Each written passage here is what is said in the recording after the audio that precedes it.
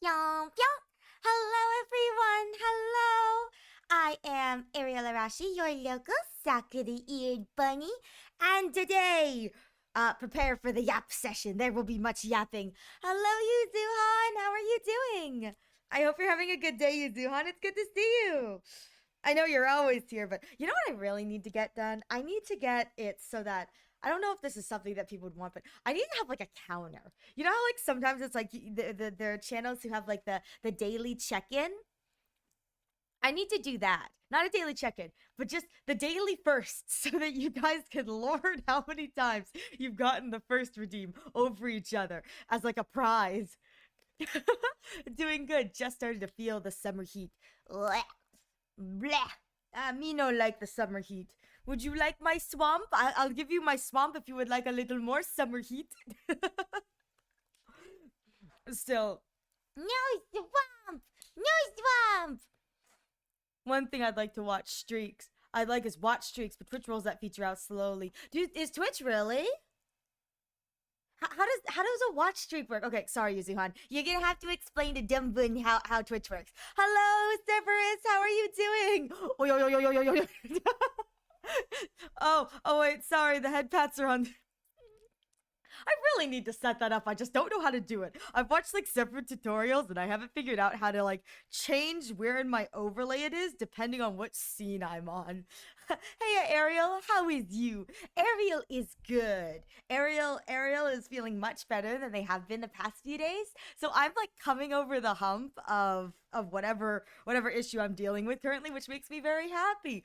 Please know that your message. I have no idea if it's meant to be like a God, this is my Ariel boomer moment. I'm like, I don't know if that's supposed to be like a laughing thing, but the way I hear it in my brain is oh yeah yeah yeah yeah yeah yeah yeah yeah yeah. There's like a toy or something that like when you shake it or maybe like bounce it, it makes that like kind of sound, and that's what I hear in my brain, like oh la la la la la la. I don't know what it is, but that's what my brain like unhelpfully supplies in my head. And it's like, yes, the spring on a door stopper. That's exactly what it is. Thank you. That is exactly what it is. I, you can tell that I'm so eloquent in my brain. You really do have a boon brain. I wasn't lying when I said I was boon. My boon brain isn't the smartest or the biggest, but my head is the biggest, therefore I am the best. That's how this works, right? Doesn't matter how empty your head is as long as it's huge.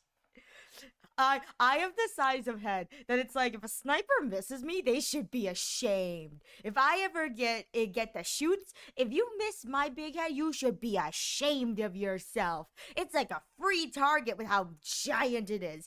My giant, beautiful boon brain. Let me see what you wrote, Yuzuhan. Yeah, it's still kind of new, but but basically, as your viewers watch streaks, they can build a streak if they don't miss any. It lets viewers do an announcement in chat similar to been subbed to X months. And the viewer gets, oh, it is? Oh my god, okay. I need to figure out if I qualify for that because that's so fun. Twitch rolls them out over time since it's still kind of new. So one day you'll have it on your channel. I look forward to that. I look forward to that so that I can publicly shame you all for spending hours of your lives watching a bunny. I can publicly shame all of you for coming here and watching a bunny, even though I should be ashamed too, because I'm also here watching a bunny. we're all in the shame pile together. All in the peon pile, all shameful. As we sit here in our stewing. But thank you so much for letting me know. I'll be on the lookout for that because I don't know if Twitch does that like if Twitch is planning on doing that as a system or if I have to use I know there's like a Twitch alert box thing because one of my fellow streamers was talking about like they're like, oh, I just use the Twitch alert box, and I was like, oh, you do? And they were like, yeah. And I said, oh, I don't use the alert box for anything. I use I use a Streamlabs for all of my like Twitch alert stuff. So it's all on Twitch's side, so you can't apply. It just happens. You know what? That's fine. I can wait. Makes me wonder if it's still counting the streaks. That's what I was wondering. I was like, I wonder if the streaks are still counted. Like prior to, because like when you get points, the points are start like the channel points start like day that someone like enrolls in the affiliate program, or reaches the like kind of that portion. And so you can't really do anything until that, so it's like it doesn't backtrack. So I do wonder if it's like once I'm enrolled, it starts counting at that point, as opposed to like up until, well, that's what the watch time function is for, the command, the exclamation mark question. Also, hi Nat, how are you doing? It is I, voting and joining number 3. Wait. I imagine grand engines for you. It's like you just hear like the doors like boom, they pop open, you're standing there, dramatic pose after it's like, it is I, moaning in joy on number 3.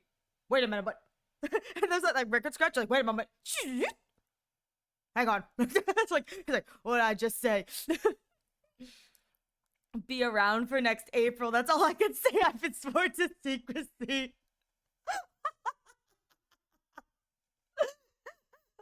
I just like to let you know, Yuzuhan, because you're the only one who knows, because you were the only one who was there. So it is one of those things where if you were there, you know. But Mama Rashi approves of it. Oh, I'm sorry. The bonk is on this thing. I should really just keep it on this thing. It's just that your texts are so much smaller on this. Darn it, bonks. No. Hang on. Let me refund your bonk. Oh shoot! It doesn't make sound because my audio's off. Hang on. Ah, the scuff. There we go. There we go. You know what? I'll do one more for good measure. Just that's what I get for my stupidity. I'm sorry, my scuff tuber both. It really is. I don't have anything set up for my chatting screen because I have to figure out how to like switch scenes, and I haven't figured out how to do that. I haven't found a tutorial that teaches me how to switch scenes with the program that I'm using, because if I was using like VTube Studio or the 3D program that my other friends use, you can just track it so it sticks to your model and it plays through VTube Studio. So if like you move your head, it moves with you. I don't have that because I use a PNG program, so I have to like do it manually based on the position of the screen.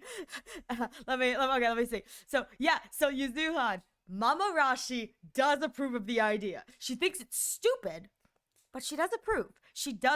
She also said, there's no way I'm going to be able to keep it up. And I said, you know what? You're probably right, Mom, but also, watch me. So we'll see. She also thinks the, random movement that I suggested is the stupidest thing I could have conceived. And I said, that's the point, Mom. And she goes, why would you do that? Like, explain to me why that happens. I go, it happens in anime, Mama Rashi. Like, just, it is. I think it's gonna be funny. So she does not approve of it, but she also is not going to stop me. So there will be movement. It'll be great. Darn bonks. Hi, Kana Puppy, how are you doing? I just came back from work to be with the best Oshi on God. Who's that? Tell me, who is your Oshi? Because I'm pretty sure the Oshi is okay. Deserved. Who's your Oshi? Because I'm not super into the VTuber culture as I probably should be. I'm like still learning and figuring things out as I go. But I had my friends explain to me what an Oshi was. I was like, oh, it's like the person that's like your support. Not like, it's like the person that like you support as like one of your favorites, the person you tune in for. I was like, oh, I love that. They had to explain what the difference between like an Oshi and a mama was. I was like, so what's the difference between like an Oshi and a mama? And they were like, well, your Oshi can be anyone. Your mama is usually the person who's, helping you out. I go, oh, so my tech support team are my mamas. I understand now. And my friend was like, no, I'm not your mother. I'm just your tech support because you're useless. I was like, well, can I call you mama anyway? I gotta know, but I'm probably still gonna call them mama because we're friends. I mean, I can only watch one stream at a time on my phone right now, so it's you.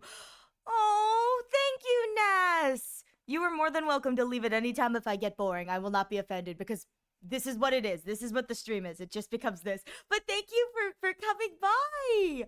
Thank you. Hang on, I need to go back up. There was so much stuff that's like, I was like, how many minutes into the stream are we? And I'm already freaking behind. Oh my god. Let me see.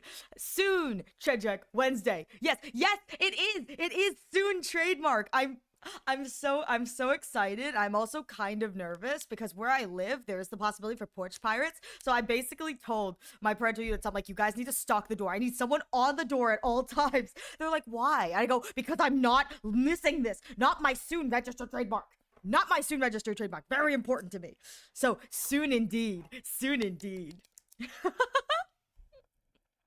I'm so happy Blade is on top, back on top. Is Blade back on top? Is it official? Is Blade back on the top of the tier list? Oh my god, yes! If okay, I don't know. I have heard. I'm not like super into the meta tier list, mostly because I am reject meta, embrace aventurine. For what it's worth, here's my aventurine mention for the stream. I only need, I think, I'm pretty sure at this point I only need about 1,000 more stellar jades to guarantee, without using my polls, without using my achievements, without claiming my achievements. I need 1,000 polls to guarantee E0 S1 aventurine, which I'm like so excited for. And then all of the achievement polls, all the achievement jades, I got 300 jades in my achievements I can put towards E2 E1. So I'm super excited. My aventurine poll stream is going to be a hoot. I hope you all have the time to attend. It's going to be the most chaotic thing ever, and I'm so here for it. It's all or nothing. Exactly. But I'm so glad Blade's back on top. That's a segue back to what I was talking about with Blade. I know that there's like that one tier list that the community, it's put together by, I don't think it's put together by community so much as it's put together by like one person. It's the one that like they accuse the guy of rating all the males lower because they don't like men. Like I think the complaint was that Sunday and Anaxa and Finon are ranked lower than the community believes they should be and compared to like some of the other units. I'm not sure how much is true. I don't follow the meta that closely. But if it's that tier list and Blade is back on top, I'm so happy because Blade deserves it. Blade is back and he deserves it. I think unfortunately for a lot of the other kids getting buffs, I think Blade's probably got the best buffs of the group. I think Silverwolf, it's like she's regained her spot in the meta, as opposed to the fact that she lost it to Pela. And then like Kafka, we don't have anything on yet because we're waiting for the next dot unit. But I think it's like Blade is the one who like really got the buff and he's like regained his spot. And if that's the truth, I'm so happy for it. I hope I get E5 Blade. And then Blade is able to be purchased with the item they give us on the anniversary. It's E6 or nothing. Exactly. That's exactly the mentality we have to have. We want nothing more than the best.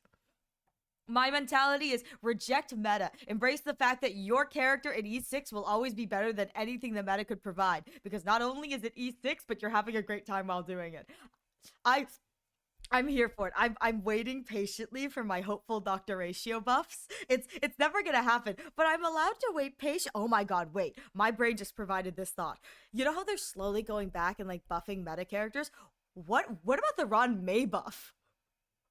Can you guys imagine a Ron May buff? It's like she's still meta. I think she's still meta. She may not be like the top of meta, but she's still meta.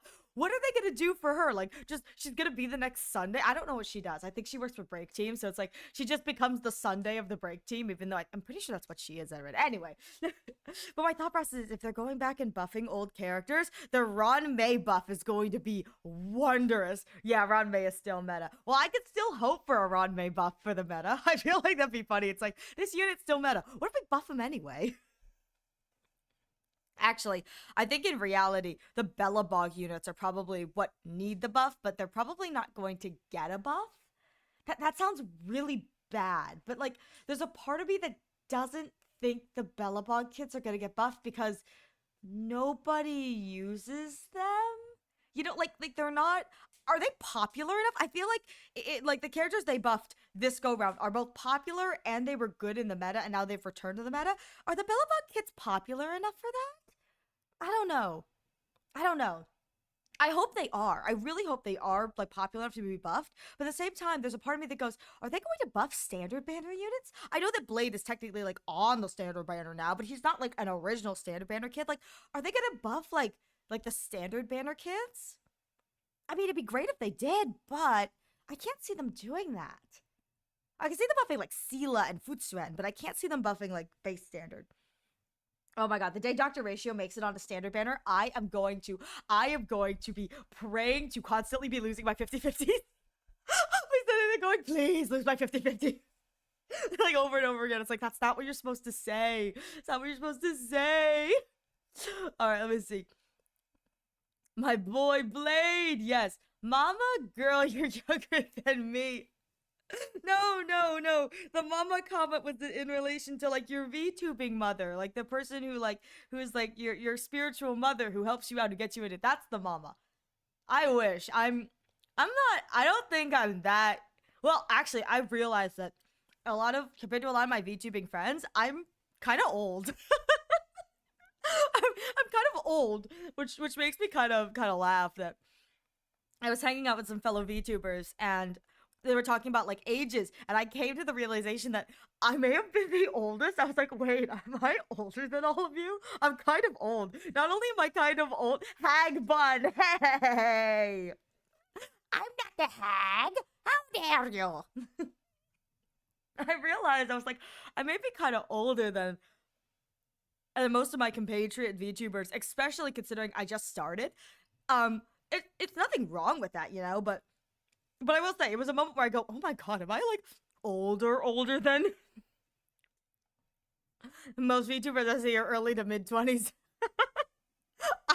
I think, hang on, let me do the math on this. What's the math on this? What are your mid 20s? How would you define mid to okay, I'll ask chat. What's the definition for early to mid 20s? What are the ages for that? When do you become late 20s, early 30s? When does that translate? When do I become old? Imagine being in your 20s. Yeah, I was talking to other VTubers. I was like, and they were like, I've been doing this for like 3, 4, 5 years. I was like, oh, I've been doing this for 3 months. But I realized, I'm like, oh, I'm so old. Early is 20 to 23, mid is 24 to 27. Okay, I still fall into that then. I still fall into that. You're very generous with it. I'm mid 20s, that help. Same here. I'm being so generous with it though. Barely. Listen. I haven't had my birthday this year yet, so it's not that bad yet. It's not that bad yet. I haven't had my birthday yet, so I'm still baby. I can still be baby. I'm still baby. I'm about to join the late 20s.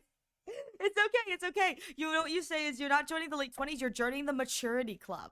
The sophisticated maturity club. I can't say that, unfortunately, because I would never be joining the maturity club. I would just be getting older and dumber. There's no maturity here. Just like silly quacking noises. Oh. Let me see. Let's see how long it takes for you to crack. Oh my god. All right, let me see. Let me see.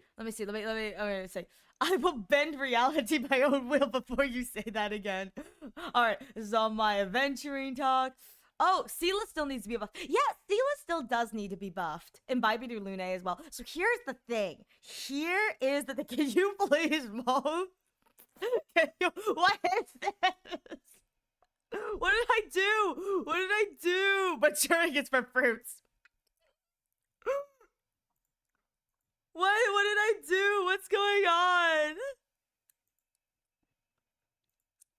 Oh no! I clicked the wrong thing. I'm so sorry. Why is the egg not show? There's the egg. Did I make a noise? What did I do? Did I make the moaning noise? Oh god. All I see is I was like looking up because I'm like way behind in my chat, and I just looked down and I said, can you please moan? Maybe, who knows? You're peeking sussy pocket. I don't mean to. No. I don't mean to make the sussy pocket noises. They just come out. God, I'm so glad I'm not like an 18 plus VTuber, because good lord, the amount of stuff I say and the noises I make that would be like clipped out of context, it would be horrible. I can't help it. I can't help it. Oh my god. So. One of the things that I was going to say was I think Sela will probably get a buff. I'd love it if Sela gets a buff. That'd be great. My thing is I don't know if they're gonna buff. Your late night repo was an example of 18 plus, Ariel. It's a lot of fun, but you'd be so cooked. I would be cooked with the clips. I would be. Listen, it's like I could be 18 plus, but I also try to keep it a little on the family friendly. Realistically, I'm probably more 16 plus than anything. But let me tell you, late night Ariel with the 18 plus and the innuendos, it's like, yeah. See, here's the thing. I think that it's like 16 plus and you can make a few innuendos is okay because it's the internet, but it's like you can't just be straight up.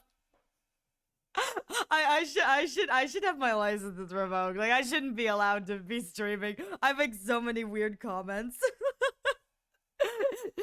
Oh, I would be. Oh god, I'm not allowed to. I'm the reason we can't have nice things. I really am. What I wanted to say about the Sela thing was you said Imbibe Your Lune needs a buff, and my sad response was the okay. I'm gonna talk about Honkai Star Rail leaks. If you don't want to talk about leaks, leave. Come back in 5 minutes, or maybe you won't come back, and I will hopefully see you next time. Bye bye. But if you don't want leaks, Honkai Star Rail leaks, leave now. 5, 4, 3, 2, 1. Yay! Happy New Year! So I've been told I've seen places people talking about Danheng getting another form, and there's a part of me that goes, they're never going to freaking buff Imbibe Your Lune. They're just gonna give us more Danheng forms to be like, oh right, Imbibe Your Lune, we'll just give you a new Danheng. Here you go. And that's what they're gonna do instead. And it's because again, it's like I don't know if the leak is true, but I've heard several leaks from people talking about the fact that like Danheng is getting another 5-star form, and I'm like, they're not gonna buff old Danheng. They're just gonna like keep making new Danheng. So it's like every time you come by, it's like new Danheng, new Danheng, new Danheng. But because they're all 5 stars, I think theoretically, if this is real, if it's like this is a real Danheng and not like a fake leak, you could have a team of 3 Danhengs. You could have normal Danheng, and then Imbibe Your Lune Danheng, and then the whatever this new Danheng will be. So it's like all the Danhengs. Will Danheng only team be meta? I hope so. I hope so, Lee. I hope it will be. I think it'd be funny if it would. I'm going to be real here. If they end up making, if this new Danheng is a thing, like, I don't know if it's real or not. I don't pay attention that much to the leaks, but if it's real, and I hope it's not one of those things where it's like you can either have Imbibe Your Lune or the other Danheng. I want a team of 4 Danhengs. I feel like that'd be the funniest thing ever. I'm not even the biggest Danheng fan. I just absolutely love the idea of like my friends being like, my current meta team is Danheng, Danheng, Danheng, and Danheng. Like I'm hyped on their behalf because I don't care, but it's like that makes me so happy. OMG, please. I know, right? Don't you think it'd be funny? What up? How you doing, Lee? Welcome. How are you doing? I haven't seen any leaks. I've seen several like shorts accounts talk about them, but that's the most that I've kind of seen of people talking. However, I will say it's interesting that the first time I heard the Danheng leak, it was during like 3.0 to 3.1. And I told a friend about that. I was like, oh my god, they're like leaks about like a Danheng new form, like a new Danheng form. They're leaking it, maybe preservation, blah blah blah. And I was joking about it. As 3.5 has like approaching, I hear more and more of like the content creators. I use that term loosely. I have no idea if these leaks are real or not, but I've heard more of the content creators, like the leak people, talking about the fact that Danheng is getting a new 5-star form. And I'm like, wait a minute, I thought this was a joke. Like, is he actually getting a new 5-star form? I don't think anything has been like confirmed, but if it's true, I want a team of 3 Danhengs. I feel like that'd be so fun. I've just been focusing on the story of 3.4. I have been learning the lore like a damn memo keeper. That's exactly the point. We love our lore buffs here. We love our lore buffs. Have you been enjoying 3.4? I must admit, I have not gotten there yet. I'm still in pedagogy. I know what happens, so don't worry. I just don't know anything that happens in Euphorius, but I do. You don't have to worry about like super spoiling like the old part of Honkai. But are you enjoying it? Absolute cinema. Oh, I look forward to it. I've heard nothing but good things from the people who are like lore enjoyers and story enjoyers. I've been told it is long. I've been told it is long, and people were like upset about that. But I've heard that the story is absolutely epic going into Amphorius, and I'm so excited to get into it. As soon as I hit Sunday with a train, I gotta rail Sunday first, then I can go to Amphorius. Wait, no, that's a lie. That's a lie. I have to rail Sunday, and then I must worship Madame Herta, and then I may go to Amphorius. The secondary is very important. Madame Herta must be worshipped. Madame Herta is a peerless genius. Madam Herta is amazing. Penacony is like a children's book. Well, Amphorius is a Greek tragedy. Amphorius is a Greek tragedy. I feel like comparing a Greek tragedy to an entire story where the entire themality of it is truth and lies and secondary tales. I feel like that's comparing apples and oranges, but I'm very excited because I thoroughly enjoyed Penacony's story. And so I really look forward to Amphorius and watching everyone die. Because again, it's a Greek tragedy. And anyone who is like, why are they all dying? It's a Greek tragedy. That's why. Did you really think they were going in with this Greek tragedy like, and we're gonna make sure everyone lives? It's gonna be well, they did say it was going to be a happy story. It's not gonna be a happy story. It's a Greek tragedy. Everyone dies. It's wondrous. That's the point. Pennywood was great, but it had hiccups. Had too many fake out plot points and irrelevant side characters. I actually kind of like the Oh, I haven't done the story yet. I'm leaving. Oh no, Nas, I'm so sorry. I didn't mean to spoil anything for you. I'm so sorry. I'm so sorry, Nas. I'll hopefully see you next time. I'm sorry. Yeah. Pokemon's no dip. Penacony's great, but it had a lot of hiccups. Amphorius has peak writing. I'm sorry. Bro, never trust Hoyo claiming something is a happy story. I fell for that knock I saw. Okay, pick third. Not falling for it again. I won't say the same for that. I must admit, I am avoiding Amphorius spoilers as much as I can. There's only so much you can do with, the fact that, you're going to see stuff and whatever, but I've left the majority of Amphorius blind. I know that everyone dies. Don't know how, don't know why.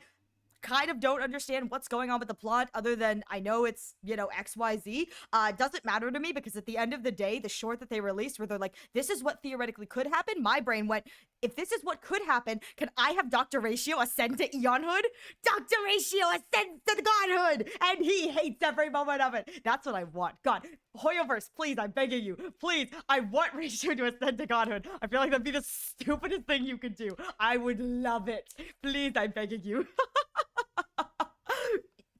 Fight me. Where are you in the story? When and where? I haven't started 3.4 yet. Don't speak. I said nothing about 3.4. Ratio, but listen. I needed to bring him up. I needed to bring him up at least once. He's my baby, my Pookie. I'll send my army of ducks. I want the ducks. Please send me the ducks. Oh, the duckies.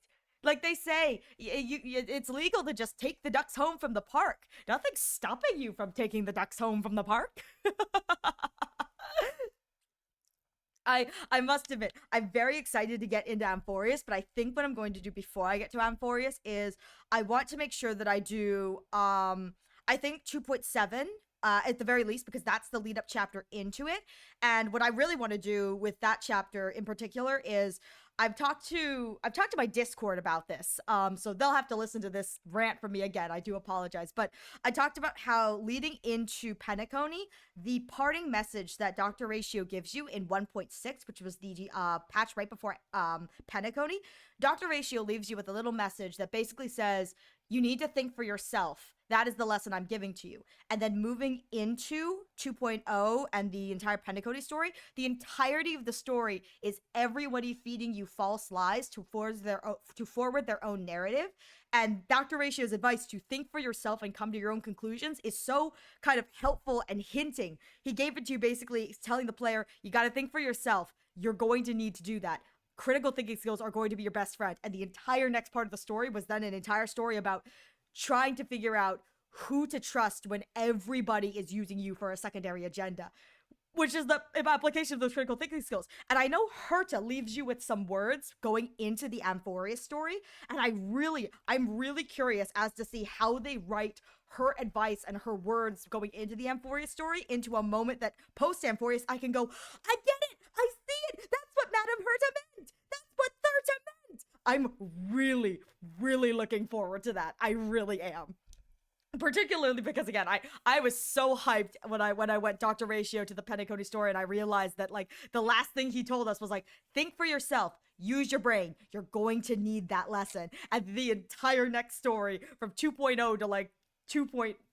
The end of 2.3, it's just like everyone being like, I'm going to lie to you, so you gotta figure out what I'm telling the truth and what lies I'm spewing. It's I was so hyped when I got there. I absolutely love the Penacony story. BTW, if any lore questions, I'm the person to ask. Ooh, I will definitely probably take you up on that, but at the same time, I'm also a lore person myself. So hopefully while I'm doing the lore, it'll be Ratio out here spoiling. He really do be.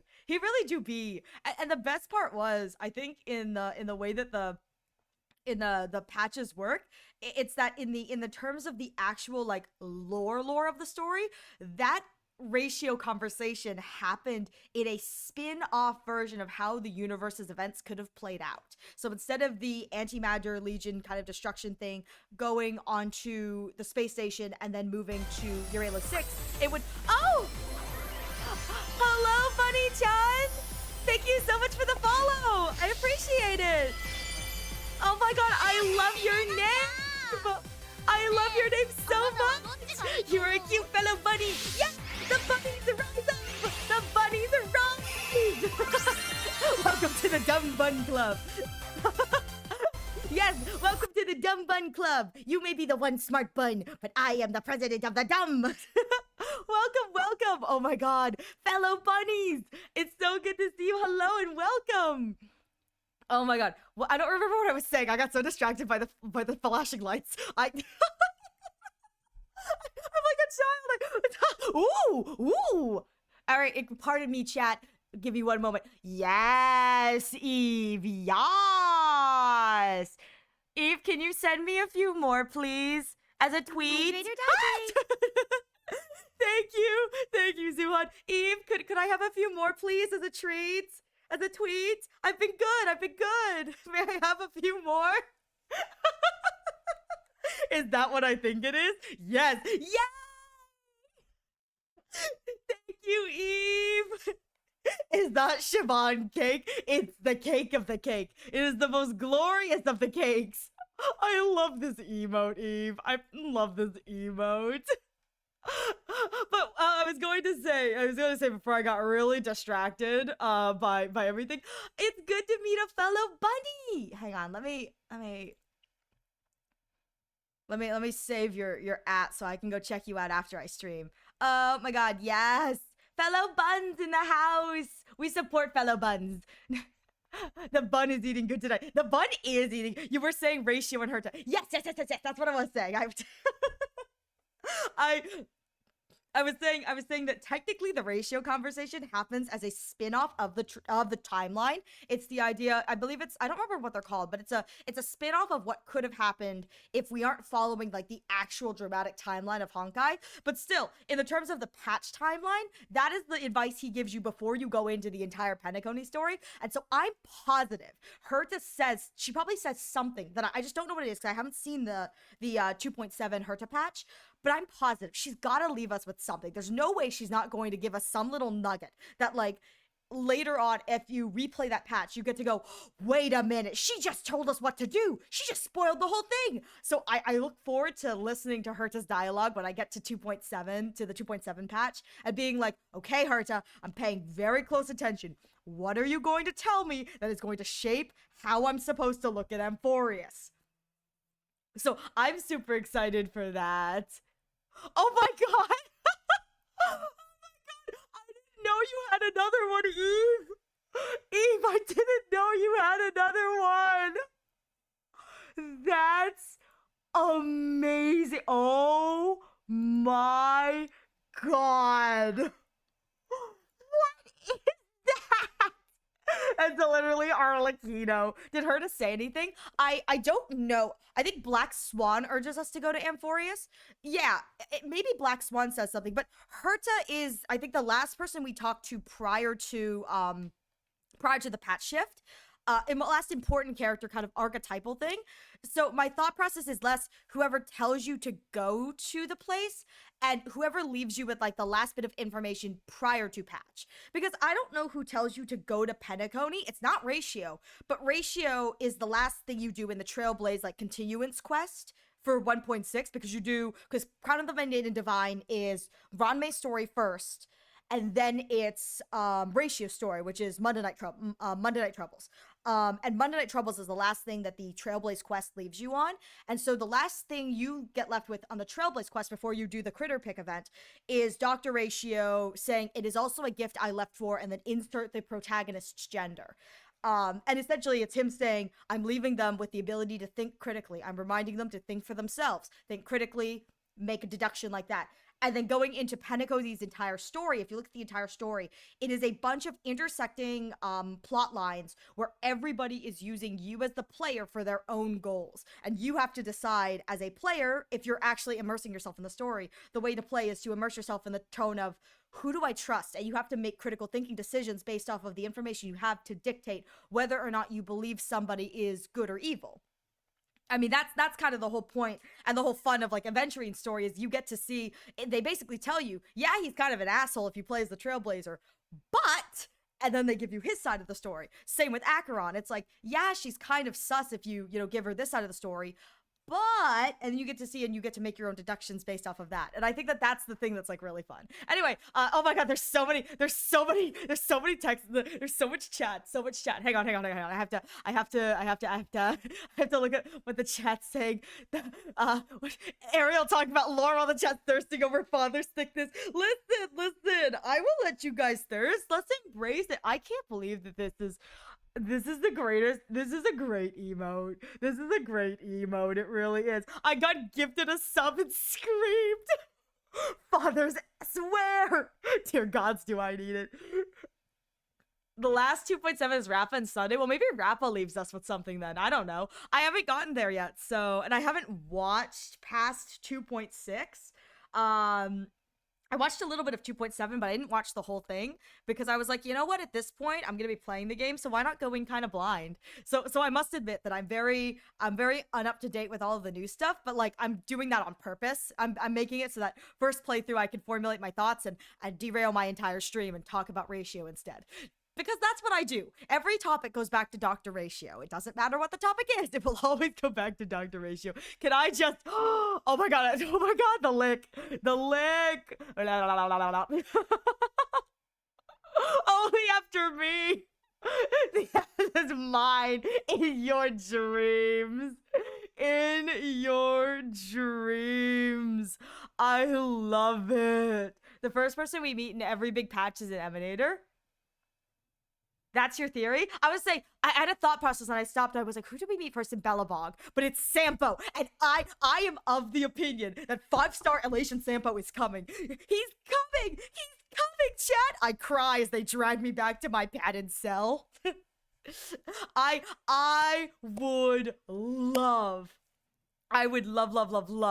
5-star Elation Sampo. My only other issue is that if that is the case, I would consider some of the things kind of like, oh, sad face. Who's the first person we meet? It's Acheron, isn't it? For Penacony, it's Acheron, isn't it? Yeah, it's Acheron, because it's who's the first person we meet hurt a space station officially. I don't know who the first person is for like the first patch of the story with the Doomsday Beast. I don't know who the first person is because I think we meet March 7th and Danhung like at the same time kind of thing. Are we counting Herta as the Emanator in that case? Or are we counting like Kafka as the Emanator because she's technically the first person you play as and see? Anyway, it's March 7th and Danhung, they wake you up. Okay. Because I didn't know, it's like we could technically count Kafka, but like, you know. Yeah, March is an emanator of remembrance in my theory. I would love that for March, but at the same time, my wallet will not like it. I would love to pick up whatever the new March form is, but at the same time, I know there's leaks for Jellyfish March, and I don't have the Stellar Jades for her, and it makes me. I don't have the Stellar Jades, nor do I have anything that's like. I don't have any memo sprites. No memo sprite. So it's like, it doesn't matter. I can't use her, but I want her because she's cute. She's so cute. Jellyfish March? Yeah, there's a leak that the jellyfish in the simulated universe is March. Jellyfish is March, the Droma is Danhug. Because if you look at the Divergent Universe stuff, they're all playable characters. It's just some of them have or have not been released. The whole Divergent thing. Oh my god. I'm enjoying watching you guys fight to the death for father. I'm here for it. I'm here for this. I'm here for this fight. I'm gonna go Cormida. Are you slamming into the ground? Have you seen the trailer? What trailer? Which trailer? The Dr. Ratio trailer? If the answer is Dr. Ratio trailer, the answer is yes. I have seen the Dr. Ratio trailer. I love him so much. He's absolutely perfect. Even when he's not perfect, he's perfect. I'm say what I mean, and I mean what I say.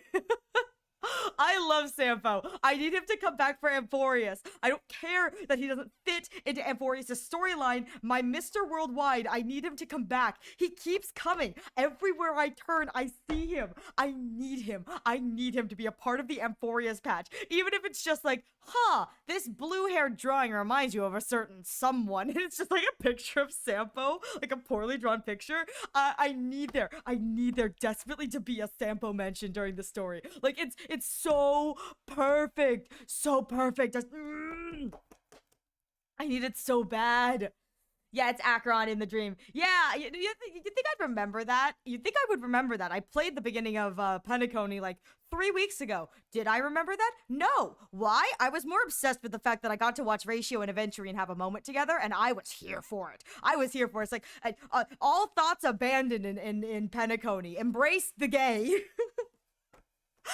I get to watch Ratio Reed have a moment, and now Sunday and Gallagher have whatever they've got going on, and I'm going, this is great. I will say there is a disturbing lack of lesbians in Penacony. Why didn't I get to go watch the dance? How dare? How dare? There is a disturbing lack of lesbitarianism. Where's my lesbians? And they were like, you're not allowed to watch. I have to wait till 2.3 to get my Firefly date. Pout, pout. But once I get my Firefly date, there will be more dating. There will be more dating. Yes. My brain is too slow to comprehend your words. You're talking too fast. Oh no, I'm so sorry. I'm so sorry, Bunny-chan. I have a tendency to talk really, really fast. I'm really sorry. Please forgive me. I get everything in my brain and then it like vomits out of my mouth. I'm so sorry.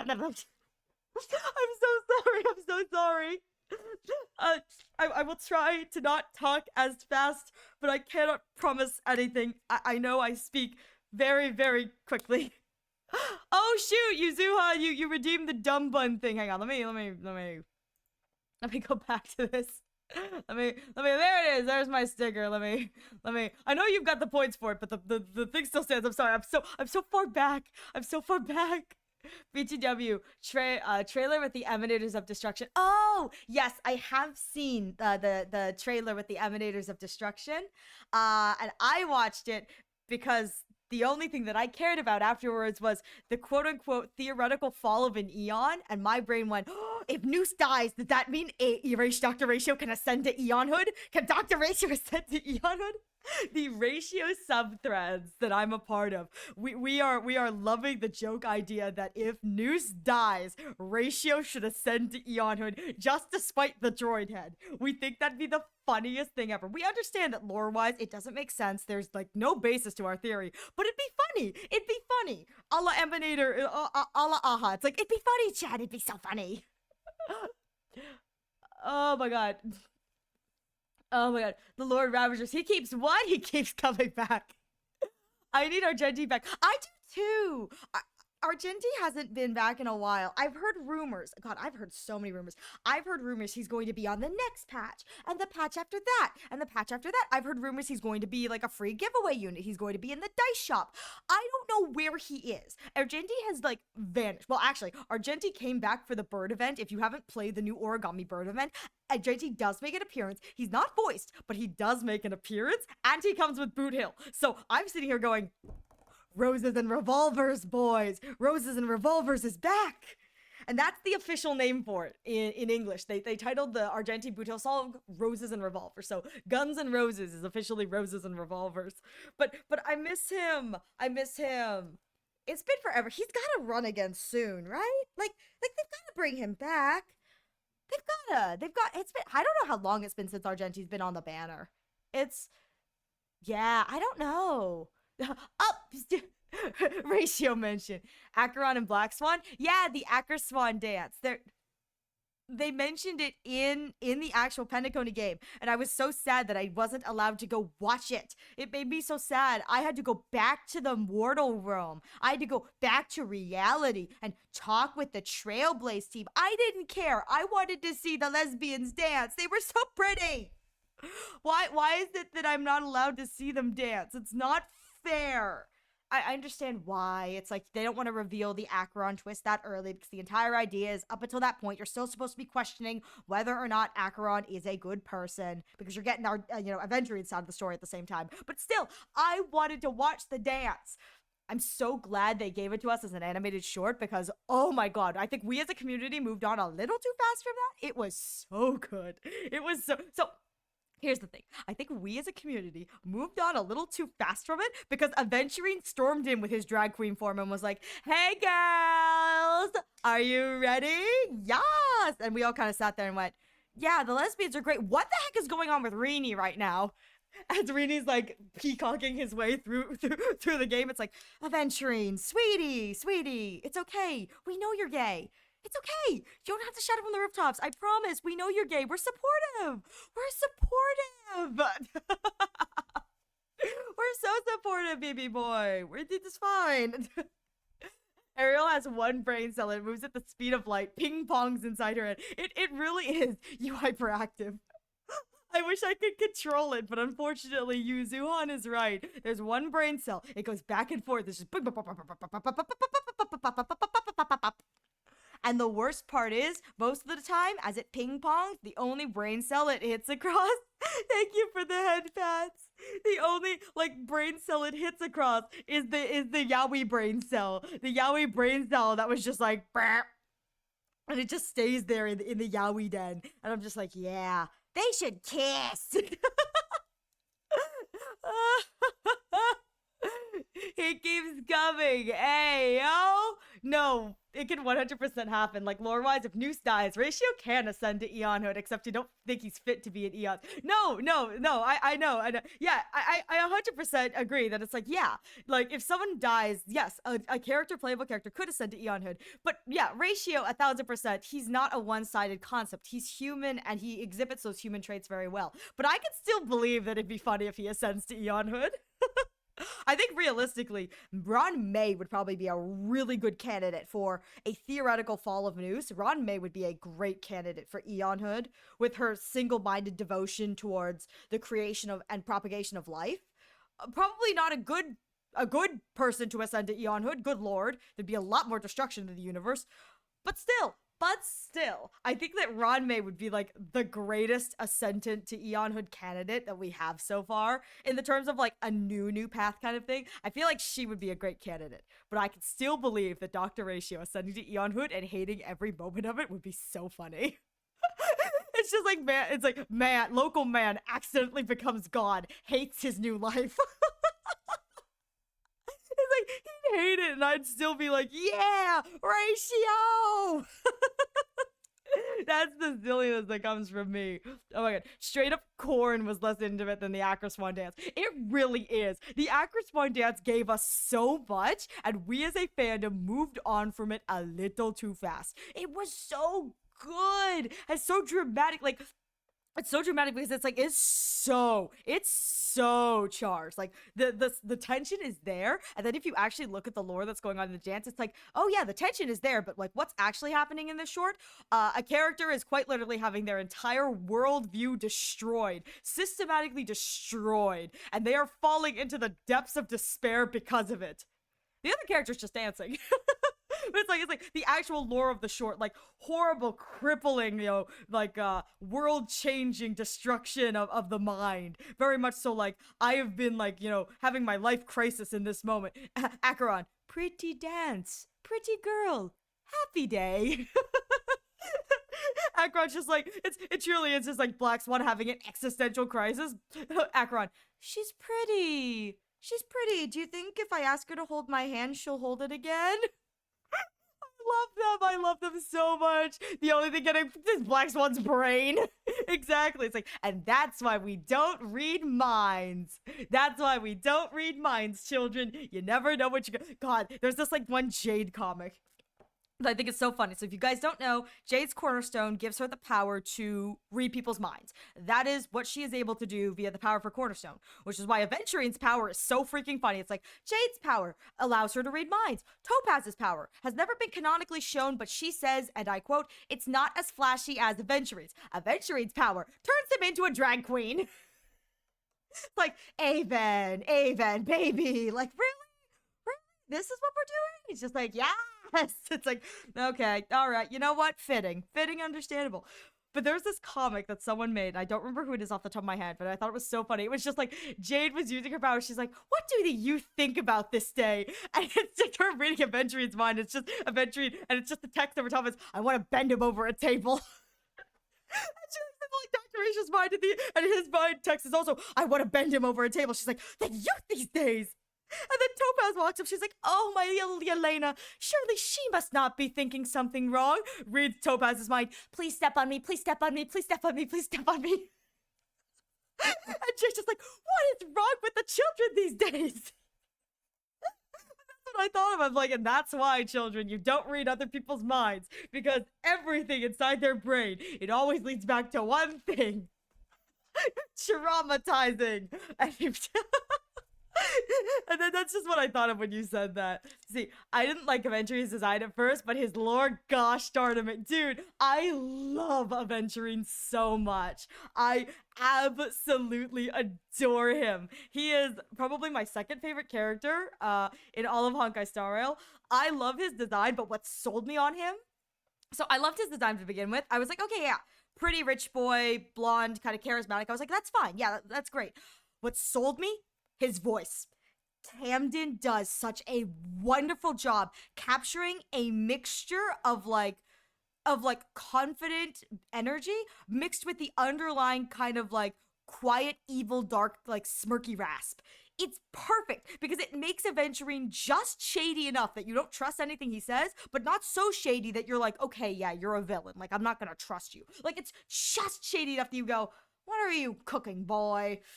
But at the end of the day, you're like, yeah, it's fine. We're gonna move back to this one.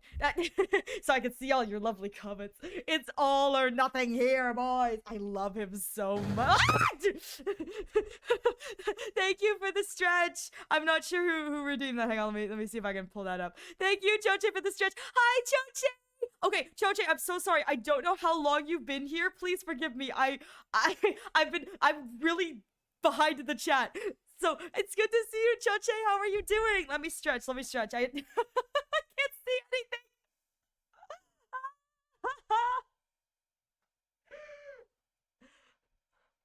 Okay, stretched and climbing back into my chair.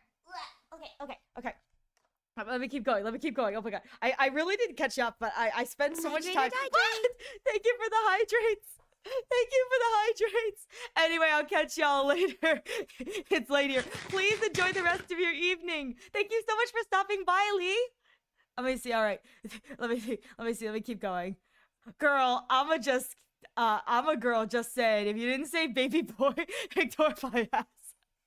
I don't know what I said. Please forgive me. I don't know what I say half the time, but if I did misgender you, please forgive me. I did not mean to do that. And thank you for the correction. Have faith, we will get Rupert the Third. You're gonna love Anaxagoras. Dude, I've already seen a little bit from Anaxa, and I knew when I saw the character designs. What? When I saw the character designs, let me tell you, Fran Forrest, I looked at the character designs and went, oh shit, Anaxa's gonna be the one that's my favorite. And I was with a friend, she goes, how can you tell? I go, he looks like a scholar. And she goes, really? I go, he looks like a smart character. There's no way that unless they turn him into like some preppy, upstanding fool, that I'm not going to love him. And even if they do, I'm still probably going to love him. And like the trailers, watching the Chrysos Airs trailers, every time I watch them, I go, oh no, I am going to enjoy Anaxa. And the worst part is, I have to wait for him if I want him, because he ran at the same time as Dr. Ratio, and Dr. Ratio is more important. Dr. Ratio and getting Dr. Ratio was more important than pulling for Anaxa. So I forewent Anaxa, and I was like, I'm getting Dr. Ratio. So I pulled not only Dr. Ratio, but also his light cone.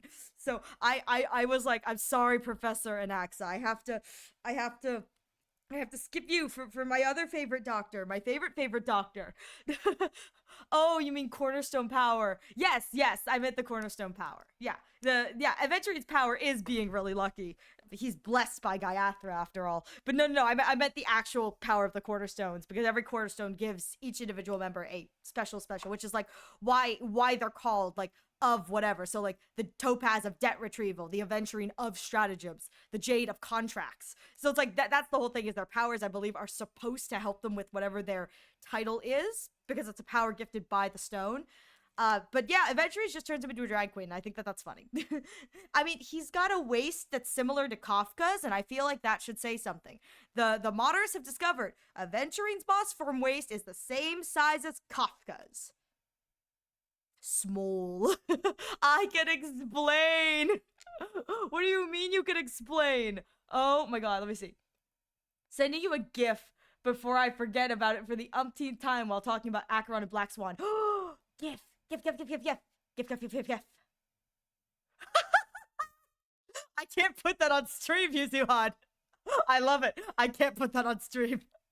I love that. Aventurine, it's all or nothing. Gamble. Yeah, we win these. Oh my god. Okay, now I see when you came in, Choche. Hello, Choche. Oh my god, the gambling. Let's go. I've been denied. It takes 5 minutes. No, so sad. Oh, I'm kind of catching up. I'm doing great. How about you? I'm catching up. I'm doing quite well, Choche. I'm doing much better than I have in the past few days, health-wise, physical health-wise. So I'm actually quite happy about that. Been taking my meds. Been on the mend. Been doing pretty good. But thank you for asking. Let me see. I'll catch y'all later. Guess the EPs. How dare? Oh my god. There's the ad redeem. Okay, I just saw the ad redeem thing, so let me do that for you. Oh my god, there's so much in my brain. There's so much. All the new people here. Oh, okay. I can't run an ad. I already ran an ad. All right. Well, I'll run an ad when I'm able to. Nope. I can't do that. Thought I could. It lit up for a second and then it went away. I'll run an ad when I'm able to. Thank you again for the ad redeem. Oh my god, my brain is just, I can explain. Oh, I know you can't. Can't or want? Discord. That's why I had to send it like that. No, I completely understand, but it's so funny. Problem solved. Gambling. Oh my god, you guys are redeeming things and I'm not on the right screen. I'm so sorry. Here, I think someone redeemed sticker, and then someone redeemed the head pats. Let me... There we go. Hydrate. Okay. Oh my god. All right. Time for a chat yap to make her read more. Time to yap, people. No. How long until the Yuzuku mention? I haven't done it yet, but wait till Yuzuku. She hasn't noticed me yet. Wait. When did you get here? Zuku, when did you get here? Oh my god. Hi, Zuku. When did you get here? I didn't see you get here. Where did you get here? I'm so sorry. I didn't see you. Oh my god, I'm so sorry. Oh my god. My brain, I'm so sorry. Hi, Zuku. It's good to see you. I was going to say, Yuzuhan was like, how long until the Yuzuku mention? I was going to be like, I haven't seen Yuzuku yet today. And like 2 underneath that is Yuzuku. She hasn't even noticed me here yet. I didn't. I'm so sorry. Hi, Zuku. How are you doing? Good morning. I'm trying really hard, guys. She's been catching up for the past 20 minutes.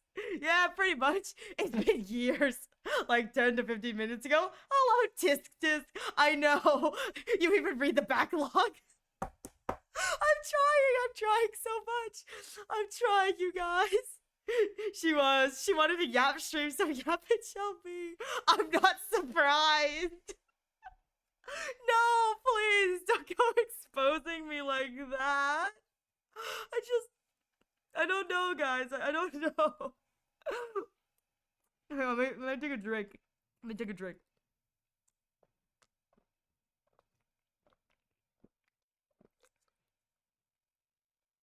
Are we enjoying the silence? Are we enjoying it? Good. Because that's the last silence you're gonna get from me! Mwahaha! I love the Yap stream. Give her a rush. She's still affected from too many bits. I know, you guys have to stop pelting. It's so mean. Giant loading. I mean it, her brain is in overdrive. What a drinking ASR. 100,000. One! Oh my god. I did say today was going to be the Yap stream. I did say that. I never claimed to the contrary. I did never claim to the contrary. No! 100,000 I heard. No! I didn't say jack squat! What are you talking about? Lies! Lies, I tell you! Oh my god, I am so out of it, let me tell you. It be a yeah. Oh, no, I clicked the wrong button. There we go. Okay, I clicked the right button. God, this is why I can't have anything nice. I am the reason. Her mic peaked when she said 100,000 part. Hello, Thor. How are you doing? I heard her say it same here. No, you didn't. No, you didn't. I said nothing of the sort. I said nothing of the sort. What are you talking about? Hey, Thor, it's good to see you.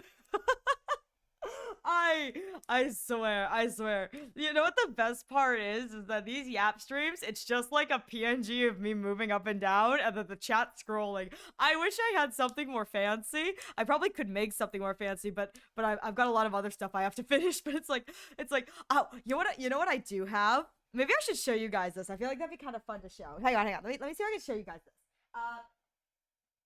Yeah. Okay. I'm sorry. I had to bend over. To get what I was looking for. It's gonna take me a while to get all this hooked up. But where is it? Wig snap. No, not my wig. How dare you? No, that's not the right one. Where's my egg? Shoot! Where's my egg? Hang on, give me a moment. Hang on. I have to. Shoot! Where's my egg? What toggle is it? Is it this? No! Fudge! Did I click the wrong thing? Ah! No! I want a refund on the emote. No! Oh god, bent over. Wait, that's be quiet for a second. Oh shoot, I think I saved over the wrong thing. No! Oh god. No. No. Oh shoot. Ah!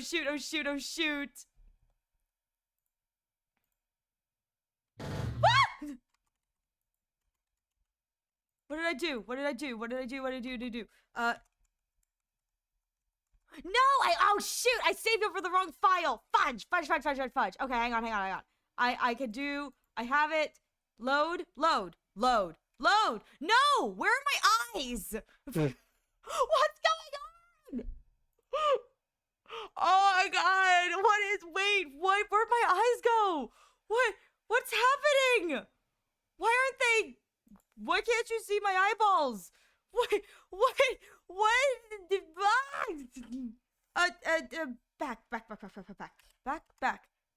Back.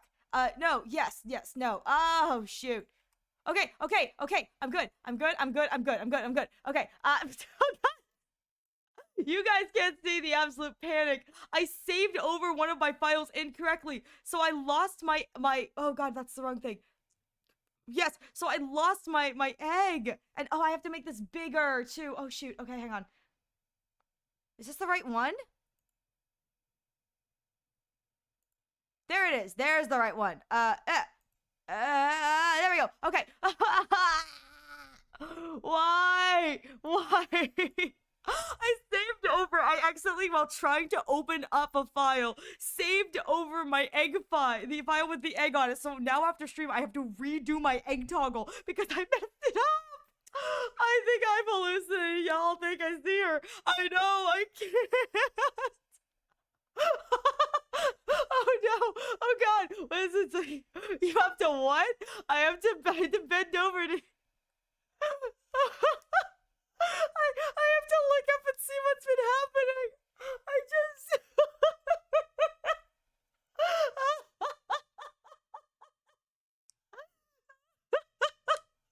I can't. I can't. Okay, okay. Let me see. Let me see. Let me. I have to read off. Oh my god. Oh my god. I got my joystick finally. I'm glad to hear you got your joystick, Thor, and your multimeter. Gets mad at Chibi. You have to what? I had to bend over. Let me message that. Let me massage that bald head. Hang on, hang on, hang on. Let me. I don't think you got to massage it. So let me give you your massage. Here we go. You can rub that bald head. There we go. No, I want a refund or emote. My bad, my bad. Pause. Pause. Oh god, Ariel pulled a mega dumb fun moment. Is everything okay? No. No, it's not. Ariel Scuffrashi is here. Is here. She's gone, y'all. It's like I can still hear her voice. But take it, Ariel vanished. Rested Ariel. It's like she's still here with us. I know she'll be happy on the other side. Oh my god, my phone is hating me right now. I'm hallucinating, y'all. I think I see her. This is so scuffed. I'm sorry, everyone. When is it not scuffed? Okay, well, I'm back. I got it working. I was trying. Oh, I have to bend over again because I dropped it. Hang on, I have to. Okay, okay, I got it. I was trying to show you what I wanted to show you guys was something I was working on before I had ever before I went like before I started streaming at all. Um and it was something I was working on that I thought would be kind of fun. I just haven't had the time to work on it post like starting to stream, which is kind of I squished the bug, which was kind of sad on my part, but at the same time, I feel like that's understandable. Let me see if I no, I don't want that. I want this. Yes. And where's my code? Into yeah. Okay. Okay. So this is what I was. This is what. See, you ignored me one time, and this is how this kept happening to you. You've cursed me, Zuku. So mean. Though it was my fault for ignoring you. I didn't mean to. So this is what I was working on before I started streaming at all. Like in general, I was working on a background, and I didn't get it done in time for my debut. But you can see the kind of like the theoretical kind of here. I got shelving units, bookshelves with a bunch of stuff. And the cool kind of thing I wanted to do was just add a bunch of like fun and pretty knickknacks. Very cute. You crashed my phone. Good job. I'm sorry. New background. It is looking cute. Yeah. And so on this side of the bed, there's gonna be some stuff. Hang on. I have to see what I have.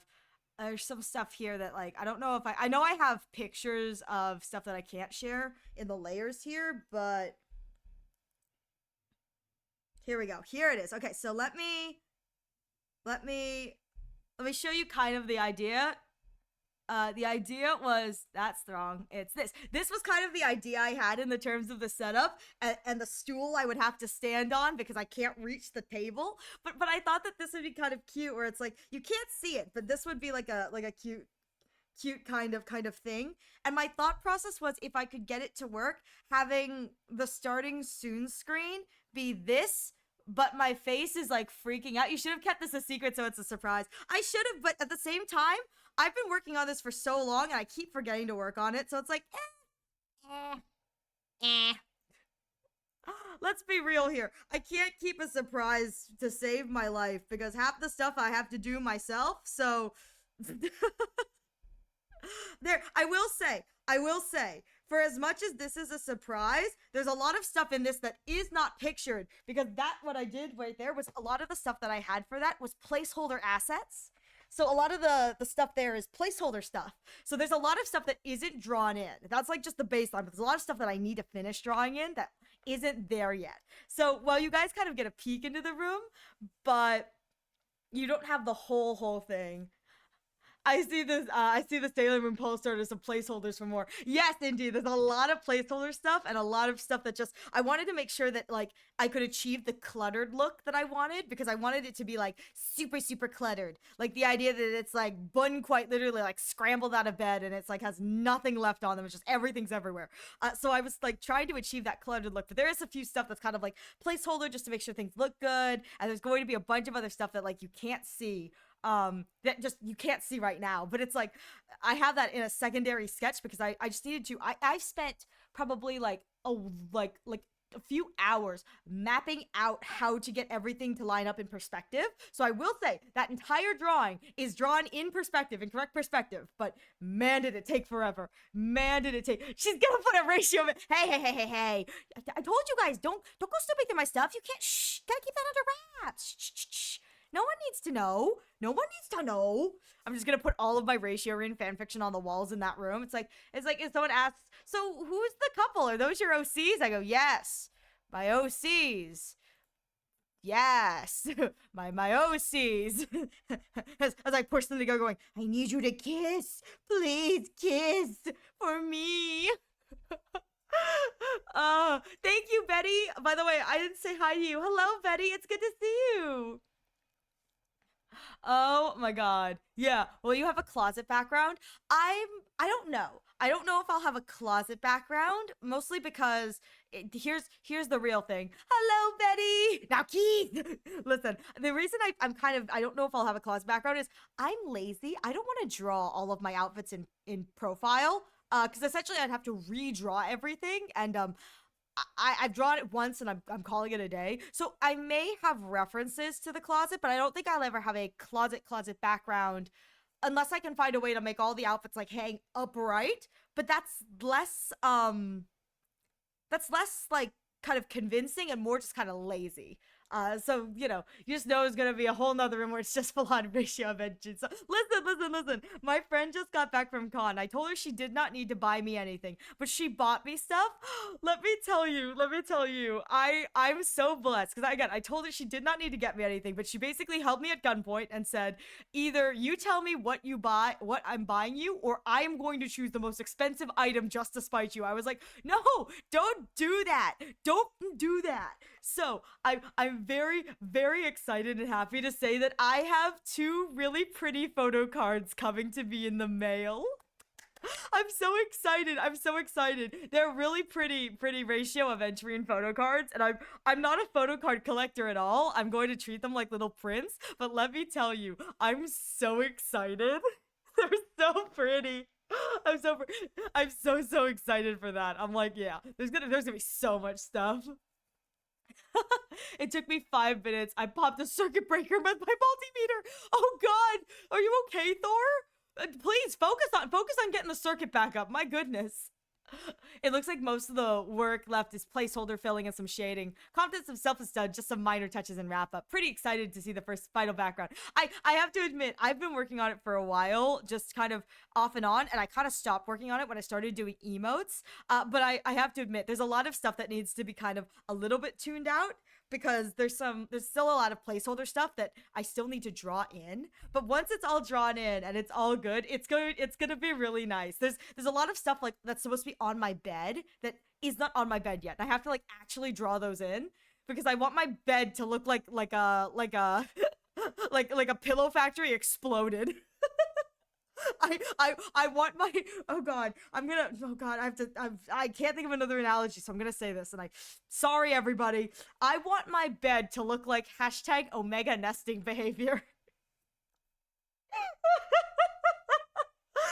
Comfy dumb bun room. That's what I want. I want it to be, you know, that picture of Event Dream where he's sitting in the bed surrounded by all the pillows, and the caption on Twitter for that, the most prevalent caption is psychologically, people who seek the comfort of soft things are often those with trauma, and they love something like, you know, they seek out comfort in soft things because it calms them. Or this is omega nesting behavior. And I'm going to choose its omega nesting behavior. Everyone embrace the So I was like looking at my bed, I go, I want to turn this into hashtag omega nesting behavior. Hi, Welsh.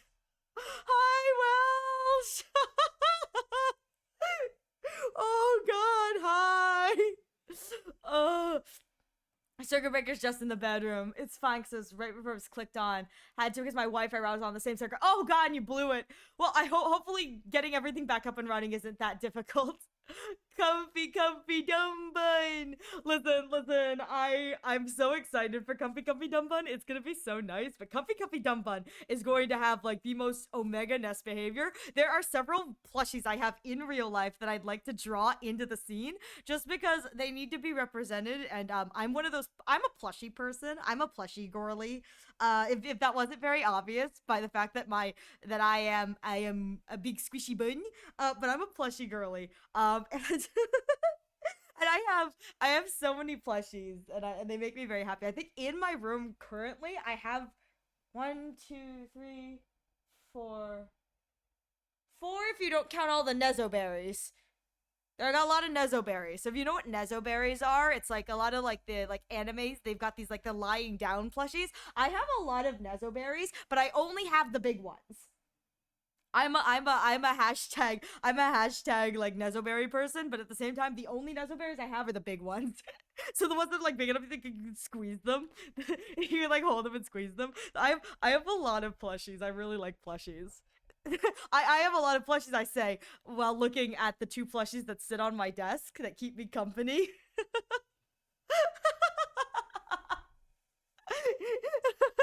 It's like, talk to me about my plushie obsession kind of vibes. I'm late. Welcome, Welsh. I'm gonna be in Hoyo Fest in the next 2 weeks. Oh my god, I need you to have fun for all of us, Suku. I need you to have fun for all of us. Oh my goodness. Oh my goodness. Please have so much fun. That sounds amazing. Bunny nest? Yeah, no. Well, So here's the thing, safe for work bunny nest, because I'm pretty sure all of us here know what bunnies are known for and know what bunny nests are known for. So yes, bunny nest, but the safe for work version of the bunny nest. So just a bunch of soft things. This is my nesting, my little nesting behavior. just me surrounded by soft things. I'm like, I just want to be snuggled. Except for, I will say, I love it that almost all of my plushies are here. The only plushies that I have in my room that are not, like, out of the box are my Ratio and Adventuring plushies. They're still in their plastic. I think I sent a picture of them at one point, and someone in chat commented, they were like, that's even more disturbing, the fact that they can't kiss each other. They have to kiss through the plastic. I was like, no, wait, that's kind of funny. So now I've kept them in their plastic, and now when I kiss them together, it's just them kissing through the plastic. Like, it's like they're kissing plastic because they can't actually touch each other. I'm like, this is funny. This is hilarious. I'm like, kiss.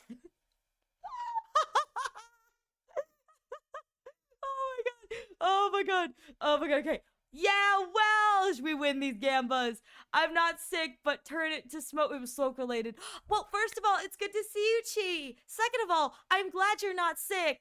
Third, I'm sorry it was smoke. That's probably equally as poor as being sick. I'm really sorry to hear that. Hopefully everything will clear up for you. I really hope so anyway. You, a plushie girly? No way. Yeah, why would you think I, the dumbest of dumb buns, would be a plushie girly? How dare you? How dare you insinuate I am a plushie girly? I say while clutching my plush dog to my chest. I'm so glad that I'm not a web stream, like a webcam, like not even like a VTuber with like tracking, but like I'm so glad I'm not a what do you call, like the webcam streamers, the streamers who like they have no fear, they put their face on the internet. Those streamers, those, yeah, flesh tube, yes, flesh tubers, flesh tuber. God dang it, Yuzuhan, flesh tuber.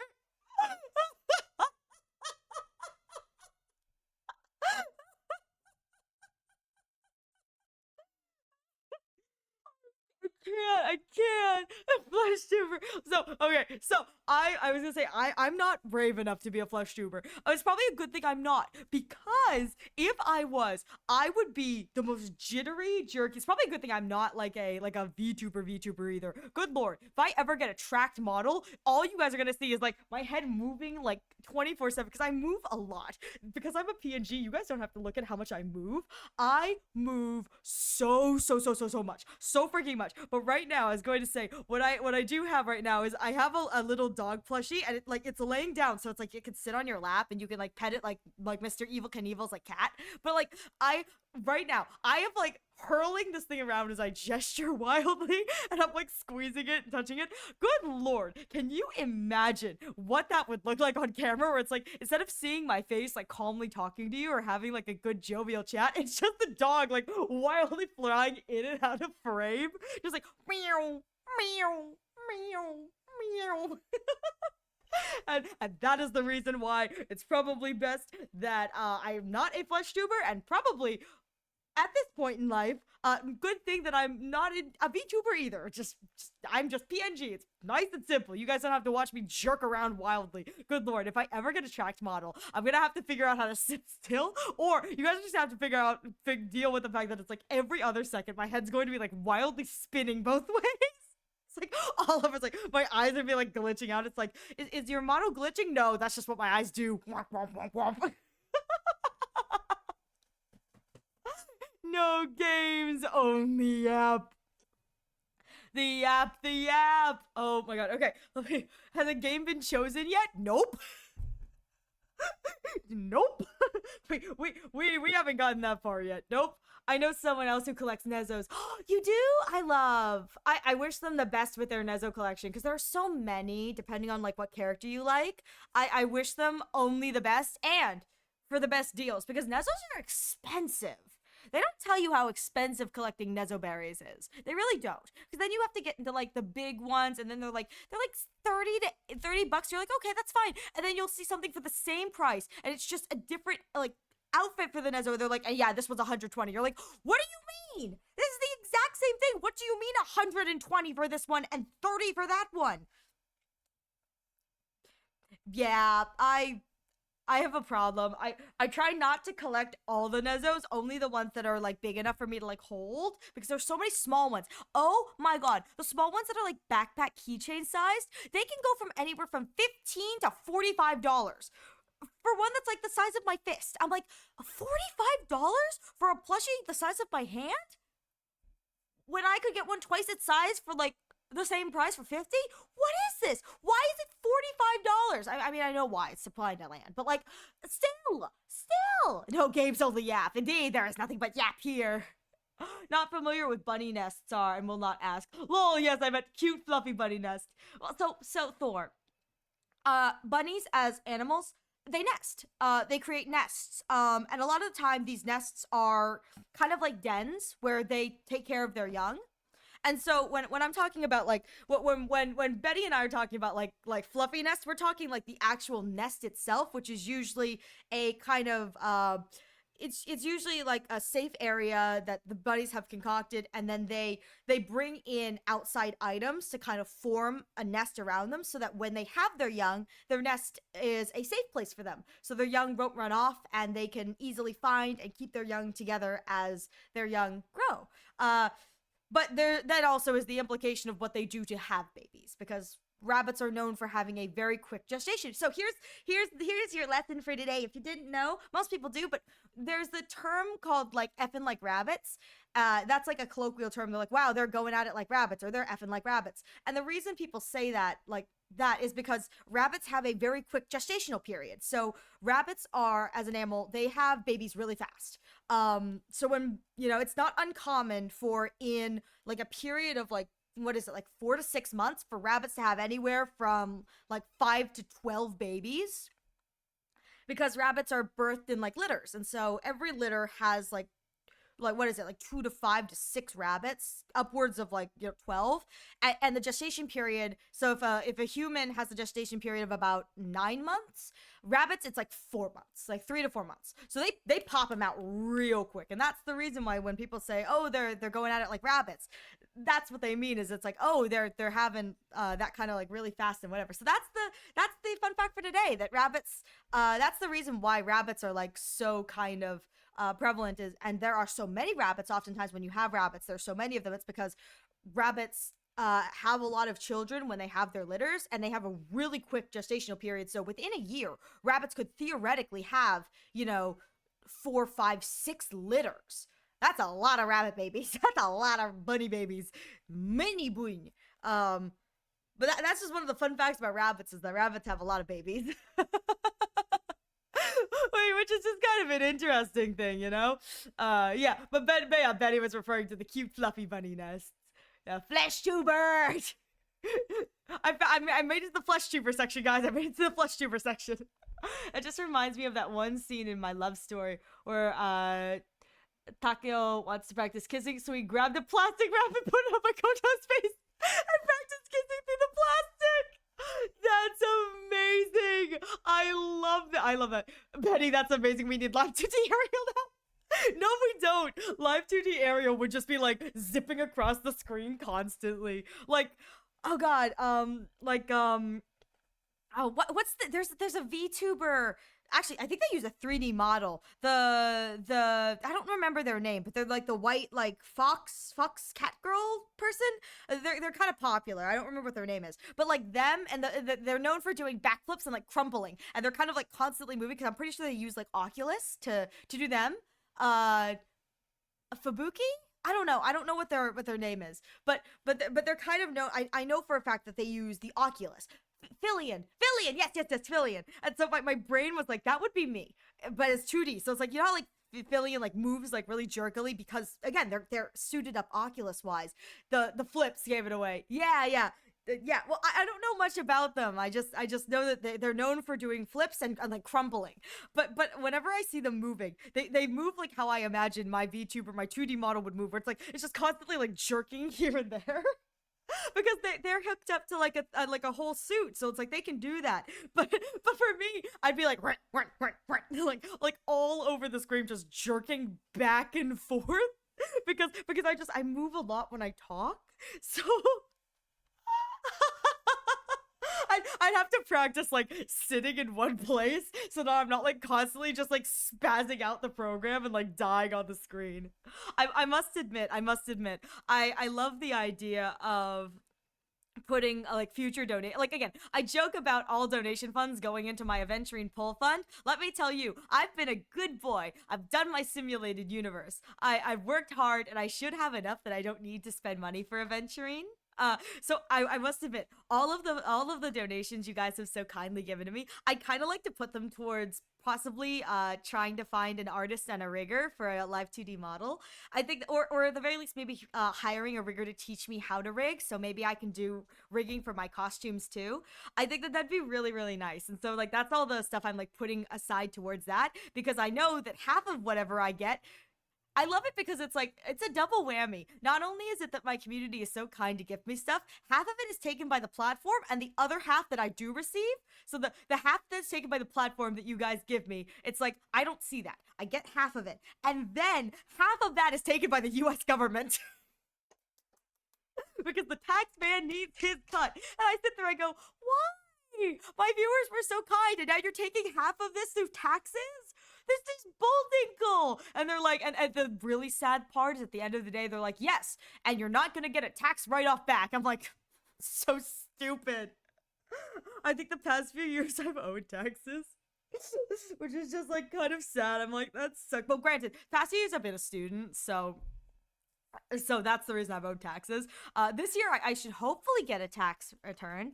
Hopefully, but I have no idea. But it makes me sad that it's like everything that I have in donations, I also have to put aside for taxes. I go, this is the stupidest thing I've ever seen. This is so dumb. Why taxes? Gosh, curses, curses, curses, curses. anyways. Hyperactive small buns spinning around in her chair and having to climb on and off. Listen, my chair is spinny. My chair is spinny. The only reason I can't spin it is because of my headphone cord. Because I get tangled in my headphone cord to begin with. But if I was spinning around, oh my god, I'd end up accidentally strangling myself with my headphone cord. But I do. How did you know? I do have a spinny chair, and I do rock back and forth in said spinny chair. And that right there is the like perfect amalgamation that is me. Did you look up Leah Ripley? Oh shoot, no, I didn't. I forgot. I'm sorry. I'm so sorry. I did forget. Let me write that down so I can remember to do that. Let me copy paste this into my browser so I can see it after stream. I need to remember to do stuff like that. I just is brain no more. The brain no brain sometimes. Okay, there we go. It's in my thing. All right, let me see. A flesh tuber redeemed for one stream, making 10 million points. Oh my god. Yeah, it's like that's how I do my face reveal. It's like, oh, you're doing a face reveal. Why? I go, because my chatters demanded a flesh tuber reveal. I must admit, I don't know if I can do a flesh tuber at this point because I don't have a webcam. I don't have a webcam or anything like that. So I'd have to like get something that could do that and that. Though I will say, if we do the cooking stream for the subathon for my birthday, you get semi-flesh tuber reveal. Semi-flesh tuber, you'll get to see my chunky little hands. My chonkalonka little hands. I'm sure you guys will love it because my hands are kind of small. They're small and they're kind of chunky. So every time I look at them, I'm like, yeah, it's bigger than my hand. But then I remember that my hands are kind of small, so it doesn't really matter. It doesn't really matter at the end of the day because my hands are really tiny. Which is the reason why when I play like Vigimo games, I can't reach some of the controls because my fingers don't. My fingers aren't long enough and they don't bend the way they're supposed to. She can't do that. She knows I'd farm that just found a challenge. I know you would. I can't do that. Or make the model somehow filter erogenous movement. I don't know if I'd be able to do that. I haven't looked that much into the live 2D segment of like what it takes to actually like get your model to work well, because I have a feeling that you can tune the models to your settings, but at the end of the day, if you have a 2D live model, there's an art to learning how to like get the best results out of how you move and express and make sure that like your model is expressing the way you are, which is just something I think I just have to learn and go with. And it just really would be just me learning I have to sit in one place. Like you can't like jerk your head around anymore, Ari. Like no jerking, but you know.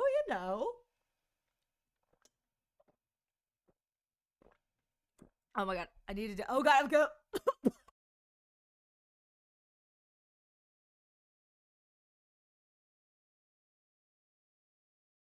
Sorry. Hydrate. No, please, I just hydrated. There we go. Okay. Thank you for the hydrate. It went down the wrong pipe. I took a drink and it went down the wrong pipe. I was like, oh, nope. Tunic is good. Not sure if you're interested in its playstyle, however. I don't know what it's about, but if you let me know more about what it's about and it's on like Steam, I definitely check it out.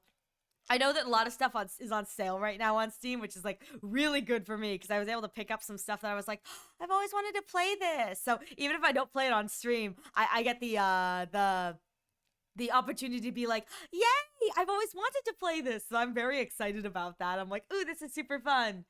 Okay. I know the latter half just didn't associate the nest part. Yeah. Because I didn't have the nests. Yeah. From Honkai Star Rail lore to the Discovery Channel. Listen. This is Ariel's Just Chatting stream where we go from everything to everywhere. And everything, doesn't matter what we're talking about, everything circles back to Dr. Ratio because I have a problem. because I love that man so much. I had the same thoughts until the flips. I see.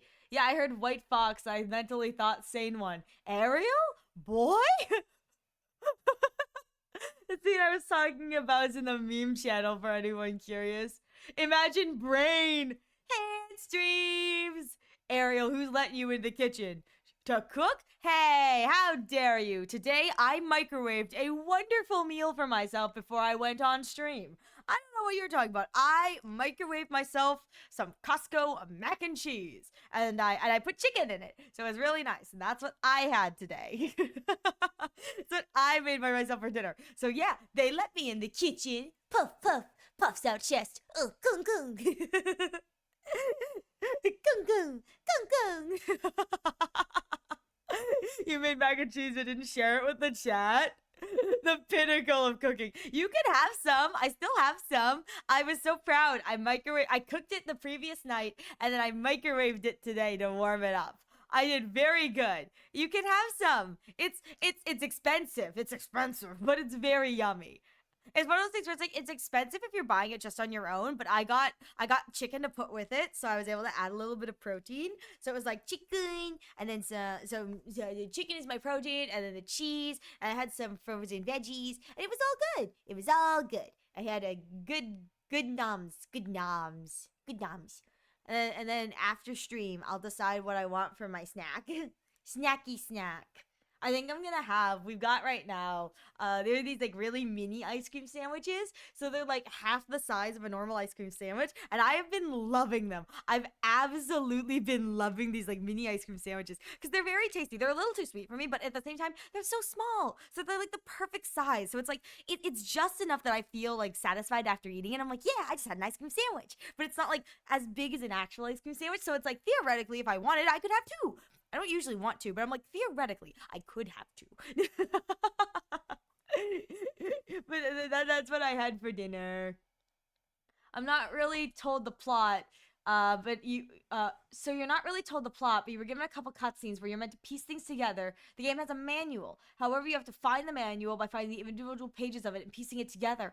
That's fascinating. That's kind of fun. A game where quite literally they don't tell you how to play. You have to figure out how to play by finding the like to-do instruction book. That's cool. That sounds very interesting. If it's on Steam, please let me know. I'll definitely check it out because that sounds like a lot of fun. But if it's not, I can't do much more than that because I don't know how to work an emulator. So so everything I do right now is Steam just because I haven't figured out how to work an emulator yet.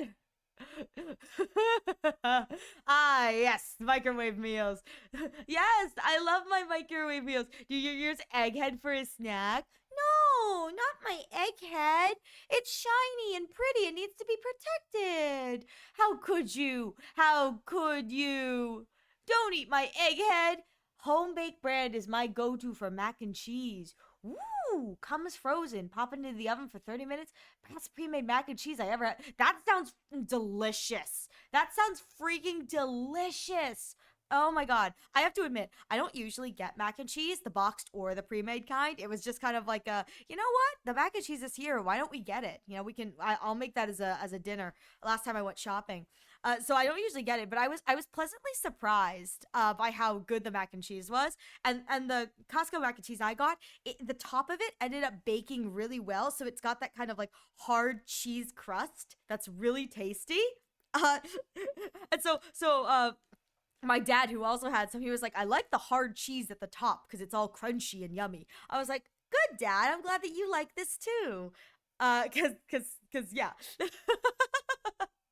So that was like really nice for me. I was like, yeah, I don't mind this. Yay, Wells!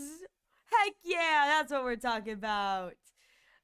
I'd rather make my own mac and cheese, not gonna lie. No, I totally get that. I think it's one of those things where it's like homemade mac and cheese is always better than the store-bought version. But if I'm in the mood for mac and cheese and I don't feel like making the homemade version, a good store-bought can always do the trick.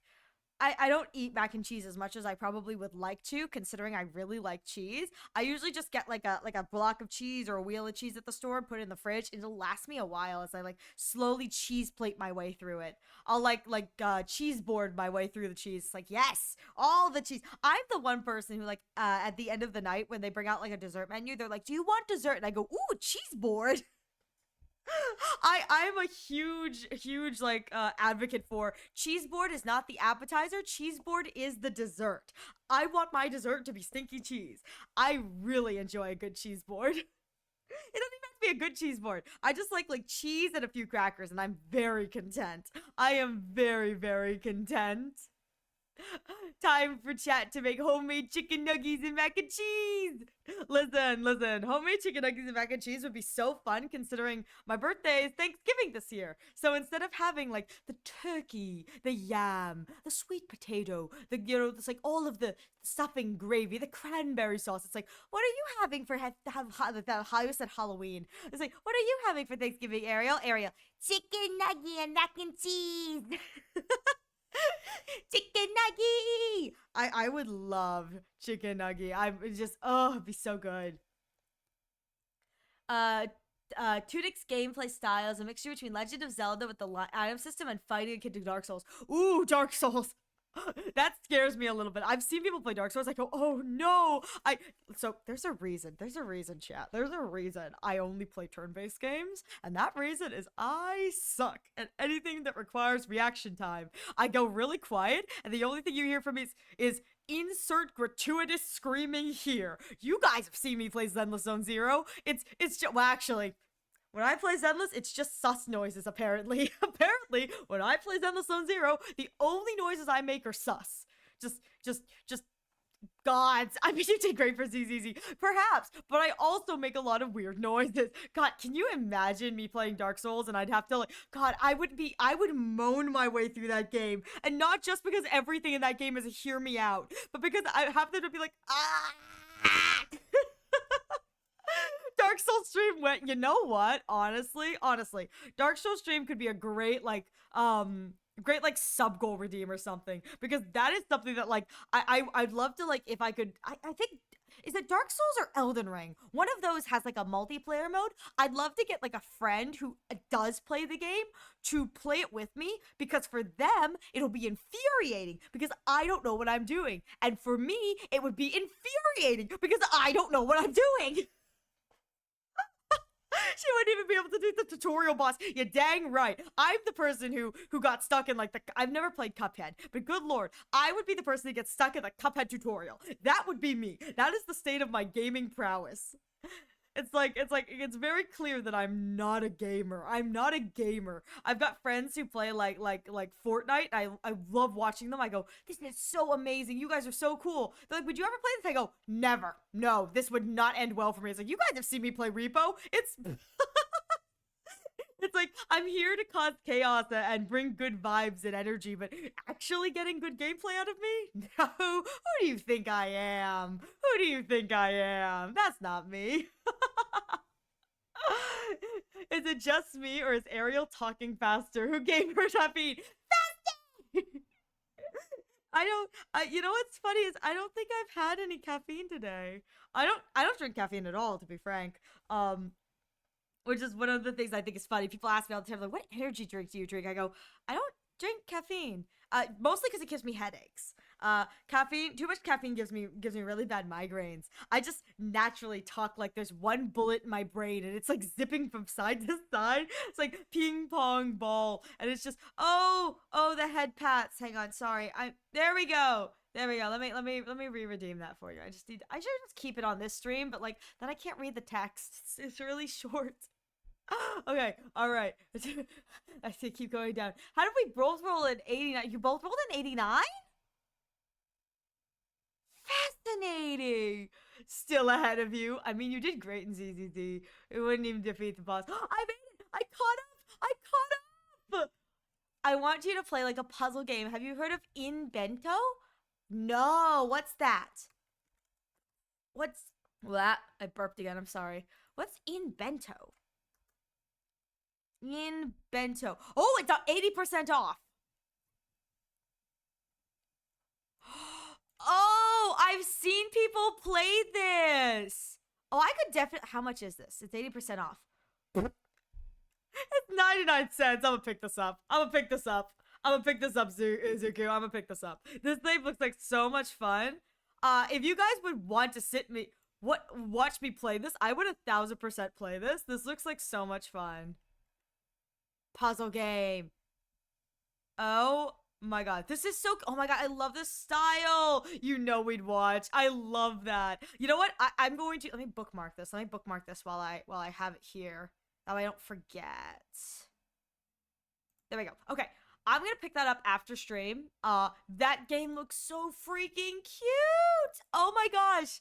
You know we'd watch it. Listen, you guys get to watch me fail at a puzzle game. You guys get to watch me fail at a puzzle game. Tunic is usually 30, but I believe it's half off on Steam. Okay, it is on Steam. Okay, good. Because again, I can't play anything emulator-wise at the moment. I have to do Steam only. So let me take a look. Oh my gosh, this art style for Tunic is so cute. All right, I'm gonna put this in my box too. That way I can remember this one as well. Okay, there we go. Both marked. I did it. It's a mom waking up too early to make bento for her kitties. Oh, I love that. I want you to play it. How about Balatro? So here's the thing. I would 1000% play Balatro. My only issue is I don't know how well I'd be able to do it. I genuinely, I've seen people play it once. I've seen people. I've seen my friend play it once, and they tried to explain to me how to play, and I went, "Oh my god!" But let me tell you, I would definitely, if you guys wanted me to play Balatro, I would play it. Is there a free version of it?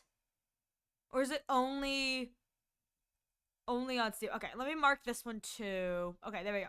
Mark that one too. All right, I would consider playing that too. And again, if you guys ever have any suggestions for games, you're more than welcome to leave them in the Discord under game suggestions. That way, it's easier for me to remember things because my brain is really dumb, and so it's really easy for me to find stuff if it's in like a list, and I can be like, oh, and I can delete stuff as I buy stuff and make sure I have it. Let's play Uma Musume. Listen. I want to play the horse game so badly. But let me tell you, I can't afford another gacha game. I can't afford another gacha game. The game will break, Ariel. Listen. I've not actually played the game. I've watched other people play it, but I watched a video today about how someone said that Uma Musume is the most chaotic two combination that they could have put together, because they essentially put the weebs and the anime people with like the people who do horse race betting, because that's what the game is. It's horse race betting, but make it anime girl. And the people who do horse race betting are usually like middle-aged divorcee dads, and then there's the people who like animu, who are usually not middle-aged divorcee dads. And it's like, if you put the two of them in a fandom together, like, that's what Uma Musume is. It's horse racing, but make it kawaii anime girl. And I think that that's the silliest thing ever. Play it. That game. Listen, I will. What is this? I love it that you both won, and then immediately both of you gambled again, and you both lost. What is this chaos? I'm kind of hooked on the game, not gonna lie. No, it looks like so much fun. It looks like so much fun. But at the same time, there is a part of me that's like, you can only play so many gacha games. I will consider playing it. But at the moment right now, I think Zenless Zone Zero is like my newest game, and I'm gonna give Zenless some time to like sink in before I start deciding if I'm going to play another gacha game. That's a lot of dailies to have to do. Let me tell you, I only do my Honkai Star Rail and my Zenless dailies, and those are not difficult dailies, like, at all. They don't take that long, but I still get to sit here and go, but the dailies take forever. I spend so much time doing my dailies. I really don't. And again, not very good. Not casual friendly. Oh God, what'd you say? At least we win and lose together. I love it. I love it. It's like we win and we lose together. I don't know why I think that's so funny. I wired the joystick to a controller cable. Time to test it. Heck yeah! It's coming together. Let me see. There's a turn-based game I love, but it might be too difficult for you since it's the predecessor to the Persona series, not casual friendly. What is it? Just tell me what it is. I'm glad you gave me the warning, but what is the game? What's the game called? Oh, okay. I was gonna say, is it Shin Megami Tensei? Yep. Okay, that makes sense. Shin Megami Tensei, yeah. I must admit, I have seen a bit of Shin Megami Tensei, but I think at the kind of the way that I play, it is much more for people who genuinely enjoy the strategy aspect of like turn-based games, as opposed to me where I'm like, I like my strategy with a lot of lore and silliness. Like that's a game where it's like they will punish you for not playing well. But the art style is to die for. It is gorgeous. Oh, like so beautiful. Such a beautiful art style. How about an easy game? What kind of easy game? See, I love that this turns into an entire thing where you guys just give me suggestions on what to play. I'll love that too. The games that here's my little tangent, but feel free to keep suggesting things. My little tangent is during the Steam sale, I actually picked up because my friend recommended it, the entire the Somnium Files series as well as the Zero Escape series. They're a huge fan of the Zero Escape series, so them playing 100 Line, they are going into it because Ushikochi is the co-creator of 100 Line. I went in because Danganronpa and Kodaka. They actually went in because Ushikochi and Zero Escape. Even though they are also a DR fan, but they really enjoy the Zero Escape series. So I picked those up. I also picked up Omori, which is one of those where it's like, I've only ever seen it in passing, and I've been told it is a wonderful experience. But because of that, I was like, I'm not going to like watch someone play through this. I want to kind of experience that myself. The other thing I picked up because someone mentioned it in chat, and then I told my friend about it, and she was like, you have to get it. It's on Steam. You have to get it when it goes on sale.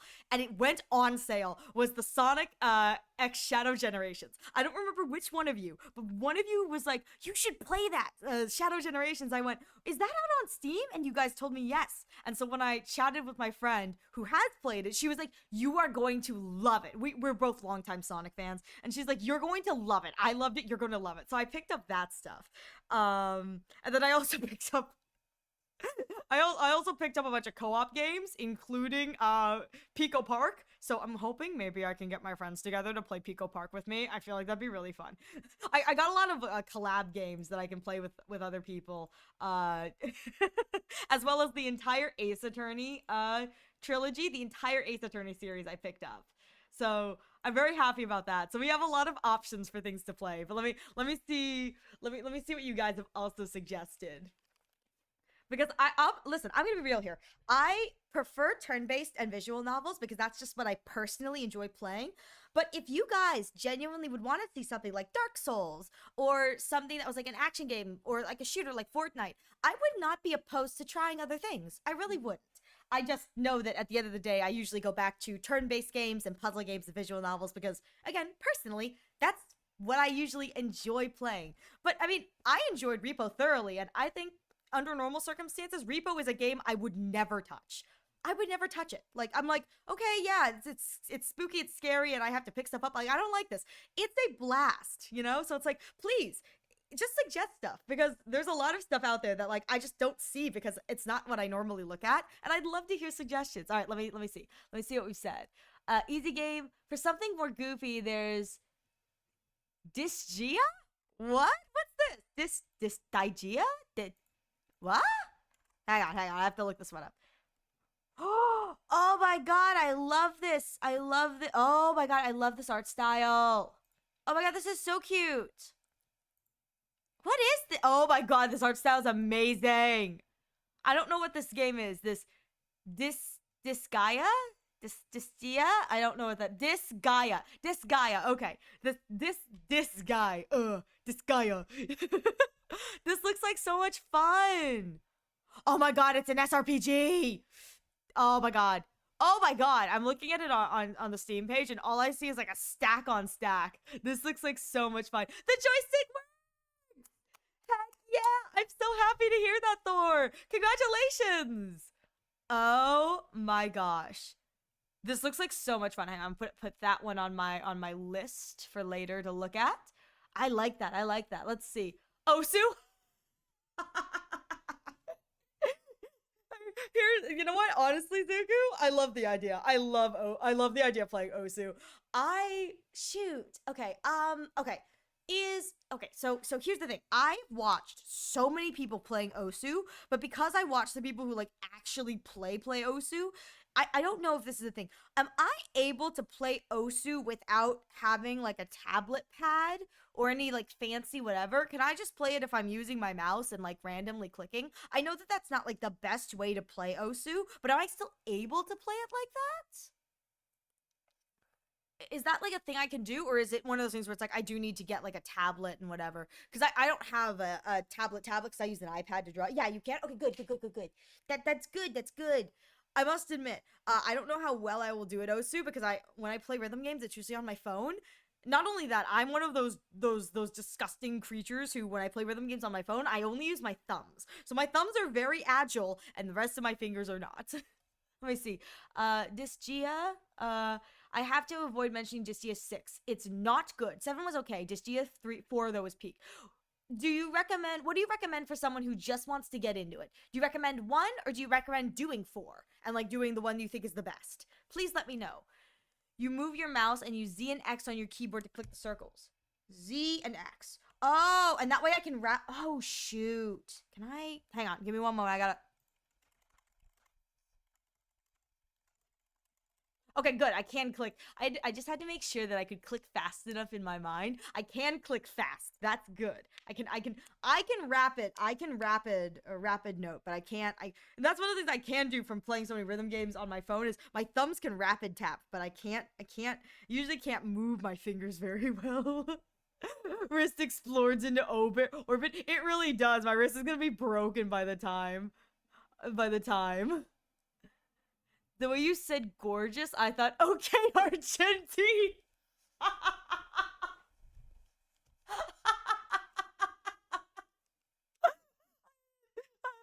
didn't know. Oh god, I don't even know how I said it, but you're welcome. listen, Argenti's never coming back because I am Argenti. I didn't want to tell you guys, but I've become Argenti. Sorry, ladies. I recommend playing 4, both for the classic pixel sprite and genuinely fun but emotional story. Thank you so much. You missed. Well, no. How about an easy Chi? You said not Chi. Well, she said you missed my suggestion. Where? I don't see it yet. All I see is the how about an easy game. Have I gotten there? I'm at the Osu port. Did you say it after Osu? It's very easy. Trust. Elden Ring. Is that what you were saying? I just got to that message. Are you suggesting I play Elden Ring? Listen, I would consider playing Elden Ring. I think Elden Ring has the ability to multiplayer. I don't know if it does, but if it does, I'd love to play Elden Ring with like a friend who does play Elden Ring, and watch them get frustrated at me and watch me get frustrated at me because at the end of the day, we're all going to be frustrated at the fact that I can't click buttons well. Oh, what about a story-based game? I really want you to play Until Then. What's Until Then? Okay, hang on. I'm putting Elden Ring down on my list, by the way. Let me see. What's Until Then?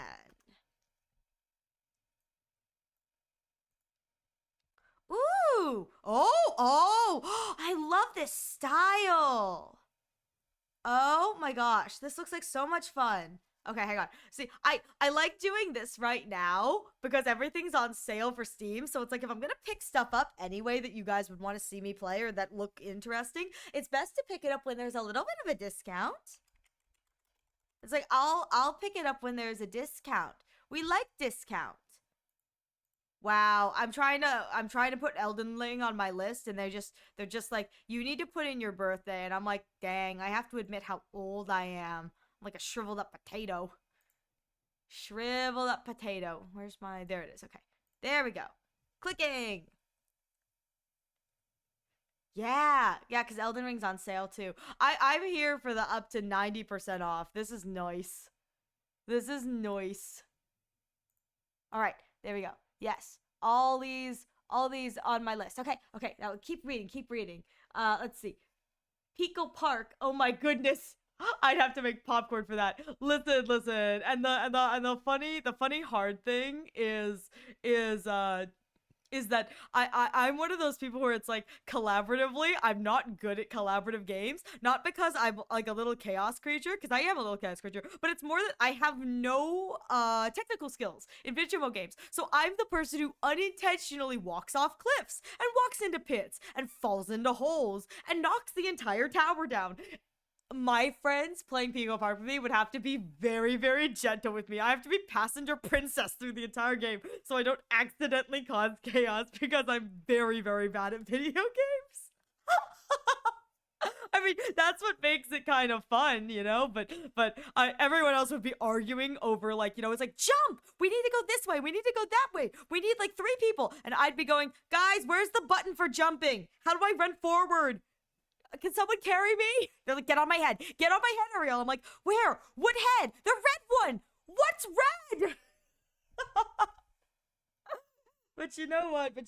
It'd be so good. But I picked up Pico Park so that hopefully I can play Pico Park with my friends and it'll be a really fun time. The joystick works. Oh, I'm so happy. So happy. All right, let's see. I recommend the classic. She never stopped moaning and screaming during bosses. No, don't call me out like that, Yuzuhan. Don't call me out like that. I'm doing my best. It's not my fault. Oh my god, no. The entire time I'd be playing those games, it would just be me making sussy noises. Because I think when I'm like frustrated or like really thinking hard and trying to play like kind of well, or it's like trying to play at my best, it's like the non-verbals that I let out are just kind of like they just sound really, really sus. Do you have Shadow Generations downloaded right now? I do. Maybe. I don't know.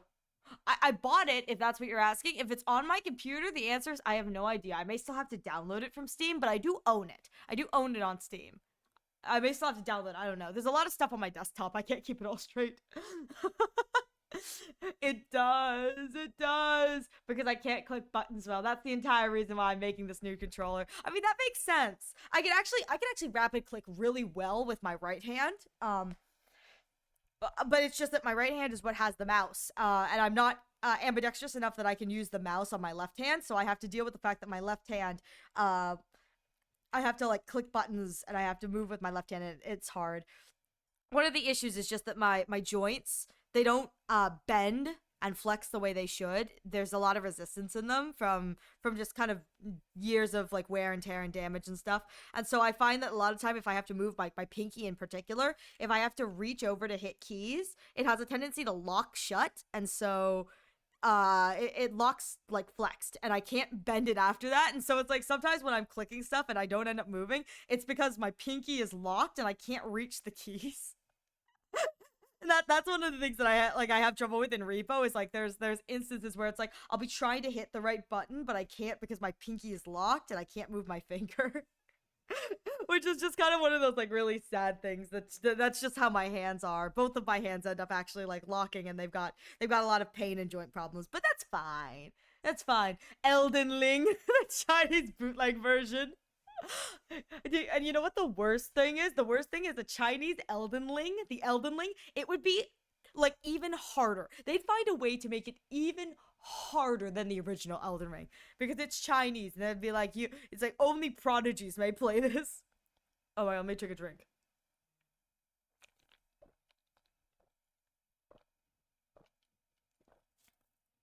I was looking into Disgaea.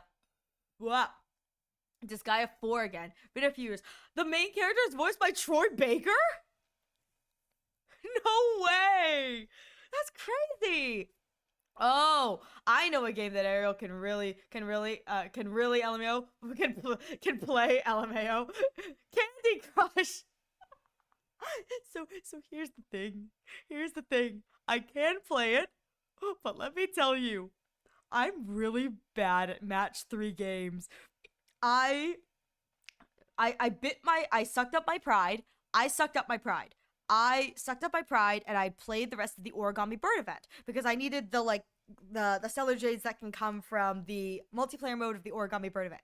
So I sucked up my pride and I did the Origami Bird event and I lost every single multiplayer match I was in except for the one that I won against Chi. I lost. Not only did I lose, I lost so badly in the Origami Bird event to every single person I matched with. I ended up winning at the end, right at the end, getting my final rank. I won one match, and I'm genuinely convinced that I was playing against a bot. And the reason I'm convinced that is because there were several moments where it was like very obvious you could get 4 or even 5 in a row, and the bot did not do that. I go, and I the first time I saw it, I go, oh my god, this person is playing with like the Trailblaze Bird and using like the first 2 items. I go, and they're not looking. I go, oh my god, I'm playing against a bot. I've done so badly in the online matches that the game was like, you know what? We'll give this poor Timmy a win. Let's put them against a bot. They can't lose against a bot. That's the embarrassment of my Origami Bird thing. Is like I got all the awards, I got all the stellar jades, but I was so bad at Candy Crush that I had to play against. The only win I got was against a bot.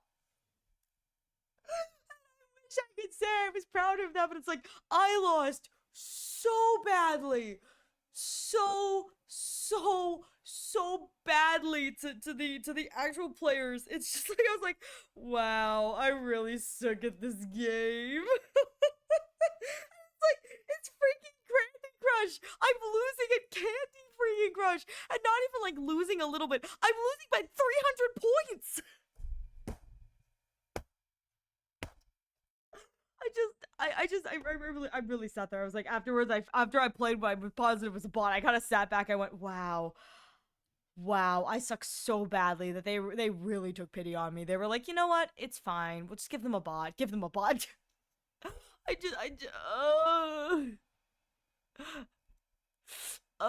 Fine, play Subway Surfers. Listen, I unironically, I really like the spiritual, the predecessor to Subway Surfers. I never played Subway Surfers, but back when I was like younger in that era, it was about Temple Run. I really enjoyed Temple Run. I had a lot of fun playing Temple Run. I remember spending a lot of time trying to score high and getting pretty good scores on Temple Run. But that's what I played was the Temple Run version, and oh my god. Temple Run, right? Love that. Yes, exactly. I really enjoyed Temple Run. I had a lot of fun with that.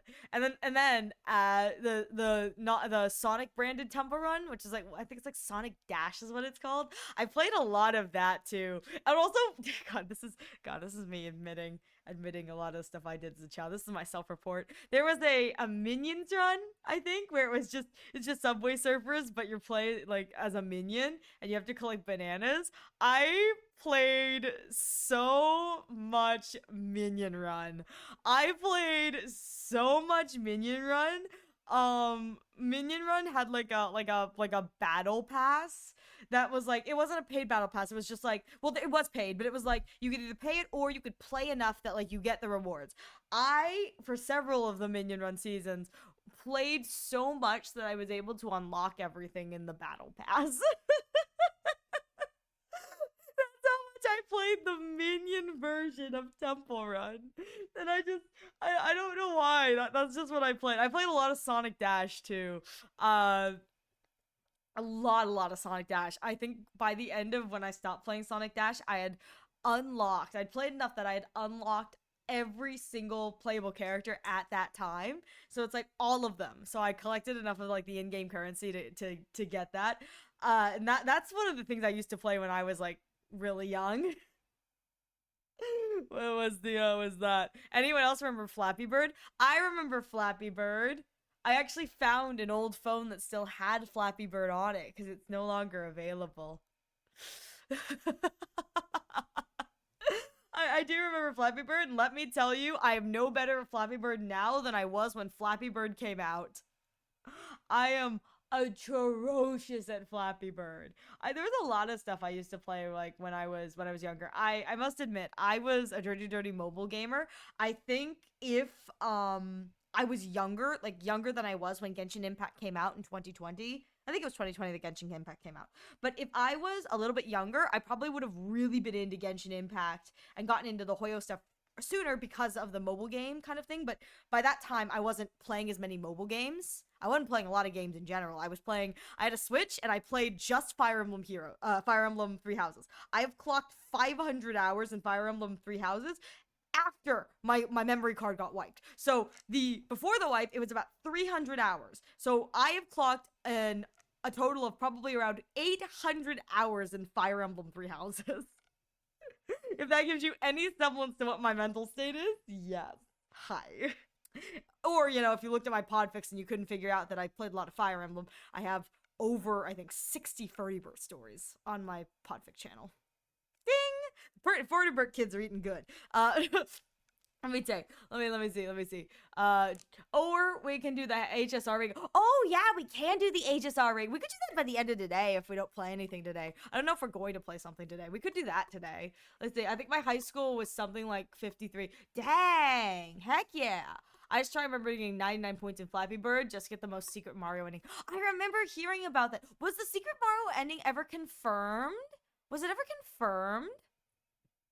I have no idea if that was confirmed or if it was like just the rumor.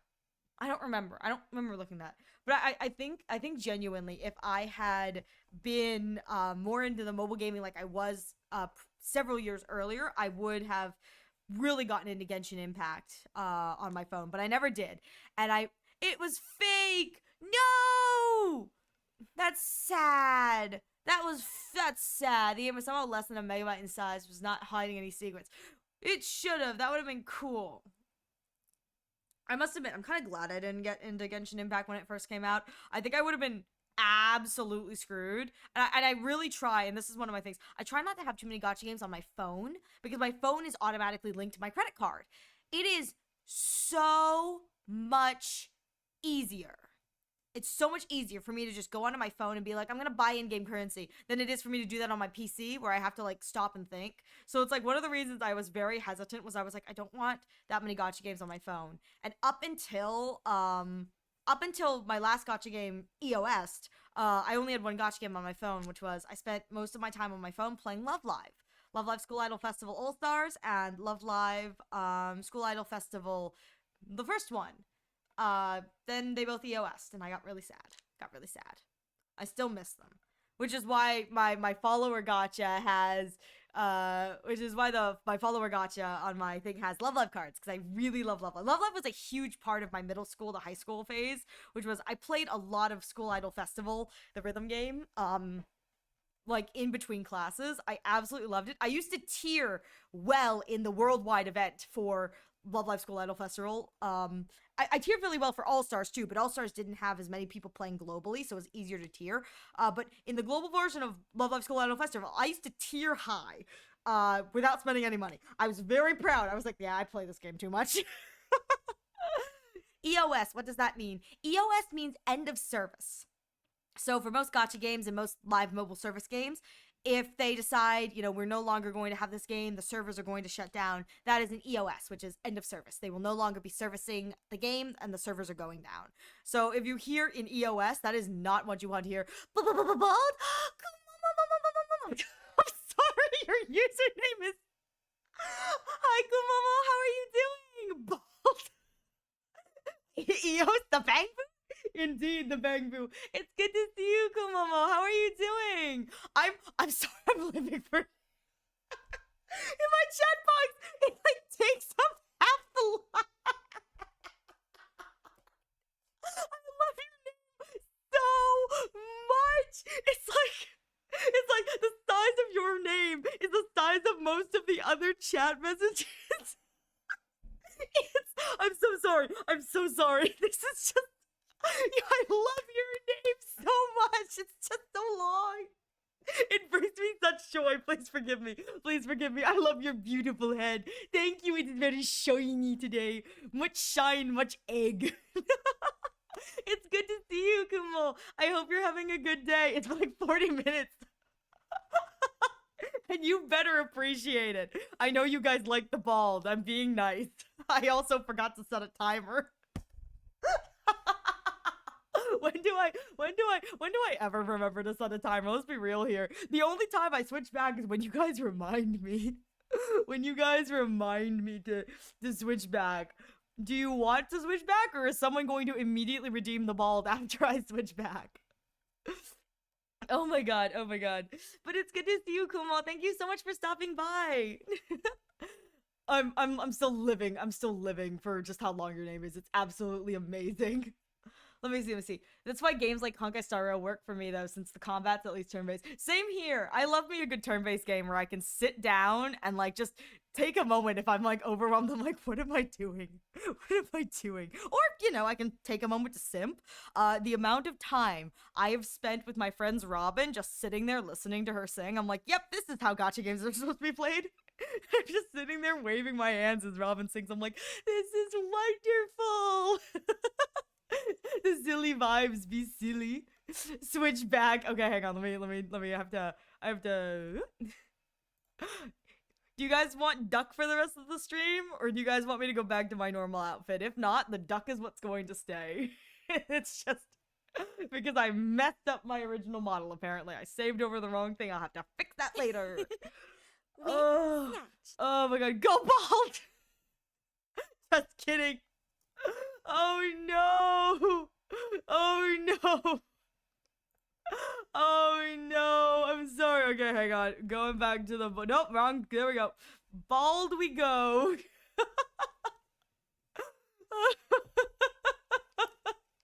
We're so bald today, boys. So bald. It's oh my god. Hang on. Yep, one tap purchase on mobile is the only reason I have some games on my phone. Otherwise, I play on PC. That makes sense. I've just decided, I'm like, you know what? It's probably best I don't have those on my PC, on my phone. Otherwise, I will spend money on them. I will spend it. I should, God, I'm so out of this. Let me do this. I probably should have done this a while ago. You can't stop me, Mom. There we go. I can do that. All right. There we go. That's what I meant to do a while ago. I'm so distracted by the egg. God, this is why having the chat be behind is kind of nice, because I could like pause it for a minute and be like, that's what I have to do. Anyways, let me see. It's been like 40 minutes. See, this is why I can't have nice things.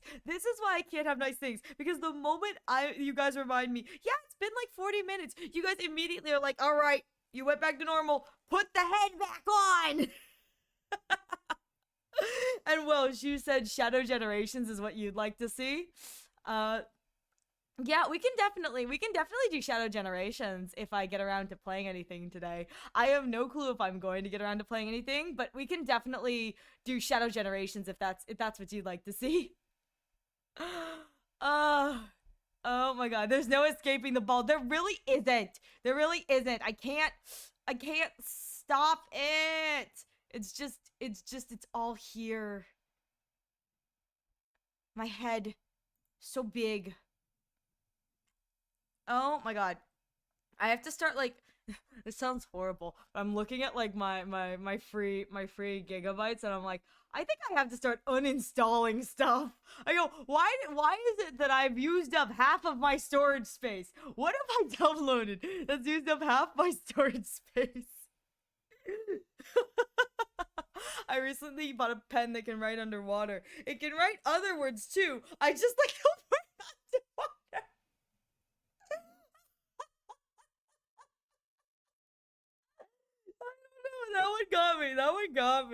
That one got me. You could do media share. I could. The only thing is, I mentioned this in another stream. I'm kind of holding off on the media share. I've been told right now that there's a bit of kind of like a little bit of a thing right now going on, that Twitch is being a little bit more picky about what you are and are not allowed to share. And just to keep myself safe, because I'm not a big enough streamer to get away with it, I have to be very selective about what I put on the media share. So for right now, I'm kind of holding off until the Twitch situation maybe blows over a little bit. They're being kind of vigilant about the media, about like sharing stuff on stream and stuff like that. Um, and so until that kind of clears up a little bit, or I know 100% like I'm okay to share something, I'm kind of holding off on the media share. I'm really sorry. I know that's kind of a bummer. It's just that I have a feeling. Oh, I see. Fair. I didn't know that either until some people let me know, and I went, oh, thank you for letting me know, because I'm not big enough that I can do what I want and get away with it. I would end up accidentally getting like found by the censors and nicked for like no reason. I'd be like, shoot, shoot. Just that's one of the reasons why when I draw my models on screen, I take care to try and censor everything, because I'm afraid that it's not sexual in nature, but I could see them being like, but you showed too much flesh tone. Too much flesh tone. To the abyss with you. Exactly. I would get the Tumblr ban that's like too much flesh tone. How dare. And I'd be like, shoot, what do I do now? Like, what am I supposed to do now? And it would be like really unfortunate. Be very unfortunate. Unfortunate? That's not a word. It would be very unfortunate. Wow, I cannot speak. It be that way some days. Oh my gosh. Anyways, yeah, unfortunate. If you're still awake in the middle of the night and the cows are already sleeping on the field, it's past your past your bedtime. I like that. Wait, no, I like that one's funny. That one's funny. I like that. Past your bedtime. That one's silly. That one's silly. Okay, my brain. Sorry, I'm getting stuff downloaded right now, so I'm like moving things and getting things. Yes, doing the things, all the things. I'm trying to get Shadow Generations downloaded. I'm looking at this going, why is there so much stuff? Why is there no space on my computer? What have I downloaded that means that I have so much space on my computer? It's just kind of like silly and stupid. All right. That's undownloaded. That's uninstalled. Okay, I should have enough. Okay, I can put Shadow Generations and I can download it. Yes. Okay, install. All right, it's downloading. I'm doing it.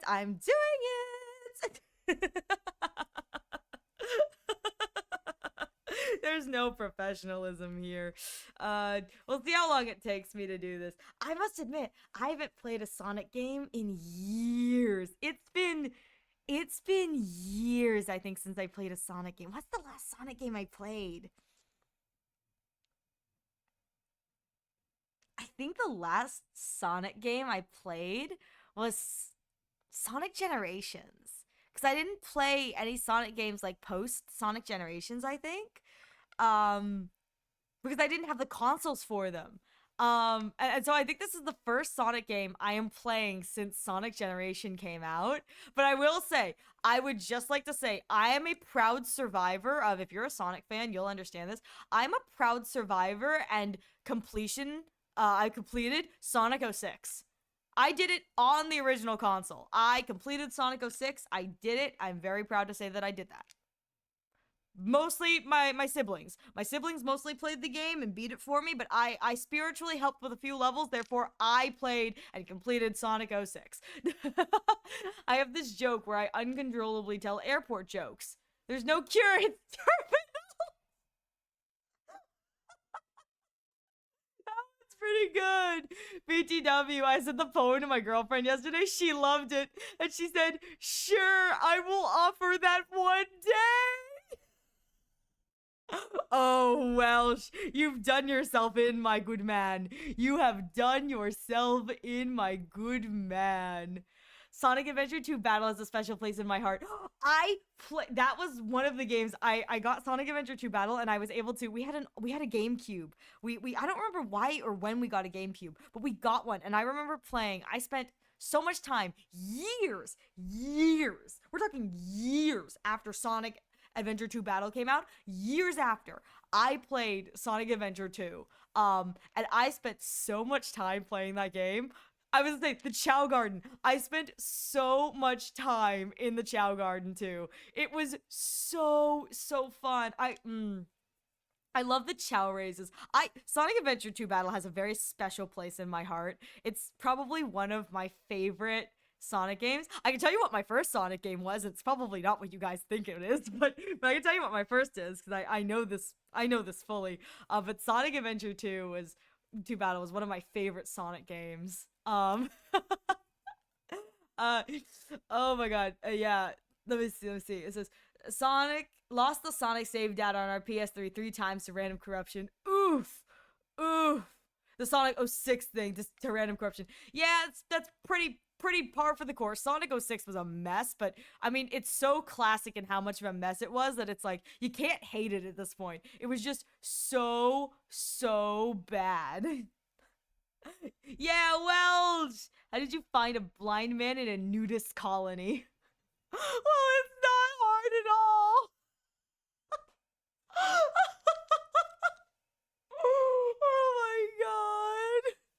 Oh my god. Zuko. Favorite Sonic game? I thought when I saw favorite song game, my thought process, what I thought you asked was favorite Sonic song, because Sonic has some pretty banger music. If you haven't listened to some of the Sonic music, it's actually kind of banging. Connection issues? No! Why? Ah!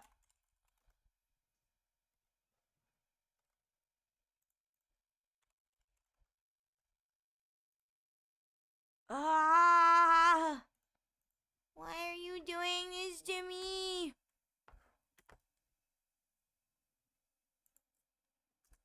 What's going on?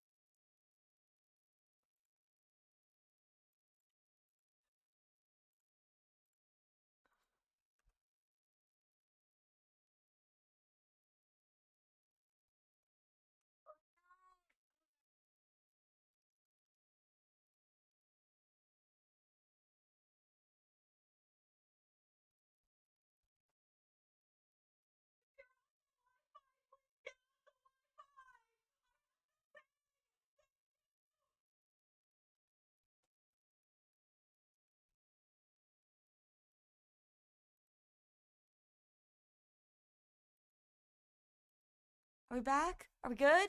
Is it better? Oh my god, I have no ping. Okay, I ping now. I ping. Oh my god. My KBPS, it just went down to 0. We're back. Oh my god, I had to yell downstairs. I was like, if you're on the Wi-Fi, please get off my Wi-Fi.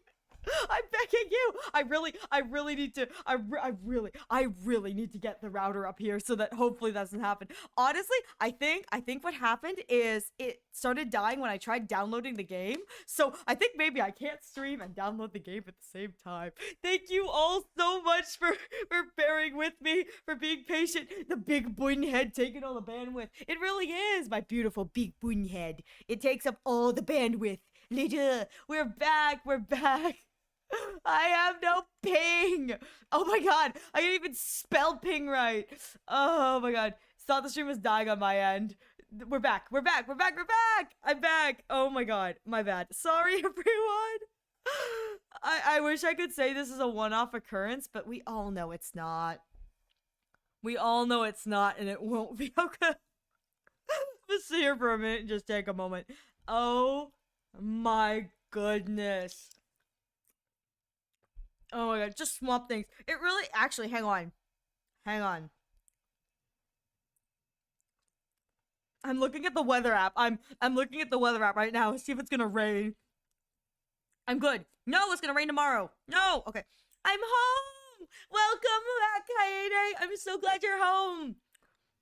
I am so excited for. So, hang on. I can do this. I can do this. Nope, that's not the right button. That's the right button. Yes, ha. And then I can do this. Yes, yes, yes, yes, yes. Yeah. So I think tonight. Yeah.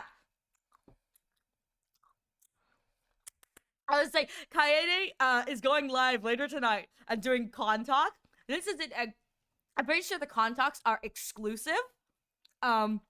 So if you want to hear all the fun tea about Anime Expo, go give Kaede a follow on their socials and their Twitch, and go and we'll pop in. I'm so excited to hear about the con, Kaede. I'm so excited. I'm genuinely so excited. Oh my god. I hope you had a great time, Kaede. Are you going to show us your haul, Kaede? Are you going to have pictures of your haul so we can see all the cool stuff you picked up for yourself? Please. Please, it was amazing, and yes, I can't wait for the con haul. I'm excited to hear all of the stuff you have to say, but I'm so excited for the con haul. I mean, that's the most fun thing. An archaeologist found a mummy covered in chocolate and nuts. He could be a pharaoh no share.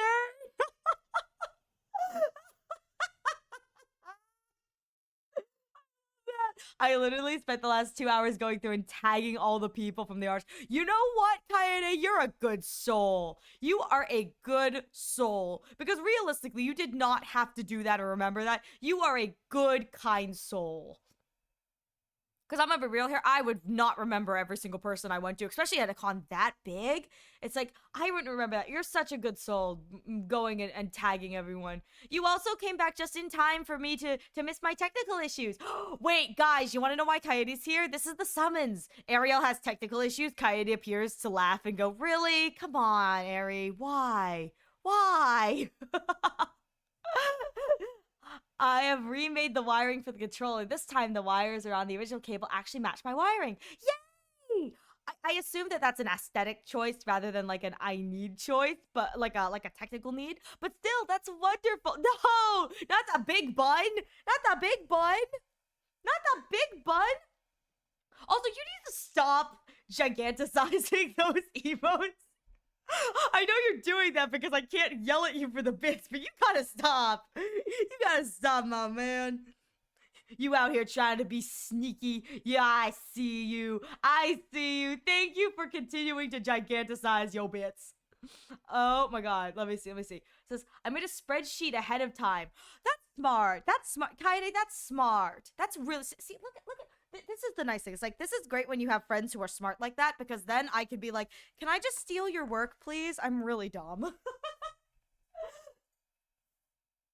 See, this is why Kaede is my brains. I mean, look at him. Look at him. Like, I planned a spreadsheet. I was ready. I was good.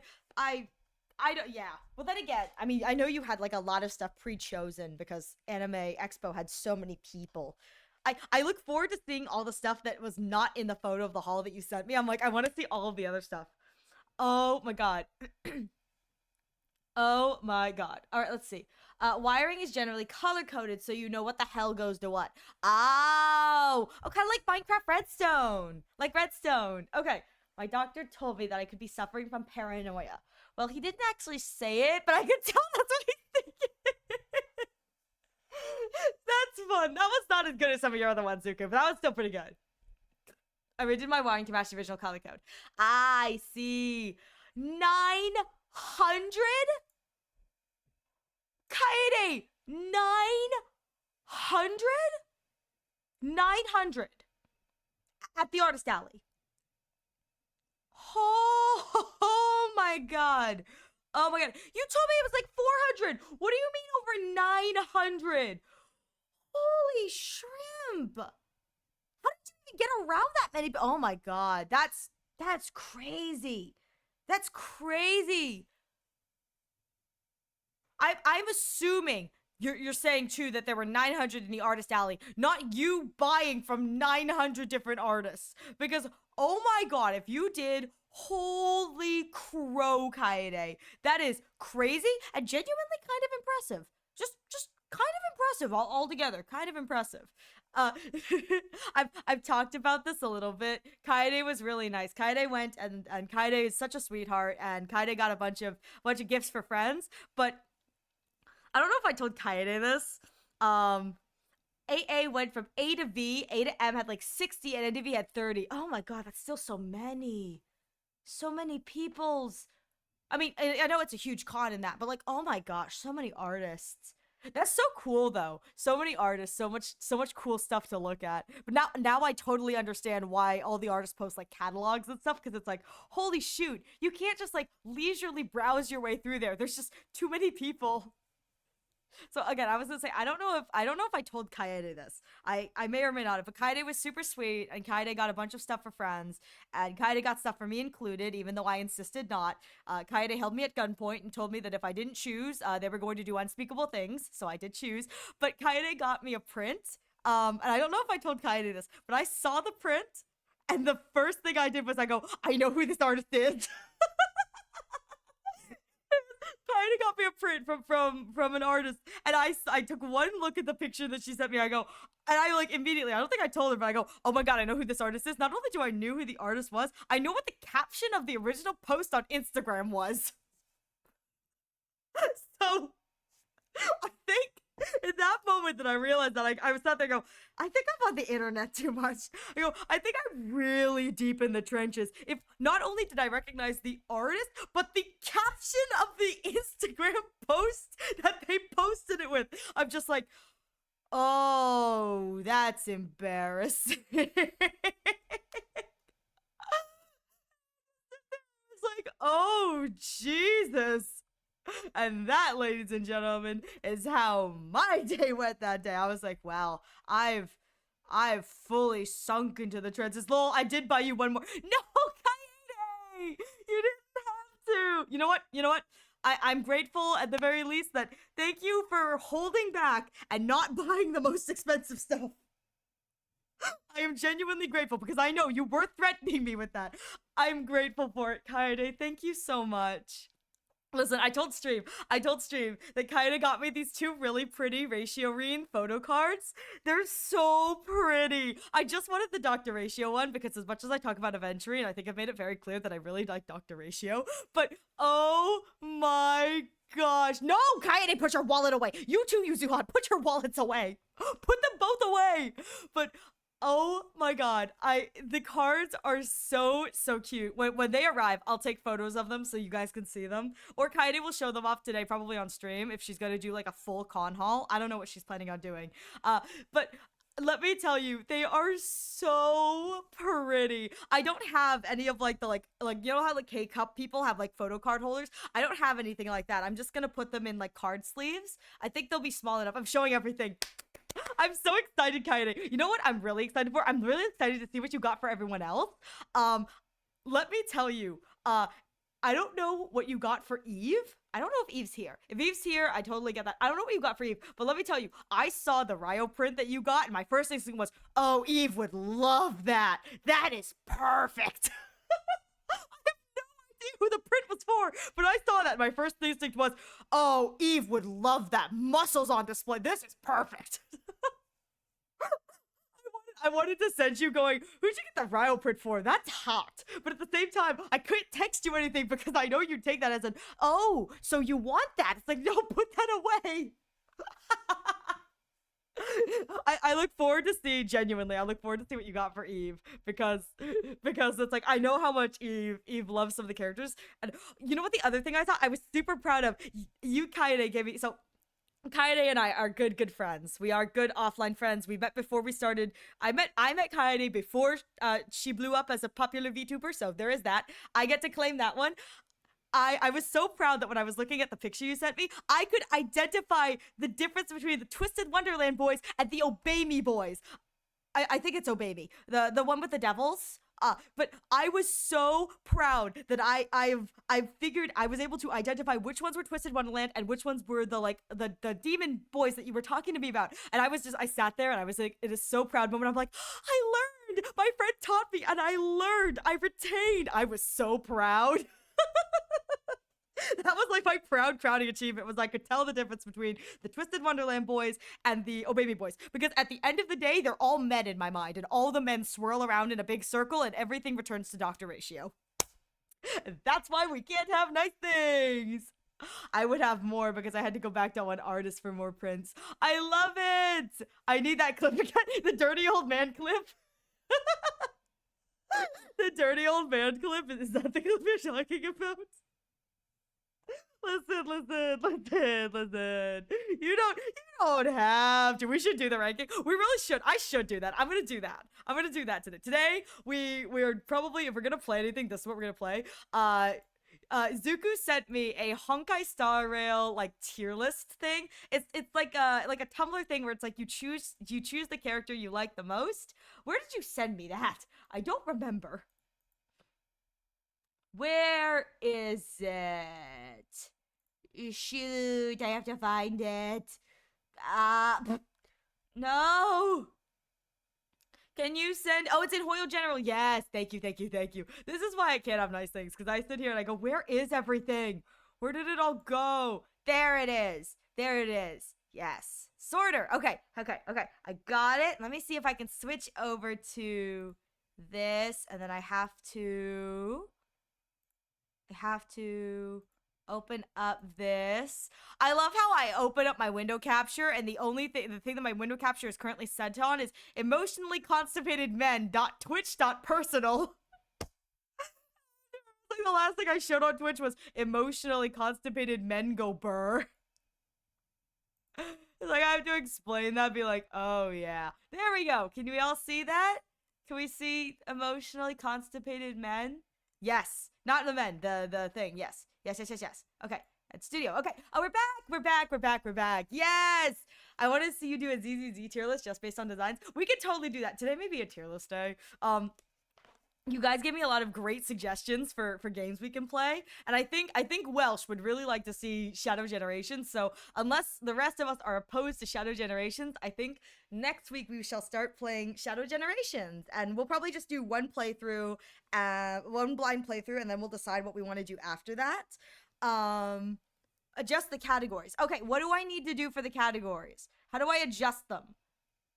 What am I adjusting? What am I adjusting? I don't know what's going on. Do I have to click this? Click them to disable, or Hi, Fern. Hi, you're so mean to me. Now I need to mount the stick and button on the control panel. I wish you the best of luck. Ariel's a big fan of emotion, like constipated men. That's not true. I like emotionally constipated men, and I also dislike them. Sunday is emotionally constipated, and I don't like him. Not because his character's not good, but because I think Stellar Run Hunter Sunday would have been cooler. Pout. That's the funniest thing. When I tell people I don't like something, they're like, you don't like his character? I go, no, his character's fine. I just don't like the fact that he could have been a Stellaron Hunter, and he's not a Stellaron Hunter, and I feel like a Stellaron Hunter would have been really cool. Like, really cool. Really cool. Alright, yeah, tell me what categories I'm supposed to have. I have no idea what the newest Sonic games are, but the newest one I played was Sonic 06. That's an old buggy game. No. Here's my admitting. My first Sonic game, other than like seeing Sonic and Smash, my first Sonic game was Sonic and the Black Knight. Sonic and the Black Knight was my first Sonic game because it's what my parents bought me for our Nintendo Wii. And I played that game so freaking much. I still, unironically, love that game. I love it so much. But that was my first Sonic game, and it will forever have a special place in my heart. I think the other first Sonic game is the Mario and Sonic series, like at the Olympics. I think we had London 2012, which was the start. But yeah, Sonic and the Black Knight was my first Sonic game. It's like Sonic, but give him a sword. It's just like. And then there were several other Sonic games, but I thoroughly enjoyed Shadow the Hedgehog, so the gun game. I had a lot of fun with that. I thought when I was a little kid who didn't play like Call of Duty or anything like that, So I thought that Shadow the Hedgehog, with the swearing and the guns, was the most badass, edgy thing that could ever exist. And that, I think, should reveal a little something about my upbringing. That right there, I think, should reveal something about my upbringing. If I thought Shadow the Hedgehog, the game, was the edgiest, coolest thing ever. I stand by the guns, though. The guns were fun. Oh, checkbox for who you want to be shown. Got it. Got it. Got it. Got it. Thank you. Let's see. When I bonk, it's platonic, affectionate bonk. No, it's not. You're just rattling my brain skull. Well, Sunday is getting busy star railed anyway. My father scouting with Sonic Heroes. I love Sonic Heroes. I love Sonic Heroes for purely for the fact that it's like it's such a fun game, but when you think about the logistics, how the heck is a 6-year-old rabbit carrying a fat cat?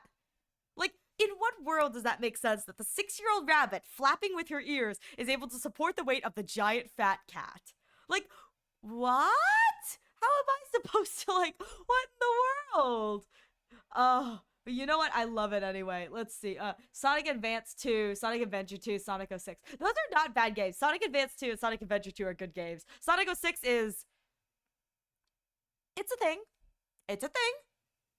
He gets kissed by a human. It's really weird. It's like, if you haven't seen Sonic 06, just look up Sonic 06 kiss scene. It is the most strange and traumatizing thing. I don't know how to describe it other than you just have to watch it and you go, huh? How did this fly? It's weird. Shadow the Hedgehog now with guns. That 6-year-old rabbit is you. No, it's not. I'm older than 6. Well, no, I'm not older than 6. I'm younger than 6 technically, but like I'm not. It's someone's fanfic. It really is. It is, and that they gave him a banger soundtrack. If you have not listened to the Sonic soundtracks, like, listen to the Sonic songs that have lyrics. Genuinely, if you listen with an open mind, they're kind of bops. They are kind of bops. I mean, it's like the Sonic Heroes theme song is unironically it's a bop. It's a bop. I mean, you have to go in with an open mind, but like the Sonic music is so fun. Favorite Sonic song tier list? It's been ages since I listened to like all of the Sonic songs, but let me tell you, the top of my head, the songs that I think that like I still really enjoy is I really like All Hail Shadow, which is the Shadow the Hedgehog, the game theme song. It's just unironically the silliest thing in the world. It's just, if you ever have the chance to listen to it, it is unironically the silliest thing I think that's ever been written. It's really, really dumb. There's that, and then Silver's theme song from Sonic 06, which is Dreams of Absolution, is one of those songs that I didn't think I'd like that much. I could still sing it. It's cheesy, it's silly. I can still sing that song, which I think says something, you know? Sonic Frontiers actually had a lot of bangers. I have not heard Sonic Frontiers soundtrack, so I'll have to listen to those songs. But and again, unironically, Sonic has really good like song music. Like yeah, the background instrumentals for Sonic games are always nice. You know, they do really well with like, you know, the classic background instrumentals for like stuff. Dialogue in Sonic games is usually hit or miss. It's like you sit there, you're like, really? Really? Like that what is this? But unironically, the songs themselves, like the music with the lyrics is quite good. Sonic and the Secret Rings was peak back in the day. No, Sonic and the Secret Rings had a killer soundtrack. Did it have a song? It did. It had a song. I don't remember what the song was off the top of my head, but Seven Rings in Hand. That was the name of it, I'm pretty sure. Unironically, a really good song. The only song I know is the Gotta Go Fast. Have you watched Sonic X? You said that, and that's the only thing I thought of was the Sonic X theme song. The, oh, what is it? It's like rolling at speed of sound. Fastest hedgehog around. Got ourselves a situation. Stuck in a new location without any something. No top, no relaxation. gotta wait, gotta go, go, go, go, go, go, go, go, go. I watched the entire Sonic X series, which is like the Sonic anime series with the human. It's unironically really, really funny. If you keep an open mind, most of the Sonic animated series are really amusing. I think Sonic Boom is the best in the terms of both writing and animation quality. But if you keep an open mind when watching Sonic X, it's just like anime Sonic, and it's the most dramatic and stupid thing I've ever seen, including self-insert character Chris Thorndike. It really is like you're listening to someone's like animated Sonic fanfiction. It's the funniest thing ever. And they traumatized a bunch of children by having a character die on screen. Like, actually die on screen. And then a secondary character mourned their death. It's like, whoa, in my Sonic show? What is this? Seven Rings in Hand. It's a shame they overused it with the menus and stuff. Yeah, oh god, it was so good though. Sonic Boom is the only series that I actually interacted with. You know what? That's good though. Sonic Boom is good. Is it weird that I'm more familiar with the older ones where they had two siblings rather than the 3D animated cartoons? Yeah, what is that? It's Sonic Underground. Sonic Underground. Which is, again, unironically, a really good series. Sonic Underground is a really good series with some pretty good banger music, too. I like that, the Sonic Underground. It's not weird at all. There's a lot of great Sonic media out there. If you guys couldn't tell, I was not a Mario boy, I was a Sonic boy. But there's a lot of great Sonic media out there that, unironically, if you watch with an open mind, is really amusing. It's cringy, but it's really freaking amusing. I love that. I love that too. I love Sonic Underground. It was so good. And then I really liked it because I think that was the only animated series with Dr. Ivo Robotnik, which was like the fat Eggman. Because like all the other ones, they call him Eggman. But it was like that. I think Sonic Underground was the only one where it really was Dr. Ivo Robotnik. It's a shame it got canceled in episode 69. It did? Wow. They really did us dirty with that one. I can't. That's wrong. That's wrong. So okay. So I'm gonna see if I can actually do the tier list order. Do we want to do? I have playable characters marked. There's another thing for character alts and NPCs. Do I want to do alts and NPCs too? Sonic was very big for a long time. Peaked, fell hard due to Sega shenanigans. Recent Sonic is trying to make a comeback. I think recent Sonic is doing quite a good job. I must say, I was there when it fell off, and I was very sad because I really enjoyed Sonic. It was probably a good, notable part of my childhood. I mentioned this on an art stream that Sonic is what got me into starting drawing, so a lot of my very early drawings were Sonic fan art.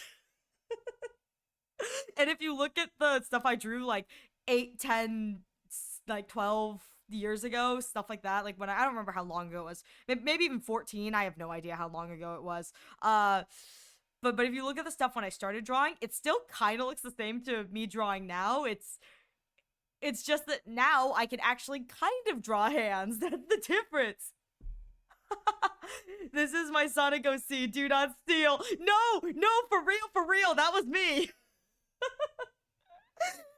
Me for real. Just do playable characters, but you will have to also rate Amphorius characters. Yeah, I can rate them out of appearance, except for Anaxa, who I like more than anyone else because I just think he's funny, and people compare him to Dr. Ratio, and that's the only impression I have of him, and I love him for it. No, I had a Sonic OC, and let me tell you that Sonic OC I took after I got out of Sonic, and it's the same name that I'm using now. So I just revamped and redesigned my character as I went through, but Ariel Arashi's first iteration was as a Sonic OC. She was human at one point, now she's back to being a bunny, so the best part is that Ariel wasn't a bunny when I made her. Ariel was a hedgehog. But now she's Boon. But the first like beta Ariel used to be Ariel as a hedgehog, and that's why a lot of my social stuff it still has that kind of remnant. Like the email I made when I was a teenager, I still use. Oh my god. Hey! hey! I'm allowed to mention ratio. He applies to this. He applies to this. There are over 100 episodes planned for that one, but it got canceled because of low viewership in Japan. It took over a year. No, and it was dubbed by 4Kids.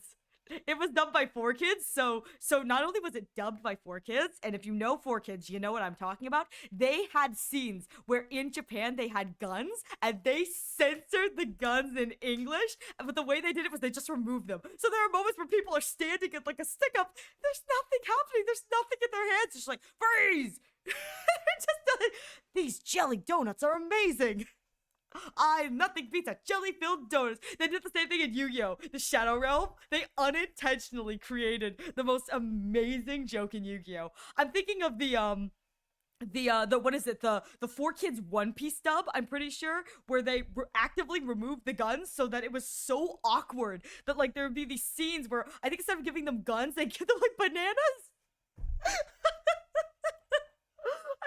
I just love it. I shared a photo of my game with my costume controller. Congratulations on finishing it. So you're a hedgehog acting like a mouse while cosplaying as a bunny. No, what are you talking about? Shoot, they're onto us. Abort. No, Ariel's original thing was Ariel Arashi used to be a Sonic OC, but it's just kind of one of those characters that stayed with me because it's always been my screen name. And so when I redesigned her to be human, I redesigned her fully away from her Sonic persona. And then when I redesigned her specifically as a VTuber model, she turned into a bunny. So now she is the Sakura Bun, who torments the world through her dumbness. I don't know why Frosty Tools, which is like a bot that a lot of VTubers use, I don't know why Frosty Tools keeps insisting I'm a digital bunny. I'm not a digital bunny. I'm a normal bunny who's now a human who is just really dumb. They're just really dumb and they have a computer. There's no digital. I'm not digital. If I was digital, I'd be better at PC, but I know PC. I don't boop boop. I don't beep boop.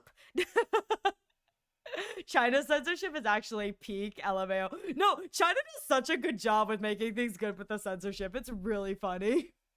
4Kids censoring is just silly. China censoring of blood and anime is actually peak humor. I was about to mention this.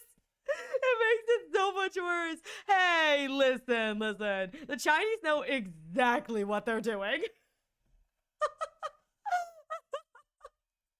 I love it though. I love it. Hang on, let me drink. Oh my god.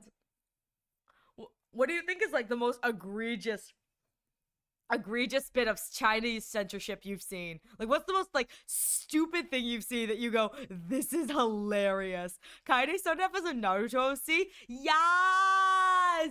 We love! Listen, I don't care what people say. I think base part is when all VTubers start VTubing. I think a little part of all of them, like when they're still indie and they're starting out, a little part of them has a bit of like whatever OC they created when they were like a teenager. A little bit of that has to go into their new VTuber because it's a part of you. Even if you don't want to admit it, it's a part of you. And so even if it's just a little bit of that OC goes into the VTuber. Whether it be in the model or in the lore or something like that, but it's like just a little bit, like a little treat. For me, it was the name. I've not changed my name since I started doing Sonic stuff in the Sonic fandom. If I redeem make an outfit, could I get you to do an OG hedgehog design? Yeah, sure. I mean, you definitely could. You definitely could.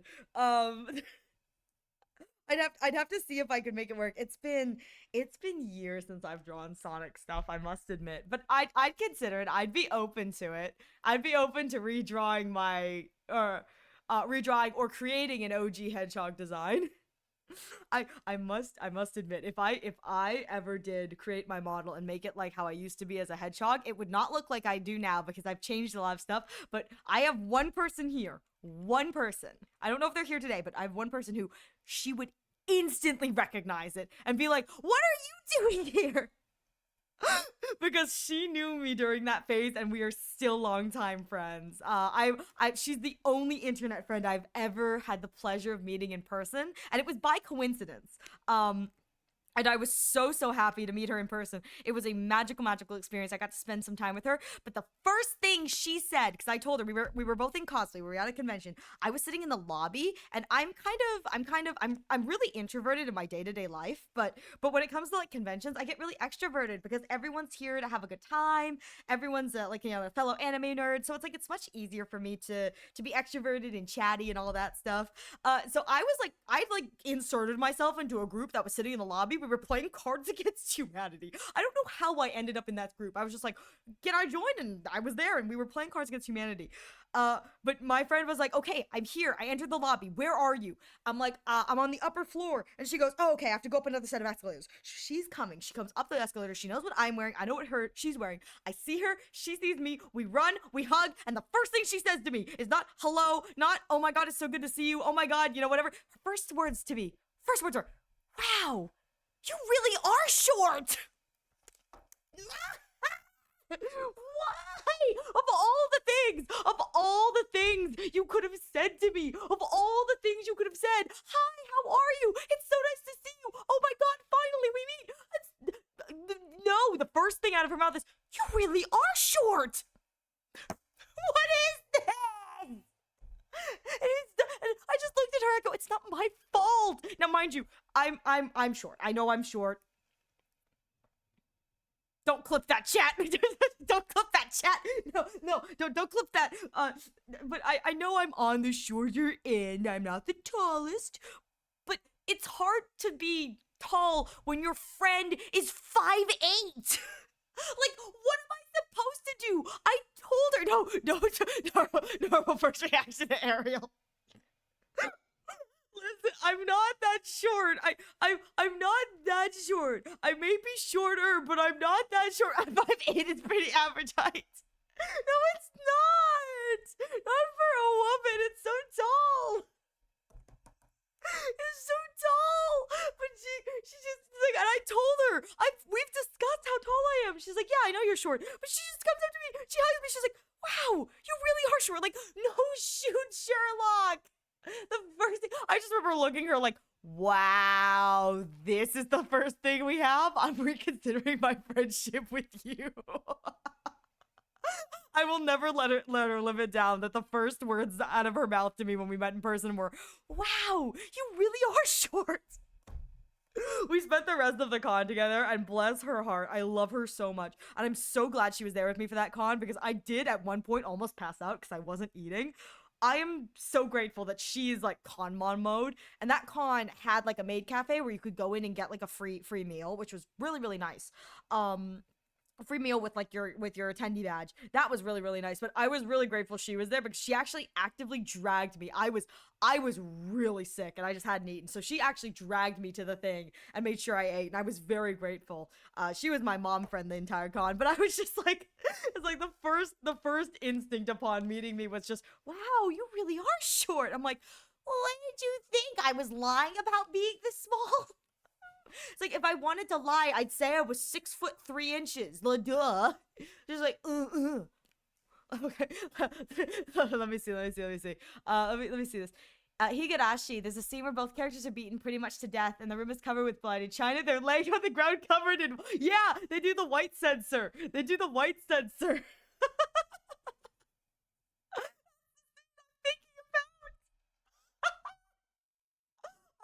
I love it because the only thing I can think of was I think it was like Club Penguin, maybe it was Club Penguin, maybe it was another like animal online game where it was like the way that they censored the blood was they also made it white.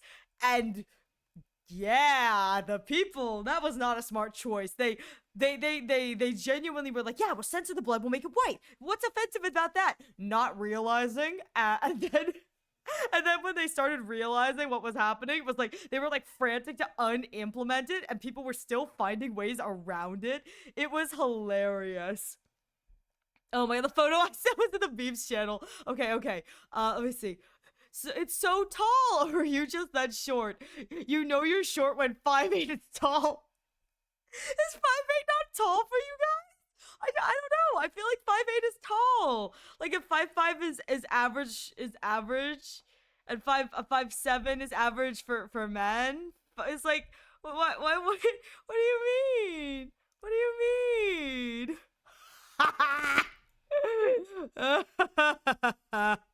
Exactly what I'm thinking. Oh, oh, I can't. My cheeks hurt. My cheeks hurt. Oh my god. Oh my god. Okay, okay. I just need to. Ah, ah, ah. All right. Oh, let's see. Oh yeah. Have you seen the new Bang Boo? There's a Bang Boo. There's a Bang Boo coming. Oh my god! It transforms into the Bang Boo version of Sailor Moon. I need it. I need it. I need it. I need it. I need it. I need it, guys. I need all your Boopon luck. I need it. I need it. Oh my god, that's so cute. I'm 5'8". It doesn't feel that tall. 5'8" is average. I'm 5'10", and I've never been considered tall in my life. What do you mean you guys are 5'10" and you've never considered yourselves tall? What do you mean? Enjoy your lurk, Zuku. Yuzuku, Shuzuhan. Shit! I made it 3 hours. I made it 3 hours. I made it 3 hours. I try so hard. I try really, really hard. I'm sorry. Anyways, BRB. So mean. So mean. My friends are taller than me. What do you mean your friends are taller than you? What is this? Why are your friends so tall? That's so tall. I will say, okay, I'm gonna be honest here. Let me tell you, one of the most magical things. So I got the opportunity to travel to Japan recently. But recently, I mean, within the past few years. But I got the opportunity to go to Japan. It was really wonderful. I had a great time. Let me tell you, the greatest part of my trip to Japan was not doing any of like the turista stuff, was not doing any of the non-turista stuff. It was the fact that all the public transit, I could reach the like handles. You know the handles that you're supposed to hold on to on the public transit, on the trains? I can't reach them here in the States. I have to like stand on my tippy toes, and even then I usually can't reach it. So like when I'm rumbling on public transit, I either have to sit down or hold on to like a bar if I can find a bar. And half the time the people won't give up their seat for me. So it's like I can't reach the top, so I'm just bracing while the train is moving. All of the trains in Japan, every single metro train, I could reach the bar at the top. I was so happy. You would not believe how much of a wonderful experience it was that I could reach the top bar. I was like, I can reach the handlebars, guys. And my dad who is on the tall side for an Asian guy, he's average, I think he's short for an American male, but he is tall for an Asian guy. He was laughing because he actually had to kind of duck a little bit when we were doing stuff. He's like, God, I've never had to duck. I'm like, I can reach the bar, Dad. I was so excited. I got a bird on my arm. He's intrigued by your voice. Why do you have a bird on your arm, Fern? Why do you have a bird on your arm? Tell me why you have a... See, the bird on your arm is intrigued because I'm squawking. It's like everything that comes out of my mouth is... It's like, oh, it's one of my people. Wait. Permission to seduce your bird? I can bring my peacockness. I said the new Bang Boot in general. Neighbor's bird I'm housing. Oh, you did mention you were doing that. Let me see the bird. Not the bird. Sorry, I want to see the Bang Boo. Bang Boo. Oh my god. I need it. Welsh, I need that. I need it so much. Oh my god. It does the magical girl transformation. I love that so much. I need that that's so cute. God, so someone asked me like, what are your favorite what are your favorite bang boos? And I was like, oh, I haven't unlocked the Boopon yet, but I like the avocado and the butler. New favorite has been unlocked. I love the little rainbow. Oh my god, I hope whatever it is, it's compatible with whatever team I'm going to run because I just want it. Well, who cares if it's not compatible? I'm still gonna use it because aesthetics. Set picture. Bird. Oh, it's a beautiful bird. Hello, monsieur beautiful bird. Oh, it's so pretty. Also very Australian looking. I don't know why. I see this type of bird and I think, oh yeah, that's definitely from Australia. It's probably not even. It's probably like a normal bird. But I look at that, I go, it seems Australian. You know that the average height in the Philippines is 5'4", and that's the average male height. Imagine what it would be like if that's the average female height. See, I'm average for female in the Philippines. Then, humph, humph, humph. I'm average. Thank you very much. Not short. He's intrigued by my laptop too. He's starting using the skill keys. So if I get a message from you that's just like exclamation mark, I'll know who sent it. The average female height is 4'11". I'm average. See, that's what I mean. When I was in Japan, it was really great being able to, like, because that's, I don't know what the average height in Japan is, but it's shorter. So it's like I could reach all of the car holdy things. I could hold the bars when I was in the subway. It was really, really nice. I really enjoyed the public transit in Japan. I'm gonna be real here. I did not mind just riding the metro. I was like, this is really fun. I did metro, and then I also did the Shinkansen. But I really enjoyed riding the Tokyo lines. I had so much fun just getting on and off the train. I probably would have been content just riding the train the whole way around and just like checking out all the train stations. I had so much fun just doing that. I spent a lot of time like on the train stations going from place to place. I think I enjoyed that more than I enjoyed doing some of the other stuff we did. Which is kind of silly to admit. Ariel, did you see the Nekomata meme I sent in general earlier? I did. I did see with the barcode. It's like, just let me scan you. You're the height of my great grandmother. You know what? Be nice. Be nice. Be nice to me because Mama Rashi is shorter than I am. So be nice. Be nice. If it's the keyboard smash with numbers, it's from the bird. The bird is just trying to tell me how many years it's going to be until I get a life. Bird's just reminding me, it's like, you need to get a life, but you're never going to get a life. Purely the silliness. Purely the silliness. Glad you guys are willing to sit here and put up with me for a few hours.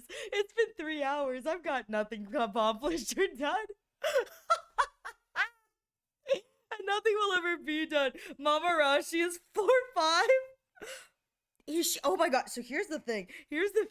I don't know how tall Mama Rashi is. I just know that Mama Rashi is shorter than me, and it's by a few inches, at least a few inches. Like, she's not like an inch shorter than me. She's more than 2 inches shorter than me, I'm pretty sure. I'm just not sure how short Mama Rashi is.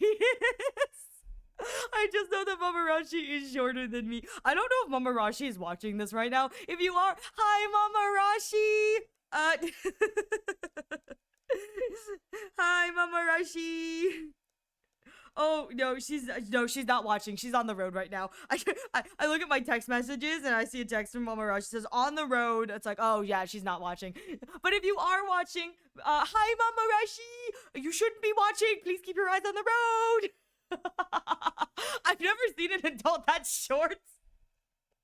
Have you never seen like an old Asian grandma? Mama Rashi is she's not an old Asian grandma, but sometimes she has like the demeanor of an old Asian grandma.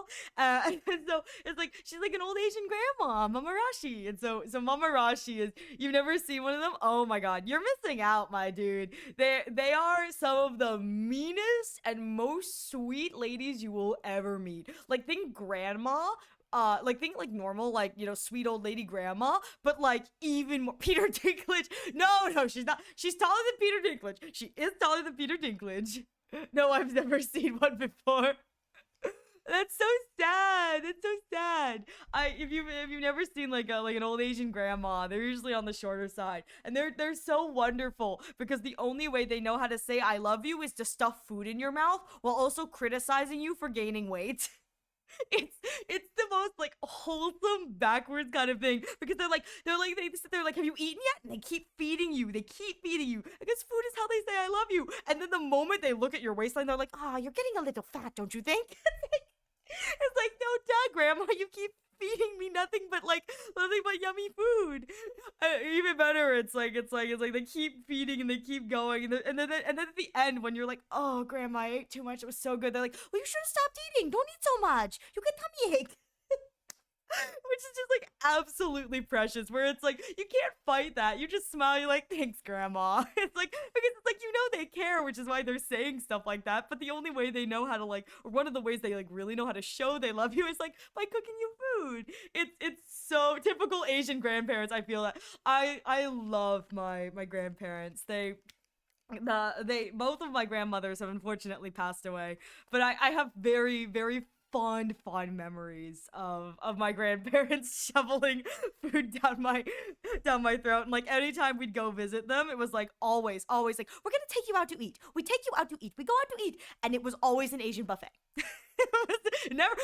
It was never like a high quality Asian buffet, even though they had the money for that. It was always the best bang for your buck Asian buffet. Because if my Chinese grandparents were one thing, it was they were smart with their money. We're not wasting our money on one of those fancy buffets. We're going to the all you can eat Chinese cheap buffet where we can get bang for our buck.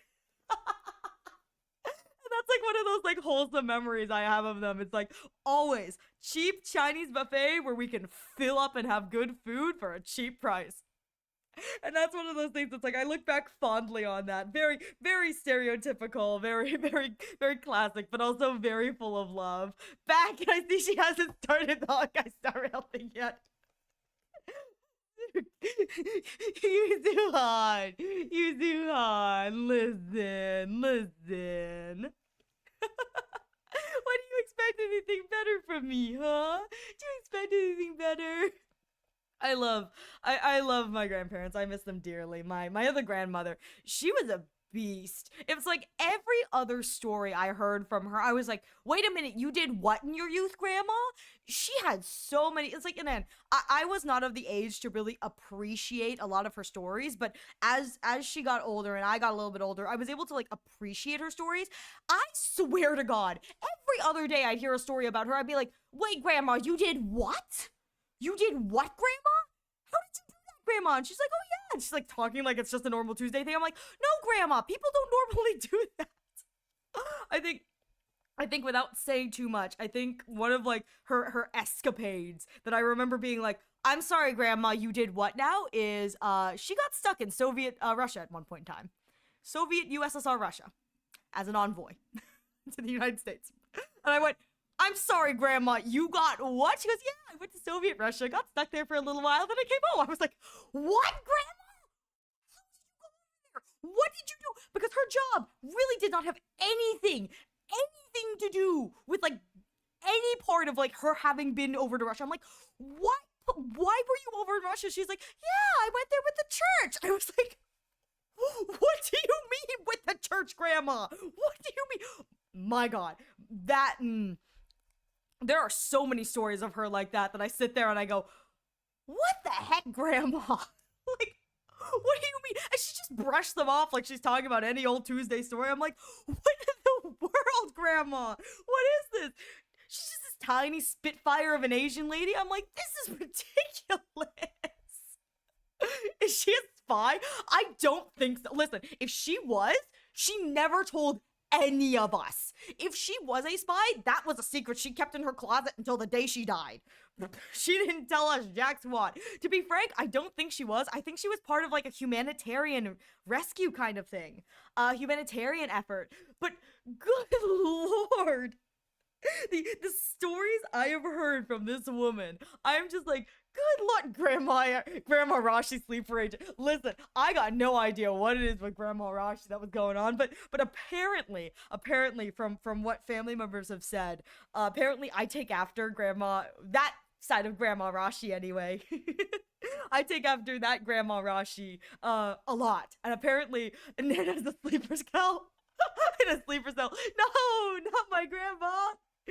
Apparently I take after her a lot, to the point that I think my parents and the family members who have known her say that of the 4 grandparents, I take after her the most.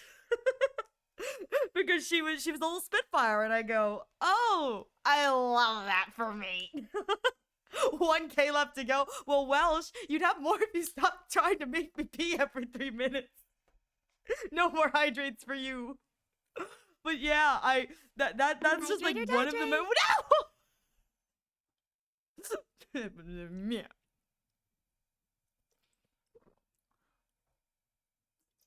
Finished another can. But yeah, that's one of the like weird things I just so happen to remember story wise about her is like she did a bunch for like her community and for what she did for work and all that. But like that's one of the one things where it's like there's so much stuff that she did when she was like in her not even her youth but like her young adult youth to like old adult youth, and I'm just like holy shoot, Grandma Rashi had so many fun stories, and yet I'm very sad that just she wasn't around enough for me to truly listen and appreciate them. It's like when you're younger, you hear your grandparents, you're like, oh, grandma's talking again. I must admit, I'm very upset that the younger version of me did not care to listen to them, and by the time I was ready to listen to them and really enjoyed the stories, I didn't have that much time with her. But I am very grateful for what stories I did get, because every time she'd open her mouth I'd be like, I'm sorry grandma, you did what now? She's like, yeah, I did that. I'm like, grandma, what do you mean you did that? Like you're brushing over it. She's like, yeah, I just did that, it's fine, I did that in my youth. I'm like, okay, what the fudge? What the fudge, grandma? Thank you for the head pass. Oh, it's okay. Some stuck with you and you can pass them down, even though you can have some fun with them. I, yeah, I absolutely I love both both sets of my grandparents, but she's probably the one where it's like the most stories to be told about her, because it's like, she was such a little chaos creature. And I know I get a lot of my desire to talk and stuff like that from her. My dad says after her death, he says that he sees so much of me in her in a good way, and I go, oh. So my grandmother at the end of her life had arthritis. I go, and I always joke, I go, oh, are you talking about my arthritis, Dad? I'll like crack my fingers in weird ways. He's like, no, that's not what I mean. I go, it's okay. I'm probably gonna get arthritis, and there's other bone diseases on the other side of my family. I'm gonna be broken in 3 years. I joked with my dad. I was like, God, my family disease history, you guys gave me like nothing in the terms of bone density. I'm going to be breaking as I get older. Good Lord, I'm gonna hit 40 and be like broken at the hip. Everything's gonna come crashing down. That's fine, It's like, it's fine. That's what family's for. To give you crippling diseases in your family history that you then have to explain to the doctor, realizing that that's your future.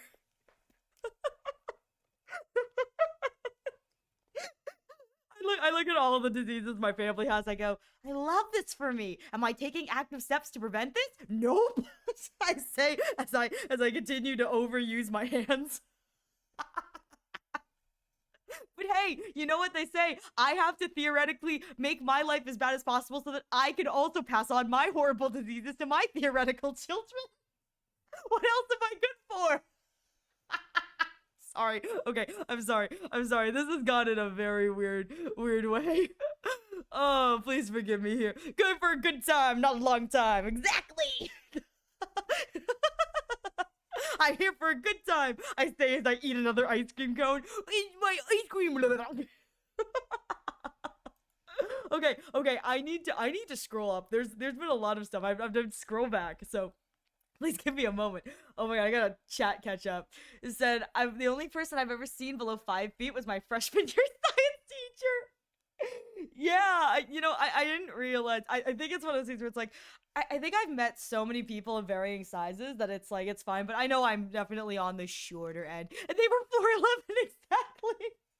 That's so sad. It's okay though. It's not bad being 4'11. It's not bad being 4'11. For what it's worth, the shorter you are, this is one of those things that I've learned. You can shop in the kids section for stuff because it fits better. The only downside to shopping in the kids section is I want to buy shoes from like the kids section of stuff, but I can't, even though my feet are small enough for the kids section, but I can't because the quality of children's shoes is much worse than adult shoes because children's shoes are designed for kids to grow out of them. So they're not designed with like long-term wear in mind. So even if they're cheaper, it's like I have to replace them more often. So I just get adult shoes. For my feetsies, but my feet are on the smaller side. I do know that. I can confirm my feet are on the smaller side because I you know how like sometimes you have to when you go into like a shoe shop and they measure your foot to bring out the correct size to you. I pulled out my shoe and the lady, she looked at my foot and went, "Oh, honey, your feet are really dainty." And I'm looking at her going, "That's a nice way of saying small, but we both know these chonkers are not dainty." It's like, we both know these chonkers are not dainty because at the end of the day, my feet may be small lengthwise, but they're kind of pudgy and fat widthwise. They're not small and dainty. They're just short.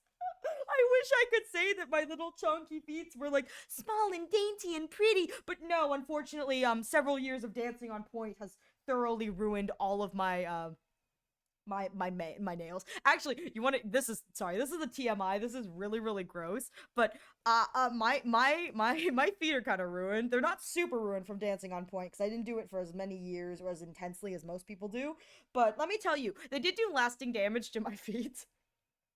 I find that I have to cut my toenails in a specific way so that they don't hurt, but I think that that's funny because sometimes I'll look at my feet and go, "Wow, you really are ugly." It's just because of all the dancing that I used to do when I was younger. I don't regret it. I really enjoyed it, but you know. You're not ugly. No, my little chunkers are fine. Sub to my what? No. I love how you did this. I was going to promote my only buns. My only buns.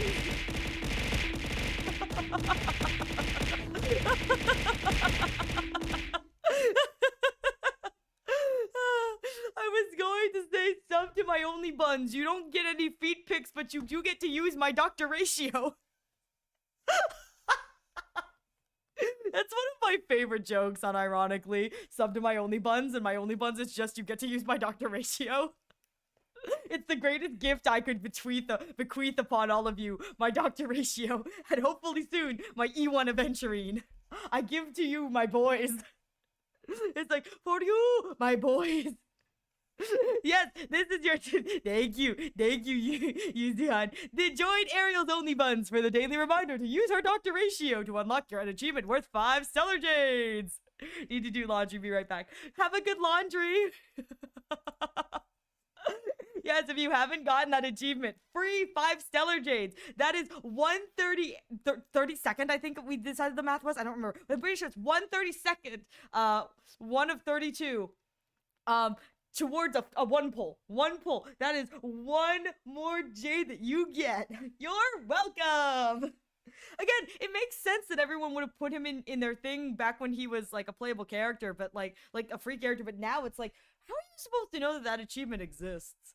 And who's going to give you a Dr. Ratio to use if you don't have, like, friends who you can text? Like, if I did not have a friend who I texted, I was like, yo, I need you to put Dr. Ratio in your team. I need this achievement. Like, I would never get the achievement. Nobody is going to be stupid enough to put Dr. Ratio as their support unit. Well, no one but me. Even better was when I used my friend's Dr. Ratio. She was like, here you go. It was unbuilt with, with basic relics and no light cone. I was like, good enough. Good enough. It's like, I was like, it's fine. I'll clear this chapter with him. It's fine. We're fine. all right. Let me see. I have to keep going. Well said. To be fair, I haven't seen a digital bunny being 4'8" before either. See, Welch has a point. I'm not 4'8". I'm taller. I could be the tall bun. Burb is trying to mess with my glasses.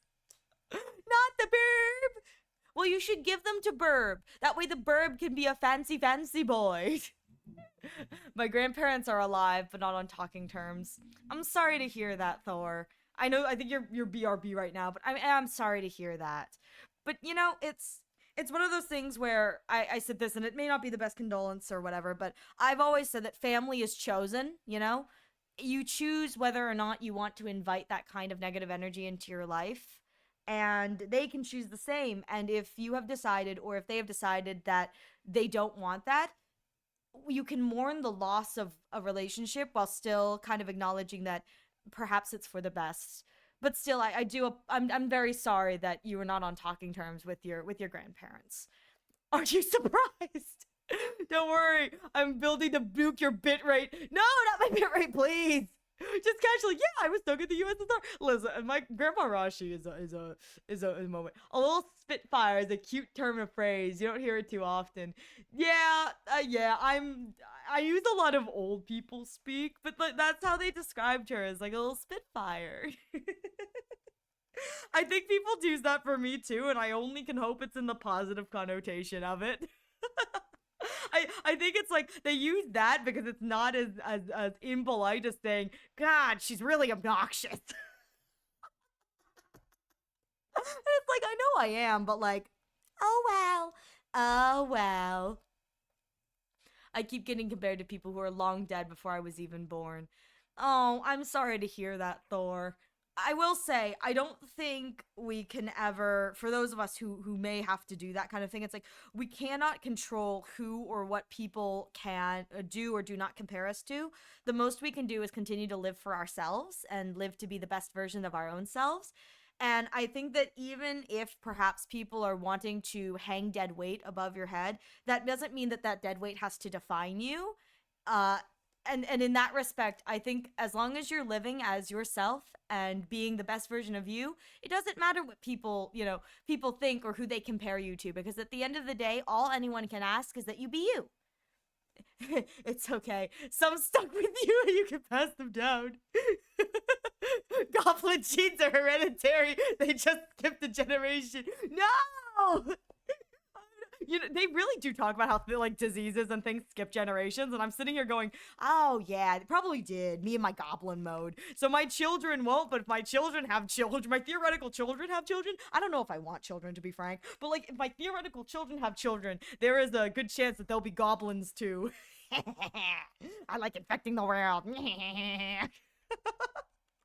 that noise? What is this? 0% health, 100% fun. Given your bone density, you're never going to space. Listen, I don't want to go to space. I'm one of those people who thinks it'd be way more cool to search the deep depths of the ocean than it is to go to space. I have a lot of friends from like high school who like they are pursuing or have succeeded and pursued degrees in like space engineering and astronautics and stuff like that. I have a family member who actually is pursuing that and is succeeding in his pursuit of that, and I'm it's like very proud of him. But let me tell you, I think that space is not where it's at. I think we need to go to the ocean where the tentacle creatures are. I want to see what's down in the depths of the ocean where the tentacle creatures are. That's what I want to see. I feel like the ocean is way more interesting because all of those creatures, they're like aliens. The only difference is that they live on Earth with us. I think, what is it? The statistics like 70% of the world's oceans have yet to be explored because we can only go so far down before the pressure implodes. But it's like, it's so cool. 80%. Yeah, 80% of the ocean is still not explored. There's so much cool stuff that's in that ocean. Why do we need to go to the space rocks? The ocean is right there. It's got blobfish. Have you seen the blobfish? Have you seen the blobfish when they're not in their blobby form? They're actually really cool looking.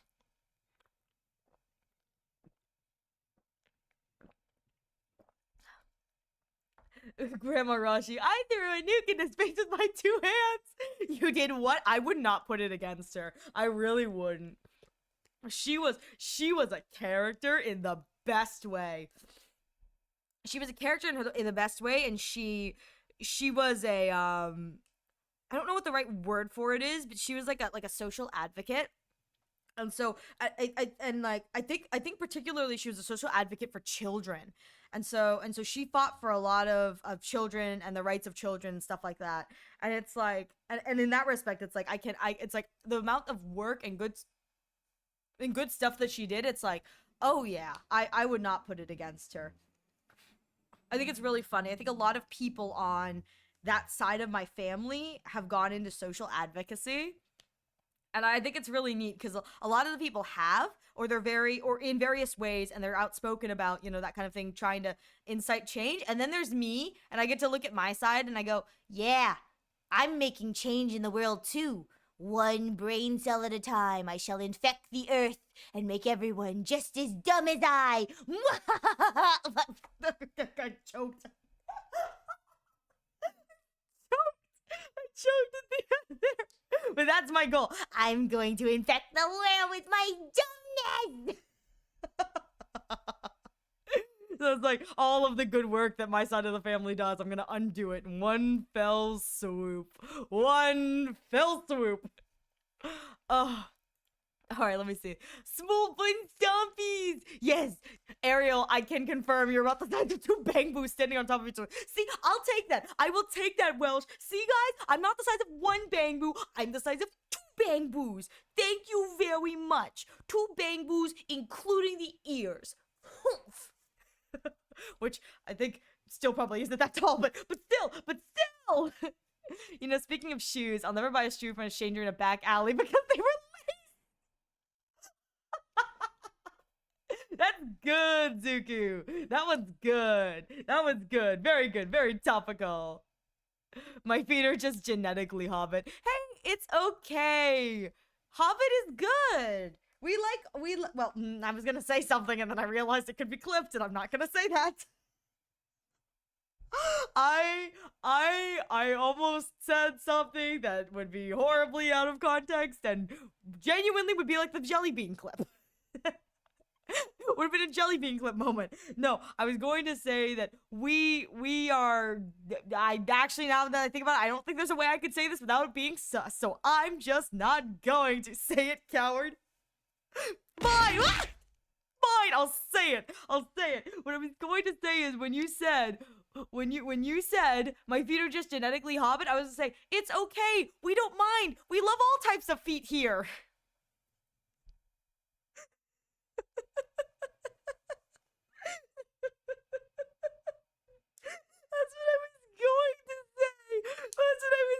I was gonna say she loves Hobbit feet. No, I was not. Wait, the Autobot is bullying you? Hang on. I didn't see it. Hang on, sorry. I'm really far back in the stuff. I'm really sorry. I'm so far back. Good lord. Oh my gosh. All right. I made it to only buns. If that gives you guys a chance, a look at how far back I am. Bird just clapped on my sleeve. Bird! No, the bird was just trying to let you know it loves you. Just a little bit of a boop. I got a whole bag of jelly beans up my butt. Listen. Okay, the jelly bean context was it was this video. Let me see if I can send this video to myself so you guys can see it. But it's just this Instagram video, and it's just like a bunch of characters like, I am the blade. I hit the mark. I could take 10 of you. I have no interest in conflict. I weep for the departed. I'm honored by your presence. I put a whole bag of jelly beans up my butt. It's just. Hang on. Let me see if I can find this video. I'm going to give you guys the context for this because it's genuinely one of my favorite videos. It's so stupid. Put it in the Discord. Yeah. I'll put it in the Discord for you guys. I'm gonna drop this in. I'm gonna drop this in the Hoyo General. So anyone who's here, the video is to the Instagram reel. It's in the Discord. I can probably post it as a normal link too, but it's genuinely one of my favorite videos. It's just really stupid. It's just really stupid. I've no interest in conflict. I weep for the departed. I'm honored by your presence. I'm a whole bag of jelly beans. It's so dumb. Enjoy your look, Zuku. Thank you for stopping by. Oh my god. Oh, I'm gonna go to internship. Oh my god, go to your internship, please. If biomechanical prosthetics became so high-tech and commonplace to where people choose to get prosthetics as elective surgery, not just as a matter of medical necessity a la cyberpunk, would you choose to get prosthetics? Prosthetics would have very minor upgrades over normal limbs, like slightly increased strength or extendable. Would I? Sorry, this is so far back, Surprise. You dropped this so far back away. Let me think. Would I, if biomechanical prosthetics became high tech enough that they're elective surgery, not medical necessity? So I think if I had the disposable income, we're talking in a theoretical world where I had the disposable income and there were no large medical theoretical drawbacks. So in a theoretically like perfect world where not only I had the capital to do it, but there were no like I don't own my soul to anyone, no one is owning my body parts, nothing bad is going to happen. I think the answer would be yes, and it would particularly be for my knees. Um, I've spent many years with knee pain. And even now, as I'm getting not older but older, my knees have started to hurt in a way that I don't think they're supposed to hurt until I'm at 30.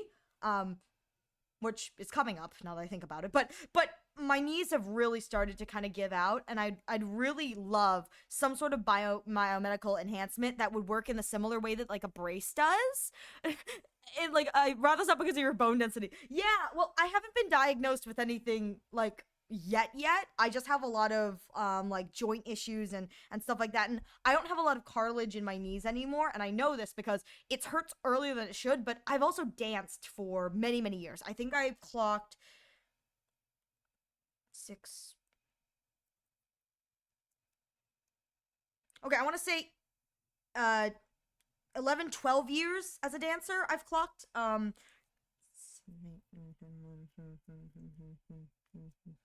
Yeah, so about 12, 11, 12 years as a dancer. And I don't think I was always the safest dancer, and a lot of falls end up doing damage to your knees. You're supposed to do them safely, but I think there were several times where it's just I didn't. It was for the spectacle rather than the safety. And I know for a fact that I've worn down the cartilage that's on my knees that like protects your knees that everyone has. And it gets worn down like over time, normally just from walking, existing. That's why old people have knee problems. That's why you get knee problems as you get older because the cartilage gets worn down. But I think I've accidentally worn down my cartilage more than I would like at my age. So I'd really love something biomedical theoretically for my knees, even if it just didn't make it hurt less, but just took some of the pressure off that so that it doesn't wear it down as much. I think that that'd be really nice. I think realistically, while I would theoretically love something for like my hands for the joint and nerve problems I have in my hands, the nerve and inflammation, I think in the end I probably would elect not to because the idea of getting something cybernetic for my hand feels like it would impact the way that I do like type and like do art and stuff like that. And at that point I think I'd be willing to take the constant pain and the just having to do like treatment in the terms of preventative if it meant that I didn't have to mess with my hands. But that's just me. Oh, you're a dancer. That's amazing. Yeah, I nothing's wrong with robo knees. Robo knees would be really cool, I think. Robo knees would be really cool. I just don't have knees. And just don't have knees. They won't be a problem. I hate that I love that Yuzuan. I do love that. There's like no knees. Okay, I do see you, Kaede. Hang on. Let me pull up our DMs. Let me pull up our DMs. Guys, Kaede's trusting me with something. I really think that you should scold Kaede for that because holy shrimp. Kaede shouldn't trust me with anything. We know this. Yeah.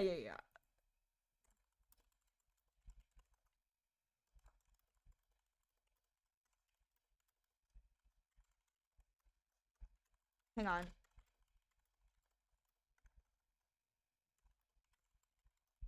Okay, sorry about that. Yeah, you say scold Kaede, so we should praise Kaede. Well, no, you should scold Kaede at this point because Kaede is asking for my opinion. My opinion. Muy buena opinion. I think that right there is the real test. That I think that right there is the real opinion.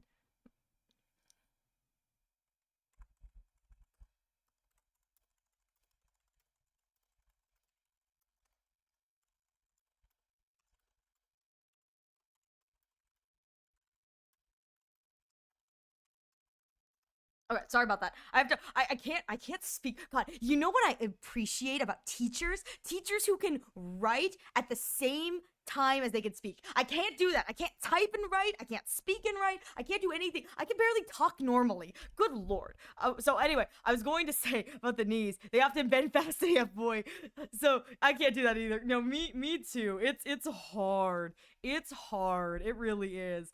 I must admit that as someone as like I would love robo knees. Robo knees would be great. Actually, I know I've screwed myself over because as a dancer, I have hyper mobility. I'm hyper flexible in almost all of my joints.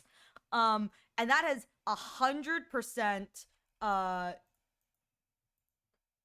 100% something that's like, ooh, that's not good. Because I have found that it's like, if you are hyper flexible, hyper mobile, that kind of thing, there is a tendency to, when you fall, because your joints can bend extra, they will bend extra when you fall. And you get stuck in positions that normal people wouldn't be because their joints don't move that way and yours do. And so I've definitely found that there is sometimes that issue of, oh shoot, if I fall over, like I'm going to mess up my thing. But I must admit that it would be very nice in that respect to like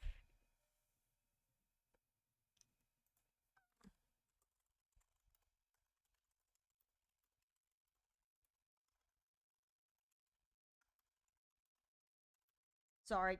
I can't type and text at the same time. Okay, anyway, blah, blah, blah, blah, blah.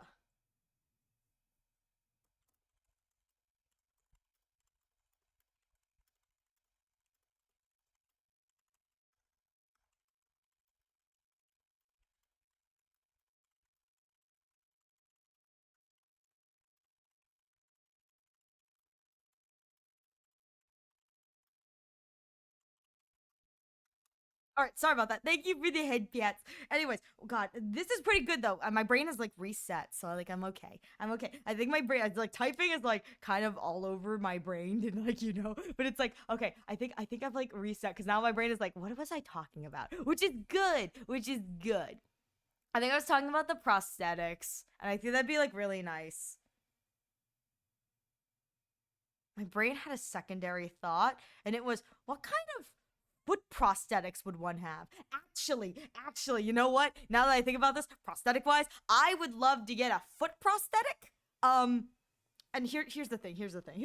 I don't think this is actually physically possible, but in a utopian world. Oh my God, Kaede! Holy shrimp! 1.9k photos. That's a lot of photos, Kaede. That's a lot of photos. Jesus, exactly. It was like in a perfect world where like theoretically everything was like perfect and fine and like I could get any medical procedure, like minor bioprosthetic done. What I would really love is I'd love a false arch. I have problems walking because my feet, the way I was born, I don't have an arch, so I'm super flat-footed.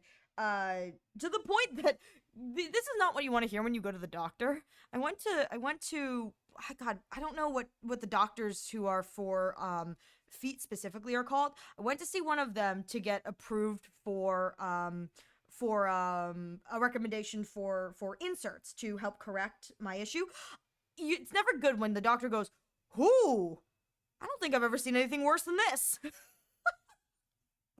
Like, doctor, don't say that to my face. You can say that in private. Don't say that to my face. Don't tell me that my feet are the worst you've ever seen. He's like, wow, I don't think I've ever seen anything flatter than this. I'm like, how dare you, doctor?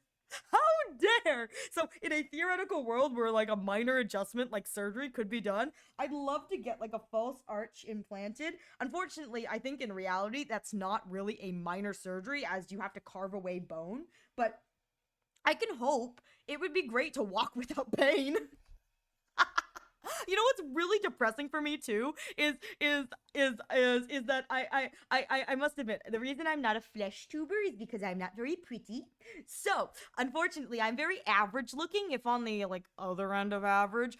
And so I have a feeling like if people were to see me in real life and I would tell them like, yeah, I have no arch, the first thought is probably just, oh, do you have no arch because of your weight? And I have to know, owie, so mean. But I think the first instinct would be people going, oh, do you have, the arch pain? Because, even just a little excessive weight can cause fallen arch syndrome. And I go, no, unfortunately, people have been making fun of me from these feet since I was 7. I have a vivid memory of a girl bullying my feet because I didn't have because I had and I quote, weird footprint shape when I used to swim competitively. that is the, like, you know how you have those like core memories from your childhood? That is a core memory I have, is some girl making fun of my foot shape when I was like 7 when we were swimming because my foot shape is different because I don't have an arch. I just, bully yourself. That's Chat's job. It is. I do apologize. I'm taking Chat's job from them. I do apologize. But let me tell you, there's something kind of humbling about being told by a 7-year-old that you've got weird feet. No, as a 7-year-old, being also told by a fellow like 7 or 8-year-old that you've got weird feet, it's kind of humbling. I did a lot of stuff when I was a child. I was one of those like constantly extracurricular kids, busy, and I've got a lot of like battle scars from the stuff that I did. I must admit, I got more lazy as I became a high schooler from the burnout, but from the burnout. And my mother, hopefully my mom's not watching this. If you are, hi Mama Rashi, this is where you're learning this. I got kind of exhausted because of A, the burnout, and B, I got really into online forums. And I really enjoyed learning about like online stuff to the point that it's like I wasn't doing anything in my room but listening to like documentaries. And this is my NSFW moment. I know a lot about NSFW stuff, and I'm a constant champion of safe sex. Do your research. Do your research, kids. If you're going to have sex, do it safely. And I'm not just talking like, the stereotypical like abstinence is the only way to prevent. Like, I'm talking like if you are going to participate in more adult activities as an adult, do your research and be safe. Consent is king. Yeah, I was one of those quiet teenagers who was in the 18 plus spaces when I was a teenager, and it's like there are tons of teenagers in 18 plus spaces even now. It's just that they're very vocal nowadays, and I think that they need to learn to keep their mouths shut. Ariel was a very quiet non-18-year-old in 18 plus spaces. It's like, dude, you can be a young adult in 18 plus spaces as long as you don't make a ruckus for anyone else. But I spent a lot of time in my teen years just kind of like, I got really, really into that at one point in time, safe sexual practices. I'm still very into it in the terms of just, it's a good thing to know, be safe. But I was really into it when I was a teen, when I was like an almost adult kind of person.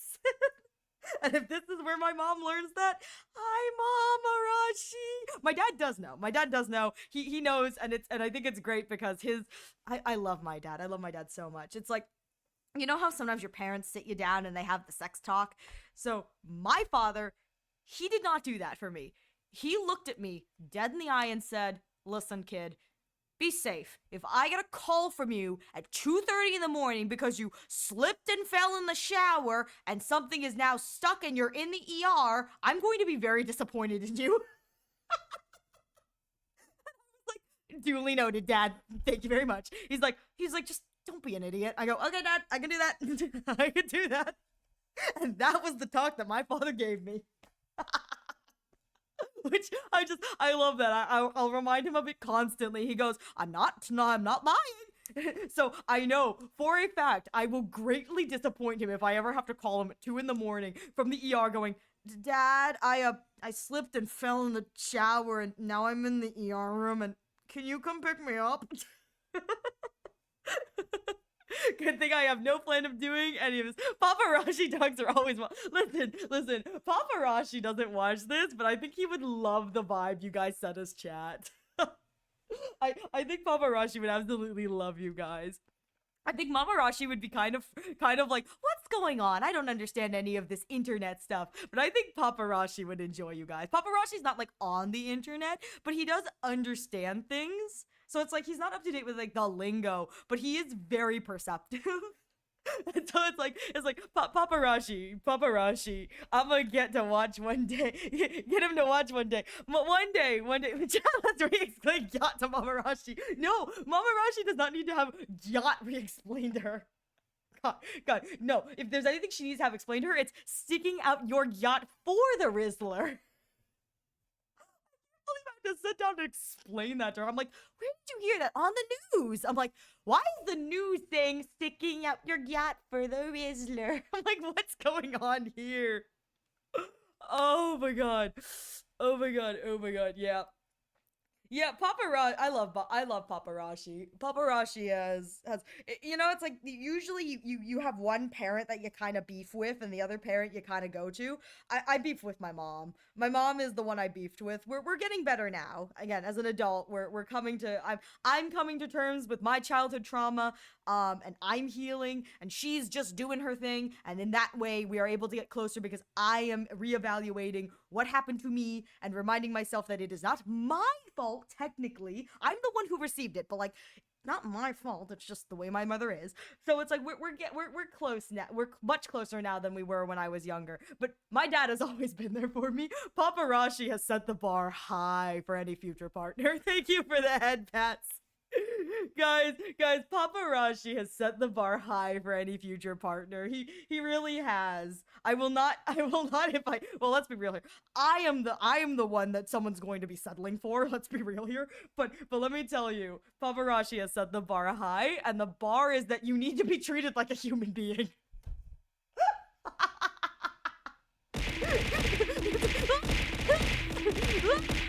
No, what is this? Why am I settled for? Listen, I know exactly what I look like and sound like and act like. I'm the one who will be. I'm the settle. I am the settle. I don't think you could do worse than me. Well. I don't think you could do worse than me, like looks wise. Personality wise, you definitely could, because at the very least, I won't cheat on you. Good lord, I have more standards than that. How dare? We support in this house, do we? I don't know if we do. We support everyone but me. That's the rule.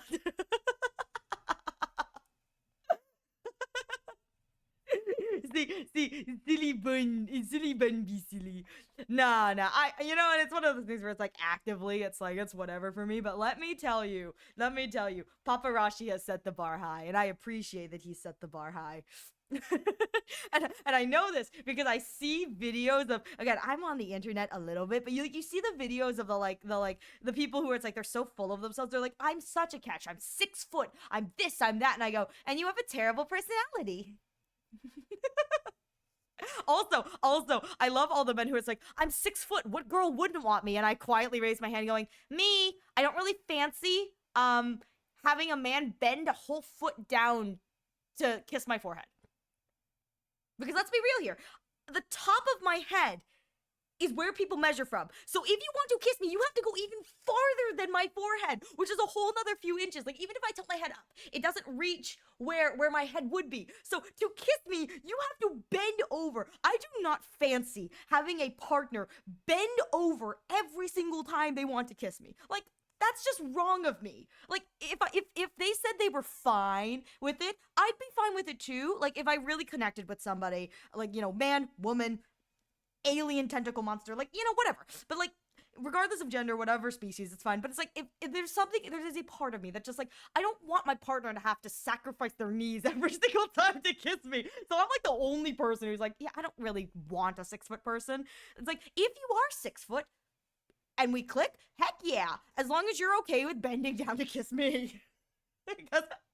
Or I'm coming up. So you either have to choose. Either you bend down or I'm climbing up. Take your pick. Skitter.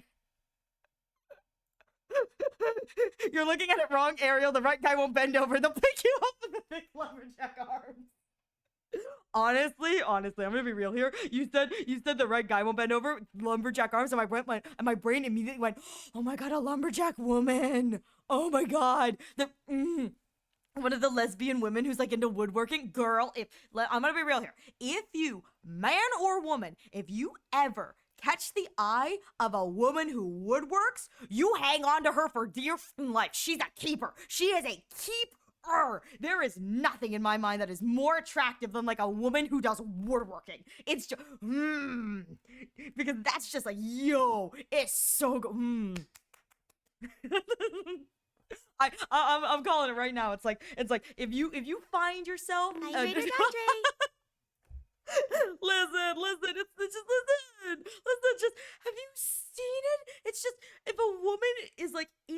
hardworking, and she's passionate about it. She's strong, she's capable. It's like she's got everything that's like, if she expresses interest in you, you hold on to that girl. You don't let her go. Do not let her go.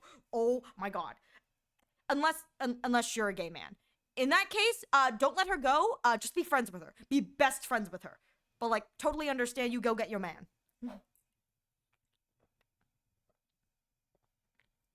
But if you anyone else, keep her. Oh my God. I see 4 hours, you've done nothing. In my defense, I am under the category just chatting. And that's what I've done today. I've accomplished absolutely nothing.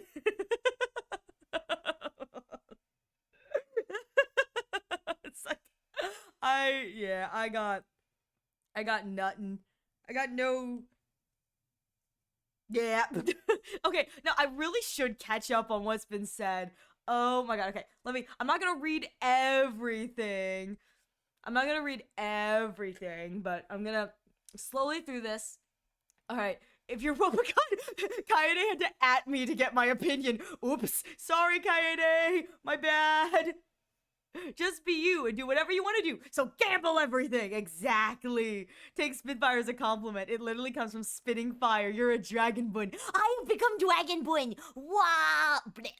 No, let's be real here. If I was dragon bun, I'd be like, I am powerful dragon. And I'd go to Spitfire and immediately choke. Just like immediately choke. Well, send me the tier list and I'll do it. If you send me the link to the tier list maker, I will do it.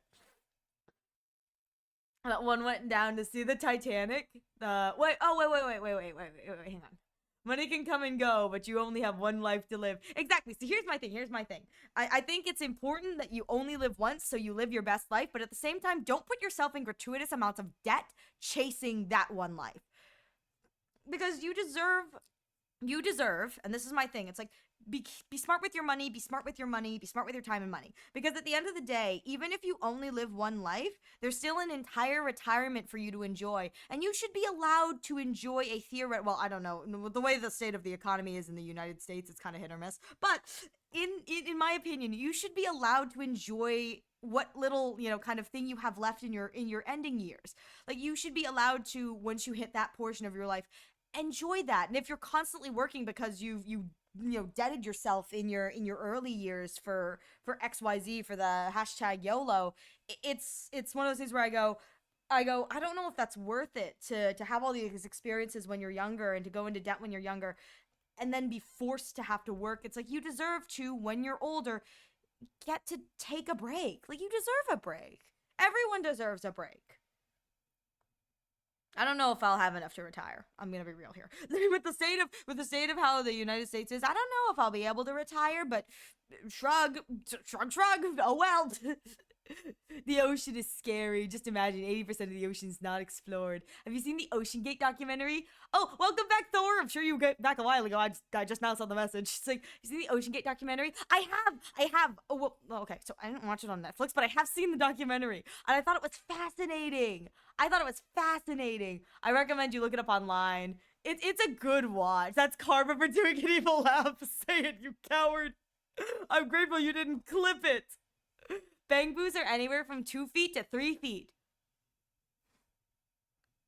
Does that mean 2 bang boos stacked on top of each other are taller than me? Because 3 feet and 3 feet is 6 feet?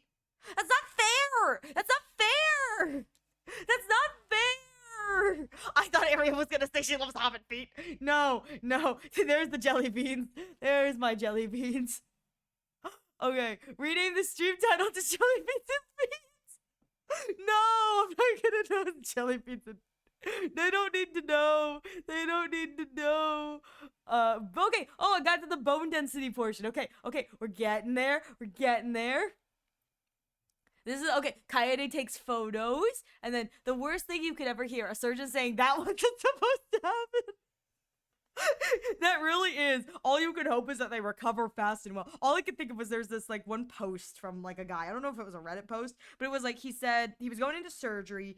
He was getting, I think, one of his legs operated on. It was like a leg or a knee or something. But they gave him prior to surgery. They were like, here, take this marker and circle the area we're supposed to be in, and then mark the other leg with a big X.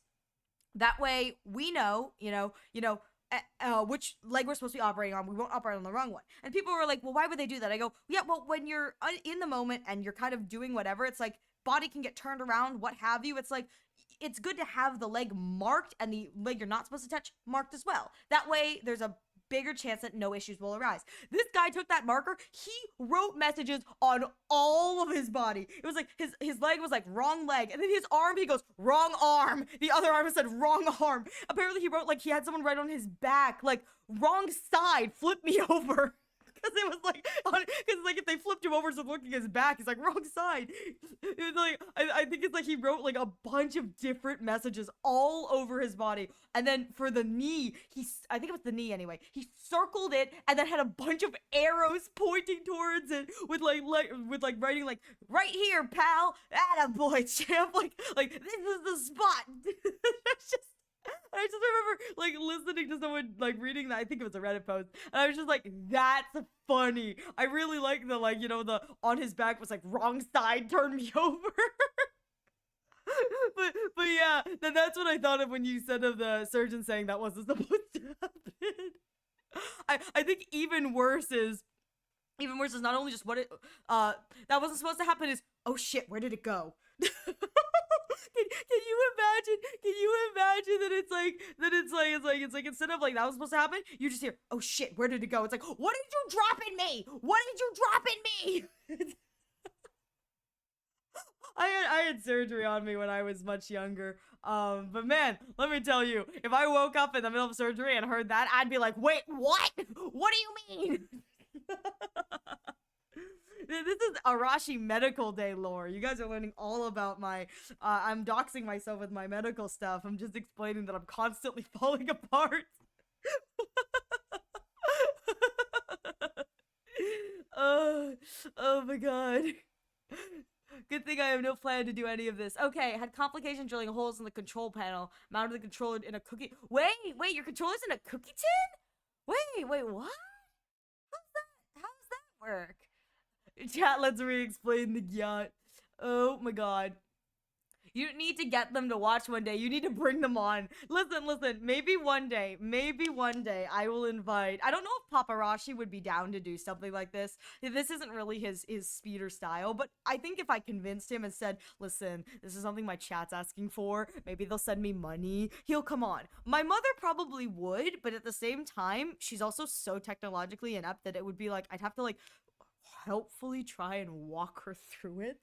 but I think I could get Mama Rashi. I think I could convince Mama Rashi to do this with me. The issue would be probably Papa Rashi. Especially since I don't know if Papa Rashi would need to get clearance from his job, even if it's like he's not, whatever. I think he has in his job contract like a no social media clause, and so I'd have to make sure that like it wouldn't put him in hot water with his HR and whatever. But my mom would definitely do it. My mom would definitely do it if I asked her, like, Mama Rashi, you come on here, Mama Rashi, and she'd do it. It's just that I'd have to remind her not to dox me. And not to say anything that could warrant a dox, because she would definitely do that. I have to remind her that she can't use my legal name here. She can't use my legal name. I have to remind her of that. But I'd love to bring Mama Raji. We'll be on our best behavior. I don't know if I trust you guys. I don't know if I trust you. Oh my god. Paparashi's a Chad. He'll make sure the bun is loved, or they have a long talk with him in the woods. Listen. I love my dad because my dad is very much so. He told me point blank. He's like, listen, I'm not gonna do the like thing where it's like a father tests their their kid's partner or whatever. But he goes, but I will be watching them, and if they fuck up, I will let you know that they fucked up. I was like, thanks, Dad. I appreciate that. I appreciate you looking out for me. He goes, if they fuck up real bad, I'm gonna let you know. If it's a minor fuck up, you're on your own, kid. I'm like, okay, I can deal with that. It's like Paparashi's looking out for me, and I appreciate that. He's looking out for me, but he also looks at me like, why? What is wrong with you? I talk to him about Honkai Star Rail lore sometimes, and he just looks at me. He goes, I don't understand any of this, kid. And I'm like, it's okay, Dad. All you have to do is sit here and listen to me talk. Like, all you have to do is sit here and listen to me talk. And most of the time, I don't talk about the lore, but I'll talk about the lore in the terms of how banner sales correlate to who's going to run and the data analytics behind that. And he'll listen to me talk about that because that's something he's more willing to listen to, is if I talk about the data analytics and trying to predict who's going to be next, who runs next in the terms of banner sales and like how much money can be made. Theoretically, just looking at the data, but I talked to my dad a lot about Honkai Star Rail. I'm proud. My mother can probably identify who Dr. Ratio is, and my father doesn't know who he is, but he understands that Dr. Ratio doesn't make enough money for him to be profitable to return to the banner. And nor will he be profitable enough to return to the banner because he doesn't make any money in the revenue generation. And that's what my parents know about Honkai Star Rail. I will say, my I got a sibling who's really into Genshin, and so I think my mother could identify my sibling's favorite Genshin characters, but I do not think that she'd be able to identify my favorite Honkai characters, just because I don't talk to her enough about the Honkai characters I really, really, really like. I just mention them, but I don't think I've ever shown her what they look like. So it's like, I think if I said the names, my mom would be able to figure them out, but I don't think she knows what they look like. And good lord, it's probably for the best, because I think she would really not like Dr. Ratio if she saw him. She'd be like, why is he so exposed? I have to be like, Mom, he's modeled after Greco-Roman. Don't you see the sash? It's modeled after like a toga. She goes, and she'd be like, well, why is his arm out? Why is his skin out? I'm like, Mom, sex sells. That's why. Your dad is money talk. He really is. Hi, Chi, welcome back. Oh my god, looks like this time I'll stand in trouble. Tell Kumomo I said hi. Anyway, anyways, oh my gods. My mom and dad are both kind of money talk. I think my mom is more just like, I'm putting up with you streaming because theoretically you can make money. I go, okay, but my dad is definitely more money talk, and we talk about that kind of thing.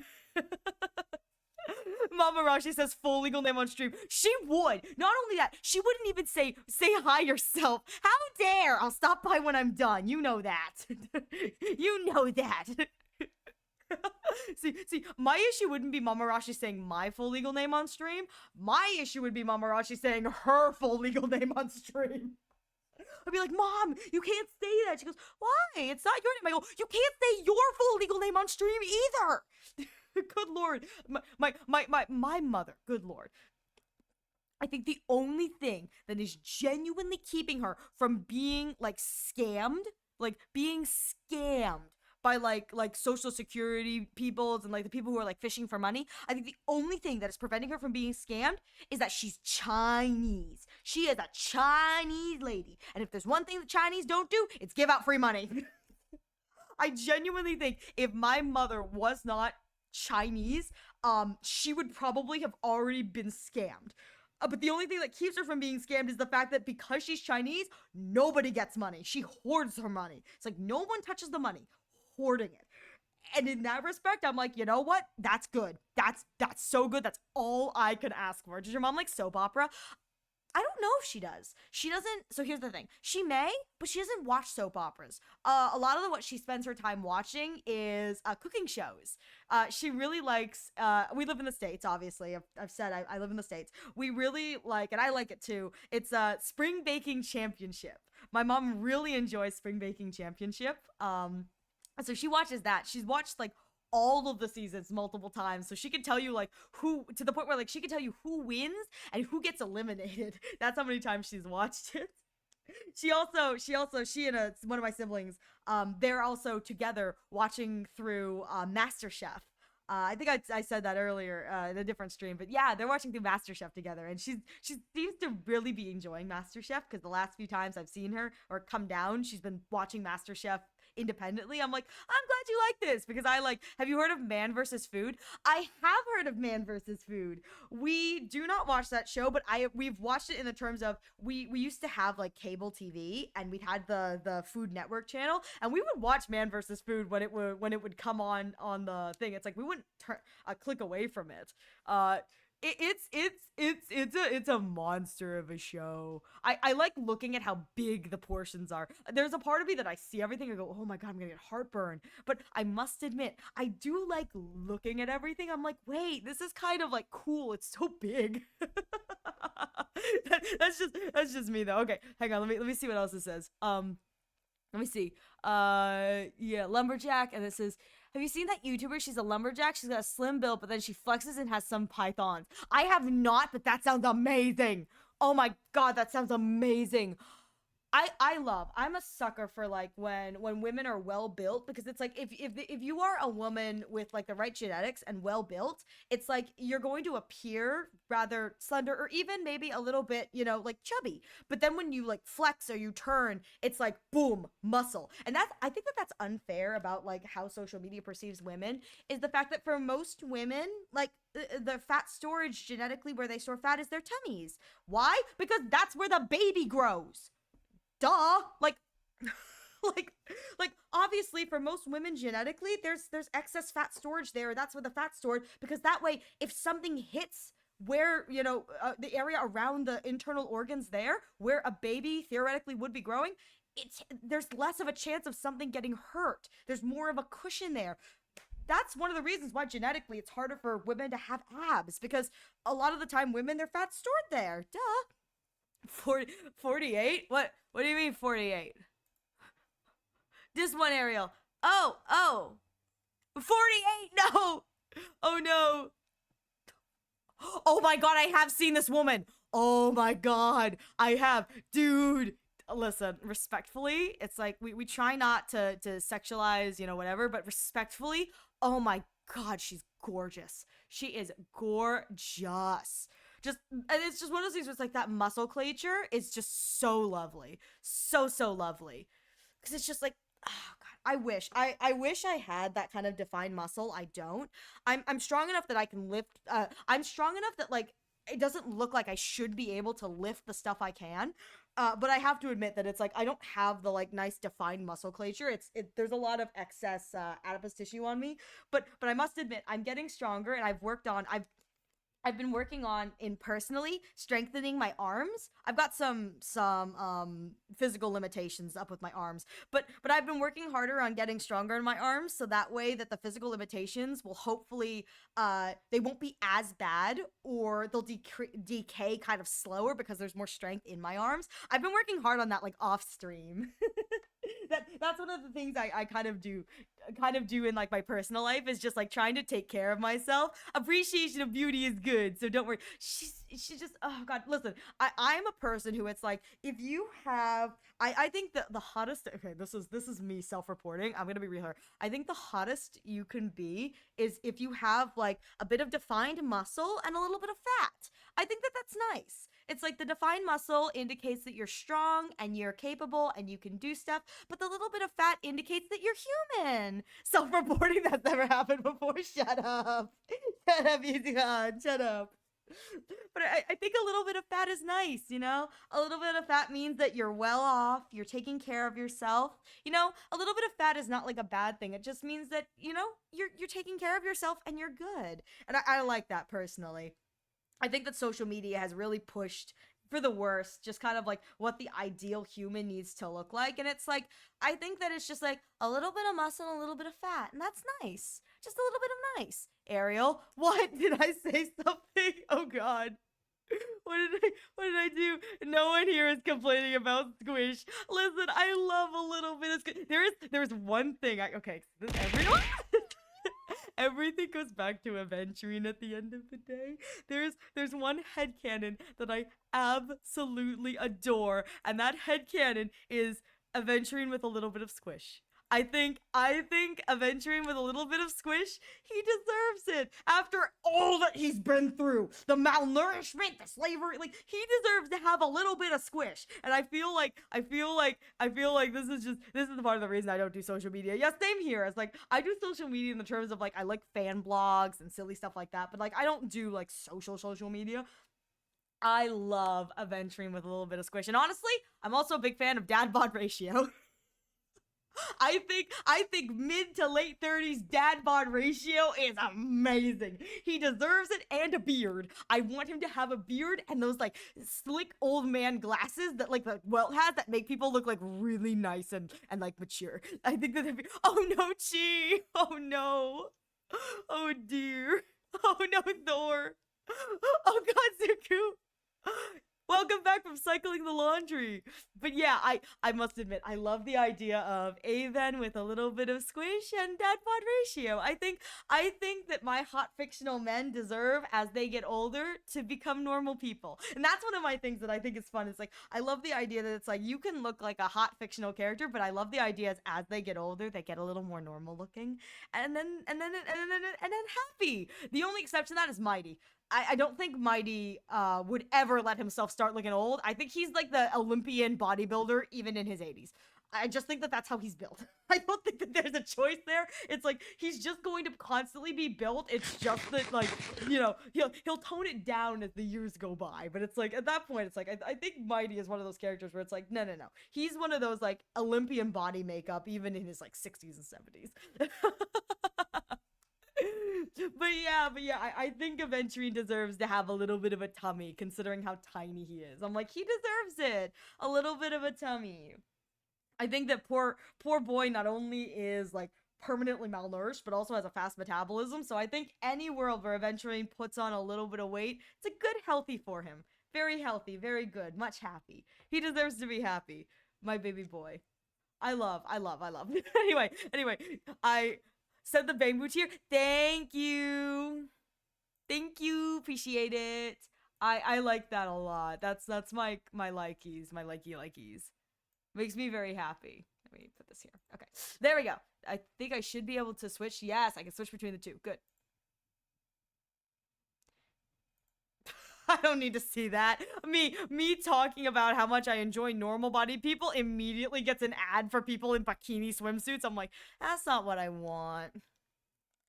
Since Amphorius is based on Greek mythology, so here's the thing. I know what you wrote. I headcanon. Dr. Ratio has that.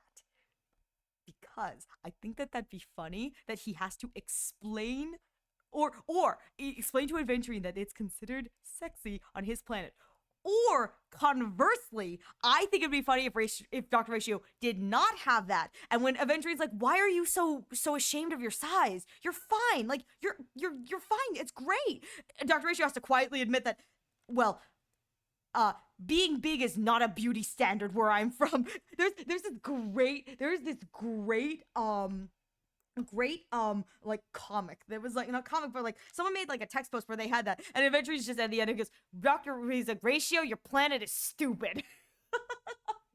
But here's the thing is, he is huge, but I think it's fun. I think it's the idea that's funny. It's like if Ratio is huge, but he's ashamed of it because it doesn't fit the beauty standard of his home planet because he's Greco-Roman inspired. I will say, I think that that's the funniest thing in the world is that people who don't know anything about Greek mythos and Greek and like ancient Grecian like beauty standards and whatever, when they look at like the like statues, they're like, why is it so small? Like, why would they be so small? I go, and that tells me that someone does not know anything about the time period. Like, it was the ultimate, like, honor to be tiny. Like, we love that. I will say, I think Anaxa should, so he can be the pinnacle of knowledge. He deserves it. I think that there are other Amphorian characters who are not, but I think that Anaxa should, because that feels in line with him, not in line with like his personality, but like in line with like the lore and the whatever. It's like I feel like that's appropriate. Also, he's so frail that it really doesn't matter. He's the kind of guy who would pass out in bed because the corset he's wearing is just a little too. Oh my god. Anaxis, the corset stays on during sex. Good night, Welsh. Please sleep well. Thank you so much for stopping by. I'm sorry that I didn't do anything today. I'll hopefully catch you next time. Please sleep well, Welsh. Good night. I must admit, I love the idea of like poor Anaxa just passing out during sex because the corset stays on.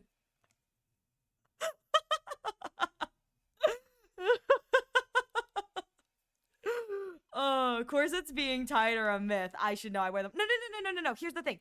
Corsets are not meant to be tight. They're meant for support. However, the character of Anaxagoras has a body model that takes the normal slim male waist model and makes it smaller to the point where I go, where are your internal organs? Anaxa's corset is worn in a way that is not healthy. It is worn in a way that is not healthy for his body, and his whole like, I'm a frail scholar kind of thing. So it's why? Because he's a fictional character. Duh. Because they can get away with that. He's a fictional character. No!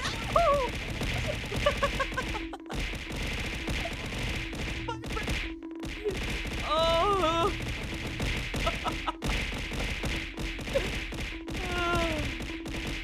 Waiting for it to be over. Waiting for it. Okay.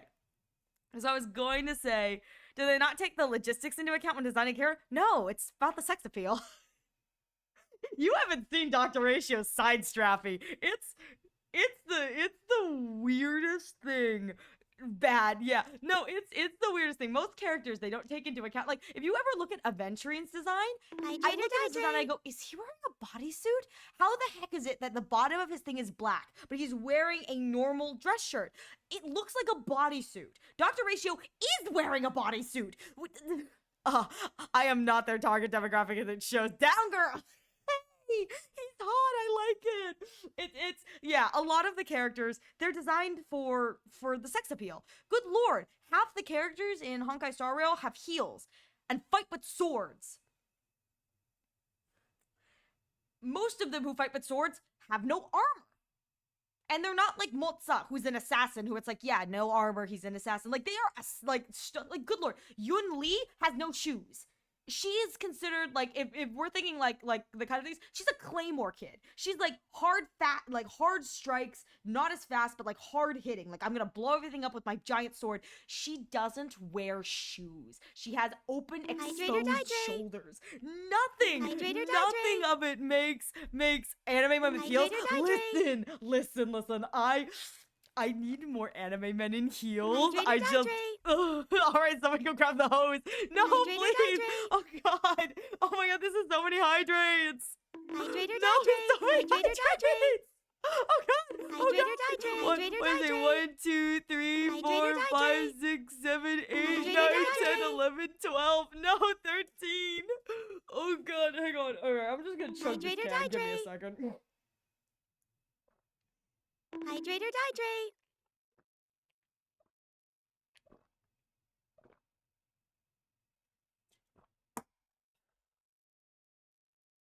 That was a lot of water. How dare you, toilet stream? No, please. I love anime men in heels. They're so pretty. And I love it when they're in heels and not just like boot heels. A lot of time they just give them in boot heels, but like I like them, or like small shoe heels. I love it when they're in heels, like thick boot heels. It's like, oh, it's so good. Like I think Cypher has heels. She's a thief. Like she's supposed to be like a quick-witted thief who's like a pickpocket. You know, again, simplifying the character, cat burglar. But it's like they gave her heels. Heels. Reminds me when we saw Kunana's heels. Yes! Like Kunana out here. She's wearing stiletto heels on the battlefield as she's fighting off monsters. Like, it's for the sex appeal. Now, let me tell you how nice it would be if Dr. Ratio wore heels. Does he wear heels? Hang on, chat. This is very important, chat. Give me one moment. Give me 1 minute, chat. This is very important. very important today. Very important. Arlecchino's heels. Yo, yeah, and Arlecchino is a physical fighter with a freaking scythe, and her heels, it's like she could stab someone with those heels. How the hell are you dancing? How the hell are you doing flips on those heels, girl? But you know what? Boot heel a la Mayo. Know what? But boot heels are hot. Boot heels are kind of hot. Boot heels are hot. No, he doesn't. No. Sad face. What is this? I didn't think he wore heels. He wears sandals. Are they flat heels? But are they heels? I thought he wore flats. Hang on. This is very important to me. All right. Update. He wears heels. He wears heels, not long heels, but small heels. He wears heels. In his little sandals with his dogs out. For Dr. Ratio out here, like, yeah, my full foot can be exposed. Who cares? I'll give them. So here's what I mean. Here's what I mean, Thor. This is what I mean. This is what he's wearing. I don't understand what the straps are for. 4.5 hours into stream, BTW. We're not even playing this game today. I'm just looking at him. But look at the. Oh, this isn't the right one. You have to look at the other Codex one. But like, look at the side of his outfit. This is a single bodysuit that tapers. It tapers down into what's probably a full bodysuit. Good lord, I don't know. It fully compresses the chest. And then you look at that, and it's like, what is his side? His side has, what, one strap? Like, what is this? Shut up! The back, the front, he's in a sports bra. It's wonderful. He's got to keep the girls nice and safe. It's great. And there's no jiggle physic, and it makes me sad. Chat, you want a little jiggle physic? I'll give you some jiggle physics. Hang on, let me. I'll give you guys some jiggle physics. Just for you, chat. Just for you. He's doing it positions right. Look at the jiggle physics. I think he's like the one male character who has a little bit of wiggle in the chest, and I think it's so stupid. It's like they really looked at Multi and went, yeah, we'll give you a bigger physics than some of the women. I'm here for it though. I love my man. My man's here is dressed to slut it up, and I'm kind of here for it. The straps are for you, Ariel. It's candy for fans like you. You enjoy it. I love it. Listen, I love it so much because it's so nonsensical. I'm like, yeah, he needs straps. No one's gonna look at that. Like, what's going on with this bodysuit, my good sir? It's even got buttons. It's got buttons. And of course, the ostentatious neck piece that dips down right into the chest. Like, I absolutely love it. I love it so much. But my favorite part about Dr. Ratio, and I've gone on record to say this, it's his little capies. Look at the little capies. If you do the Dreamweaver stuff where you get the top-down view, I was running around. I've spent a lot of time running in there just watching the little capies flap behind him. I absolutely love his little capies. They just like wiggle. but yeah, I was positive he had. I was like, I think Dr. Ratio has like small heels because I didn't think they were flat sandals, but they're not like heels. Like these are heels. Look at this. Like this is a woman who runs around the battlefield wearing that. Quite literally, it's like, yeah. I mean, even this one, actually, these heels aren't. Nope, these heels are pretty bad. They're just kind of dark and hard to see. But even these heels, it's like, this is a woman who is constantly fighting off gods and monsters, and she's wearing heeled boots. They're not stilettos, but they're still heeled boots. You know how Jiggle Physics Billy, and he's a friggin' cyborg. Hey, don't do my man Billy like that. If he wants to have a little jiggle, let him have a little jiggle. Just because he's a cyborg doesn't mean he can't have nice things. Just because he's a cyborg doesn't mean he can't have nice things. I love it. I love this though. Oh my god. A high heel is technically anything over an inch. What are we thinking, chat? Over an inch? Is my boy wearing high heels? What are we thinking? I think Aventurine also has quote unquote high heels. I think he's got heeled shoes, but I think they're like business shoes, so it doesn't really count. That's the woman who ran up to the robot's arm. What are we thinking, Chaz? Is that over an inch? I'm gonna say yes, just because I like the idea of him wearing a heeled sandal. Let's pull it out for scale. I don't know what the scale is. I love him. I love him so much. Man really decided he wanted to go out dressed like this today, and I'm kind of here for it. I'm kind of here for it. It's like, I feel like if any character wouldn't dress this way, it would be him, and he decided, no, I'm still gonna dress fancy. I'm dressing up fancy.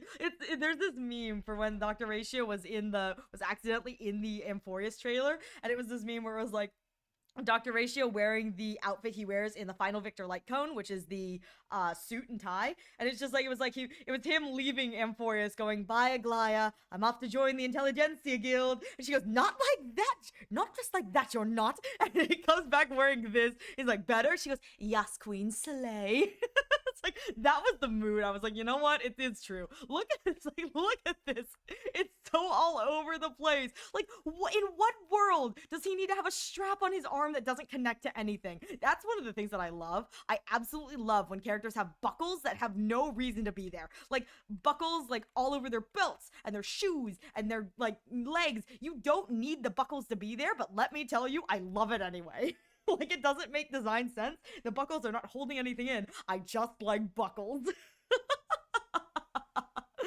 Oh my god. Oh my god. Have you ever seen these, like, absurdly long cowboy boots? Stiletto absurdly long cowboy boots just entered my brain. I would love that. Unironically, that sounds really fun. Just like big cowboy boots. Much big cowboy boot. Final Fantasy design, more belts than ever needed, but you love to see. Exactly. It's like, you look at that, you go, yeah, that's a cosplayer's nightmare. Like, those belts don't even go anywhere. What the heck? But I love it anyway. I mean, Himiko doesn't even fully wear her coat. Himiko is a goddess. She doesn't need to do anything. All she needs to do is slay and stay alive. Dear Lord, please stay alive. We're all traumatized. Even those of us who haven't played Honkai Impact 3rd are traumatized. Get back on the express. By absurdly long, I mean, stay on the train. By absurdly long, I mean like several feet of a single-inch wide tip. What the fudge? Who needs that? Oh my god, several feet? Holy shrimp. It's like truly a case of like, who needs that? Who needs it to be that long? Apparently we do. But you know what? That's kind of slay. That is kind of slay. You know what? It's the last 30 minutes. I really feel like should I try and I'm sorry to all the oh my god. You okay. That was probably like a good 3 to 4 seconds of me having to just scroll. I'm just gonna scroll to the most recent messages. You know what Arknight's character that has belts for day? Angelina from Arknights, especially her skin. I love belts. I don't care if they don't go anywhere. I know some designers, they have like, that's their pet peeve. It's like, why are you putting belts on characters that like go nowhere? Like, what is this? I go, it's like, do you just think it's cool? I go, yeah, it's cool.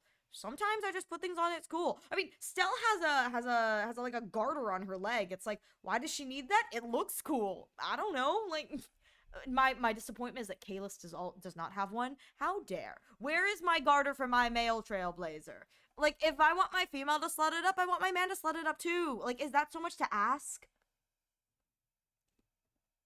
Does Finon have exposed skin? I just realized. I don't think Finon has, well, okay, other than the domain alt. Does normal Finon have exposed skin? Oh my god. I had a moment where I go, did we not get fan service with Finon, except for the fact that he quite literally gets half naked in his domain alt? Finon does not have exposed skin. No! Yeah, hands don't count, no. How dare they? Well, you know what they did is they looked at My Day and said, you know what? If you put the two of them together, that's enough exposed skin for the both of them. Someone grab a towel to catch the drooling. Listen. My favorite man so far is actually Anaxa. I really like him. He doesn't have exposed skin, but he also has his soul showing, so like, potato. He's also got the world's most tiny waist. I feel like that deserves a little something. World's smallest waist. You know it's bad when your waist is smaller than Aventurine's. Your waist, Anaxa, is smaller than Aventurine. Is it 100 line? Thank you. I appreciate you. I will do. Thank you. Because I wanna be there. Well, I'll lurk. It makes me sad. I'll have to catch her another day then, sad face. Oh, sad face. Anyways, but no, don't mind me, Drew. Just close your eyes. But I can still hear stuff. It's 4.5 hours in, just thought you should know. Oh, I know. I can see. I have a timer on my OBS that lets me know. I feel like they could have done more for Anax's waist. It's wasted potential.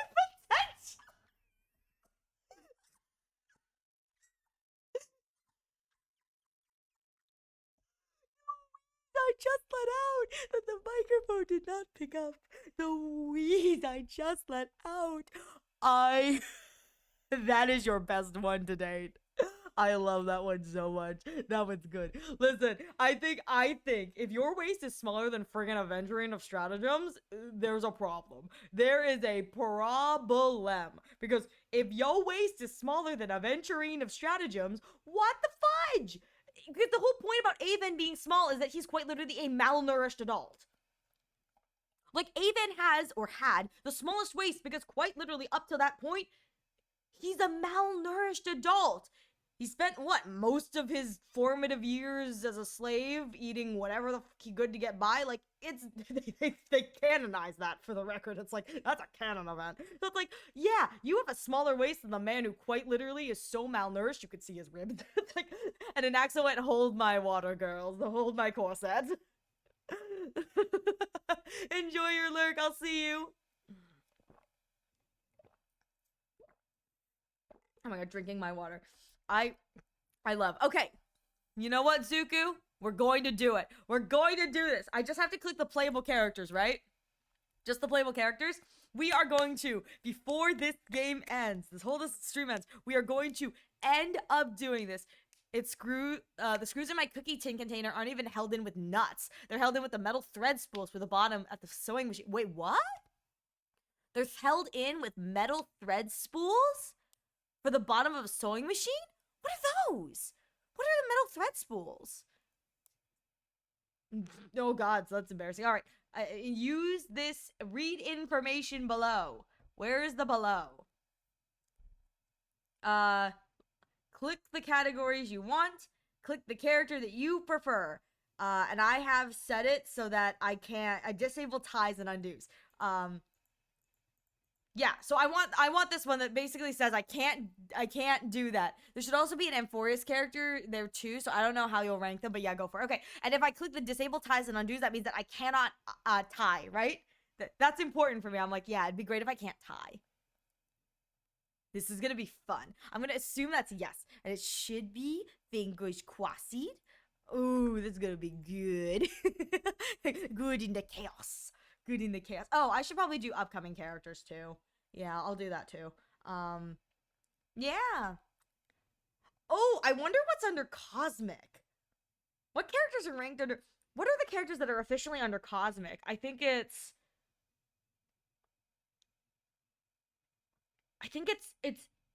What is it? It's... Oh god, we'll have to check that because I'm pretty sure Cosmic, it's only 4 characters and it's Dr. Ratio, and I think it's... It may be Boot Hill, Rappa, and Acheron. I think that's what Cosmic is considered. You cannot do ties on news. Good. All right, let's do this. Start. Just remember, they're called bobbins. Oh, I like that, bobbins. I like that, bobbins. Okay, so I just have to choose the character I like more, and I cannot undo or tie, which is fun. This is gonna take me a while. No, it's not. Maybe not.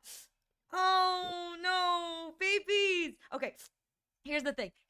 You guys are gonna learn how I feel about characters because I haven't met them in story yet. I freaking adore Whoa. Oh, Sparkle Argenti Black Swan. Okay. What is Acheron? Is she cosmic too? I'm gonna judge you so hard for your choices. Listen, it's just gonna be a lot of men. It's gonna be a lot of men. Let me have this. Ooh, okay, I don't know who either of these are, but I love Hyceline's. I saw her animations and her design. I am in love. Sorry, Kayla. March, my baby! No, I have to choose between mom and dad. No, oh god, mom and dad. Do I like team grandma or team mom more? I think I like team mom more. I think there's more in the story that I like for her. Asta, my baby. Dude, I have a newfound appreciation for Asta, not for any character reason, but because she is the only free unit I have found that goes really well for the trotter catch. Holy shrimp, she is great for the trotter catch. I have done so well with the trotter catch with her. It's great.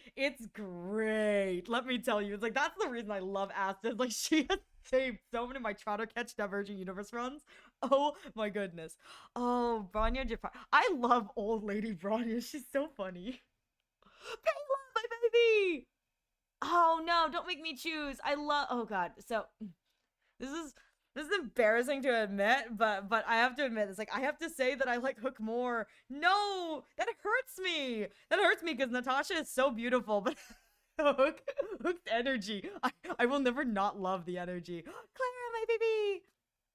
Oh my god. Okay, so here's my thing. I haven't seen much of oh god, can't speak at this. Sushong. I have not seen much of Sushong in the story, and for that reason, I'm going to choose Jingjae. I may really come to like her, but I cannot remember the last time I saw her in the story. Where Jingjae's hilarious. Sila, my baby. Fudge. Mm. Oh, shoot. Oh, no. Okay.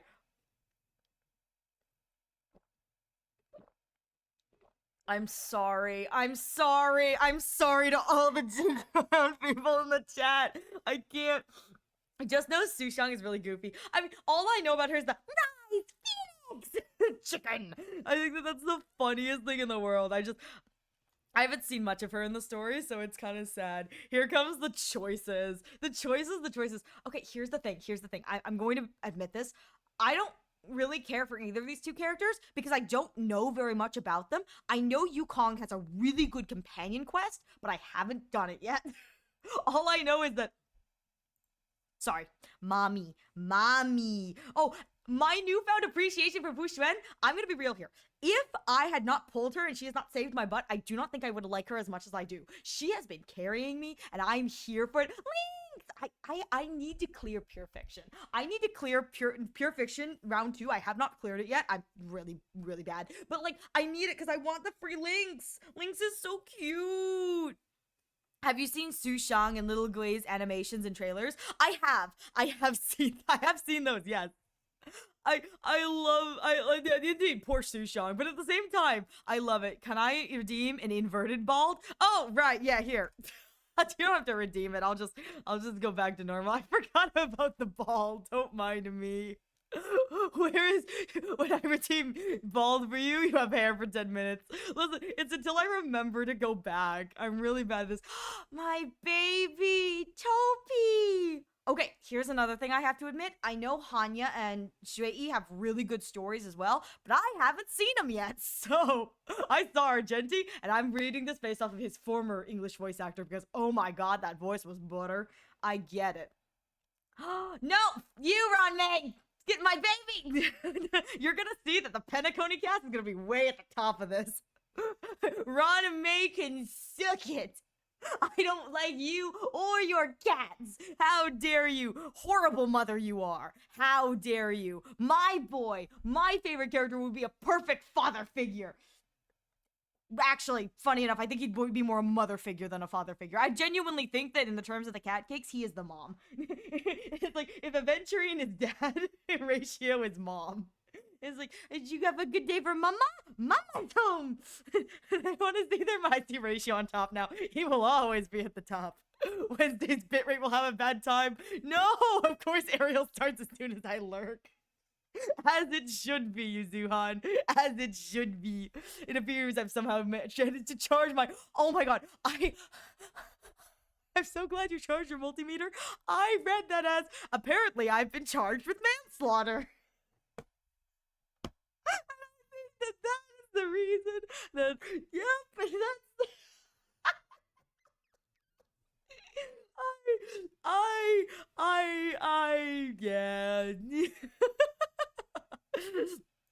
Avon does seem like the father in the relationship. He does. The cat cakes are his children. He's the fun dad, and Ratio gets to be the one that says, no more treats. Like, you know, a mean mom. Black Swan, I love her. She's so, oh, no, my babies. I love Sparkle way too much to say no to them. Me, the Acheron, you. I'm saying, I didn't need Acheron. Oh, this is a hard choice. I absolutely love Gallagher. But my baby girl! My baby girl!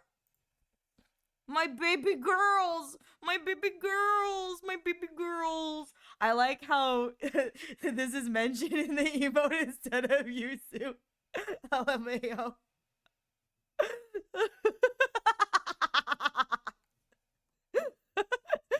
The bongo has walked away.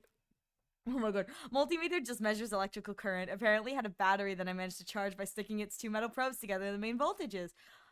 Fascinating. I didn't even notice that, Zuku. That's funny. I like that. That's good. All right. Oh no. I don't know if okay, I like Jiaokyo more just because of what happens in the story. God, I have to admit that I'm IPC trash. Jesus, I have to admit that I'm IPC trash. In my defense, I don't know much about Yoonli, so that's kind of my thing. Fei Xiao, my beloved. Motza, my beloved. I just don't like Sunday. My son response is, I just don't like Sunday because he could have been a stellar hunter, but no. Firefly better be in the top 10. We'll see. We'll see how it goes. Oh, I love these two ladies. Fine, Herta. Thurta it is. my boy. My boy. Oh, this is fun. Okay, here's the thing. I absolutely love Cypher's voice and her personality. I don't know jack squat about her in game, but the entire fact that her entire trailer was like, I'm gonna steal a little something from everyone. I love that. Her voice is so good. I feel like I have to choose Hoyo's favorite child. No, not my children. I like Marge. Marge is my baby. Marge is my baby. Oh, shoot. Who do I like more? I think I like Kalis more. Himiko, my beloved. My dad, Welt. I love them. Pela, my baby. I just realized, I feel like I haven't seen some of the characters I expected to see. Maybe I did. Maybe I didn't. Where's Mini Herta? I haven't seen Mini Herta. Where's Mini Herta? Oh, that's probably under alts. Oh, I probably should have clicked alts because I'm Vibrator Lune isn't in this, is it? No, I probably should have clicked alts. That's where the Mini Herta is. What are the other alts? I don't know. Cypher is actually MVP. Oh, Aglaya and Herta. Listen, I love both of them. Clara, my beloved.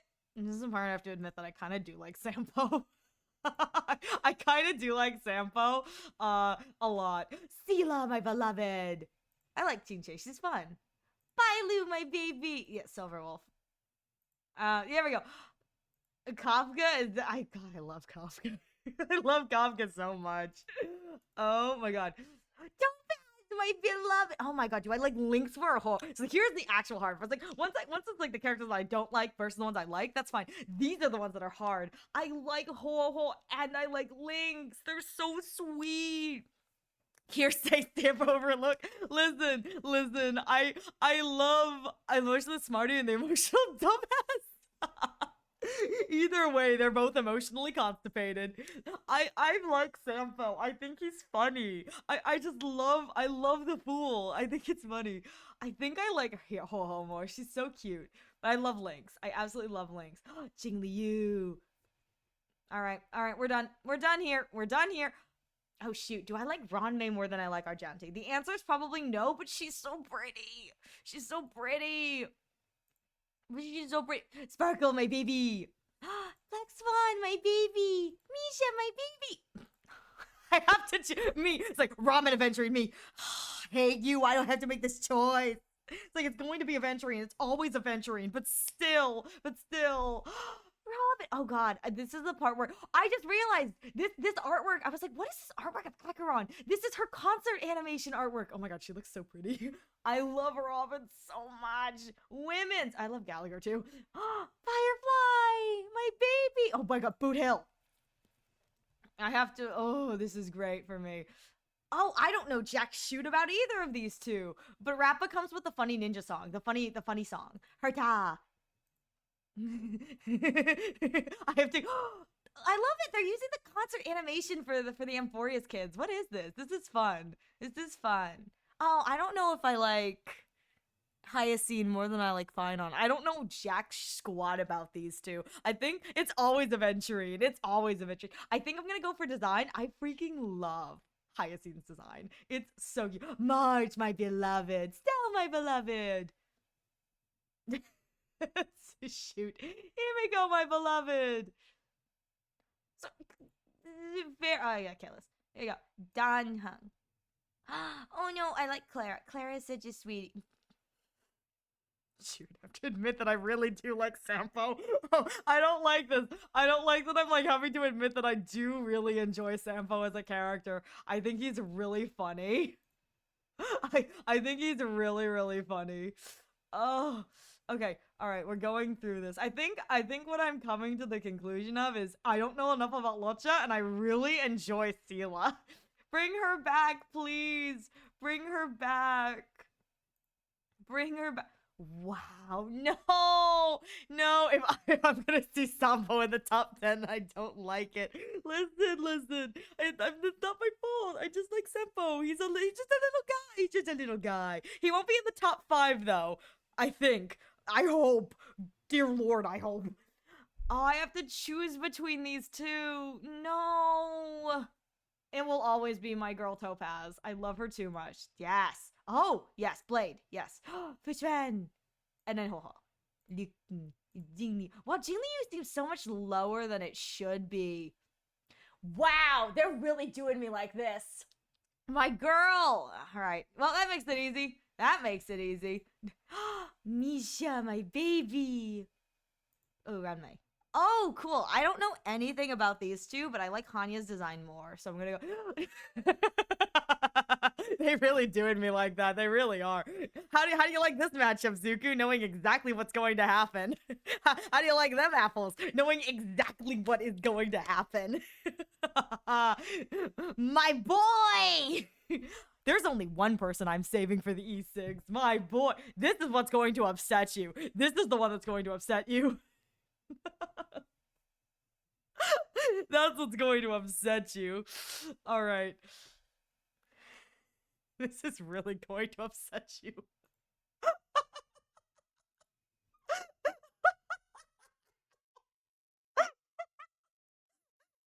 Follow me. No, don't follow me. Don't follow me. I promise I'd be good. I return to the chaos. Welcome back. I don't like it here anymore. Listen. I'm sorry, okay? I'm sorry. It's not my fault. It's not my fault. Ooh, Fei Xiao. Aglaya, yes. Thing. I have to admit I like Sunday more. I hate that. I hate that for me. I like Mighty. Hyacinth, so pretty. I like Tribute. Wow, I'm really revealing in this moment that I don't know anything about Finon, so I'm going based off of design, and I just really like the designs of everybody else. Ain't no one gonna stop you. I'll keep Ariel to myself. The girls are fighting. I'm 50% of the way there. I did it. Stell. No, Himiko Welt. I like Clara more. Shoot. I like most characters more than I like Kayla's. This is embarrassing for me to have to admit. I'm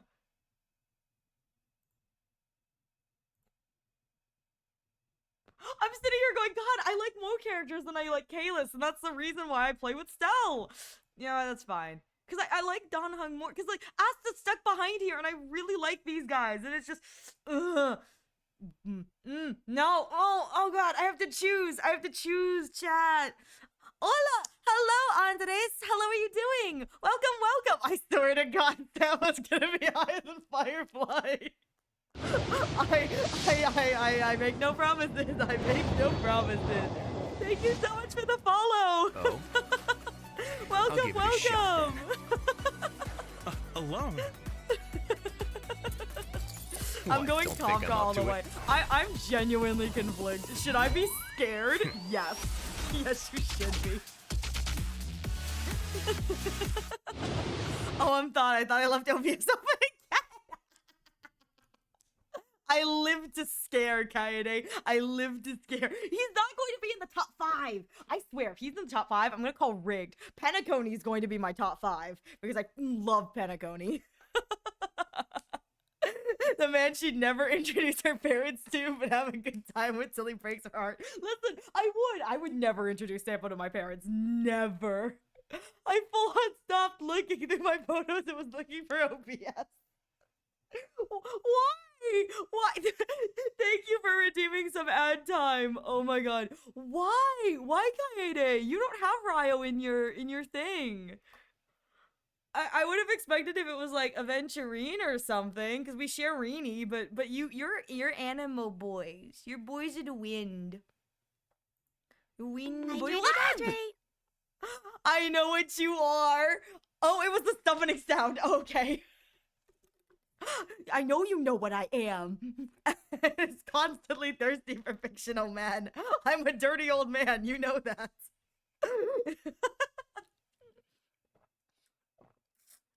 All right, hydrated. And she did not pick Firefly 3 times in a row. Listen, Gallagher has saved my butt. He deserves that much. He deserves that much. And you can't blame me. You can't put, excuse her. Listen, you can't put Aventurine and Firefly in the same thing and not expect me to choose Aventurine. You can't expect me to not choose Rini. I love him. I love him so much. He's perfect. He's perfect. Absolutely no flaws with Aventurine whatsoever. No flaws. All right. Silverwolf. We're going Silverwolf because I love Silverwolf. Mommy. Shoot. Hot fictional man. Firefly and Aventurine, I can understand, but Gallagher over Firefly. Listen. I can explain. I really like Gallagher. Now I'm watching. Listen. I really like Gallagher, and he's quite literally saved my butt. There are two characters that have been carrying my team. That's Fushuen and that's Gallagher. I owe him that much.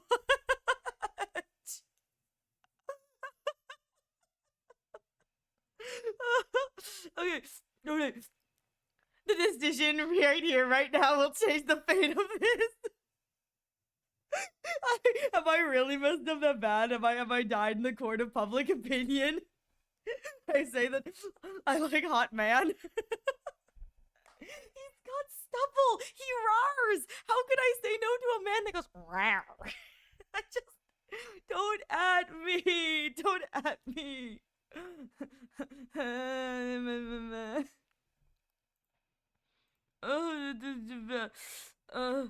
Jingliu is so low on this. Why? Oh, okay. Going through. I don't know any of these characters. I didn't think it was going to be this far in. I swear to God, if this ruins where it is in the thing. You chose Blade. We're best friends now. I like Blade. I like Blade a lot. I think I've lost friendship with Kaede because Kaede's favorite is Jingyuan. I think I've lost friendship with Kaede and my other friend who really likes Jingyuan. So I'm like, I'm screwed there. Well, this is the predicament now. See how it feels. I was waiting for the time where it gives you Aven and ratio in the same. Listen, and the choice is easy as easy peasy, motherfuckers. So easy. Like I have no shame. I've talked on length about how I love Aventurine, but there's only one character I'm buying merch of, and that is Dr. Ratio. The only reason I own Aventurine merch is because what if Dr. Ratio gets lonely? What if Dr. Ratio gets lonely? He's gotta have his partner, so they come as a set. No hesitation at all. Listen, I knew exactly what it is. I lurk again. I leave a towel toasted and drool everywhere. Let me have this. I'm allowed to sip today. Let me have this. This part is actually kind of easy. Aven, Sparkle, Robin. Oh shoot. I really like Black Swan too. Galley. I think Firefly. Shoot, Black Swan is. I love Black Swan. I wouldn't think to put her here. No, Black Swan, Boot Hill, Jokjo. I love Misha, but this is just oh shoot. This one's hard because I don't care. I don't care enough about either of them, but I like them both. Do you want to see my lemon seedlings? Dang. Oh god. Is this where I reveal that I'm IPC trash? Maybe it is. Maybe at the end of the day, I'm just IPC trash. This is gonna piss people off. Misha over Jade is a crime. Listen. I love Misha. I love him. And honestly, that's not Misha. It's Mikhail. Have you seen Mikhail? He's just like, I'm sorry. I'm gonna simp for the 80-year-old dying man. He's kind of hot. He's kind of hot. I like how they put Boohill wearing a Santa hat. It's easy, Anaxa. Listen. This is gonna make people upset. I love the Herta, don't get me wrong. But what I have seen of Anaxa, I absolutely adore him even more. But I love the Herta too. Herta. Mutsa. Oh, no, I like Feisha more. Feisha's fun. Kitty! Kitty. Oh, I love Aglaya. She's so pretty. Castress. Mighty. I don't know much about Fugue, but she's pretty. That's where I revealed that I don't care. Wow. Okay, this is the moment where I have to go. Do I just like Sunday enough that I'm going to say that I like him more than Finon, who I know nothing about? Or do I don't know. You know what? I'm going with Finon purely because I played his trial and I enjoyed his trial more than I enjoyed Sundays.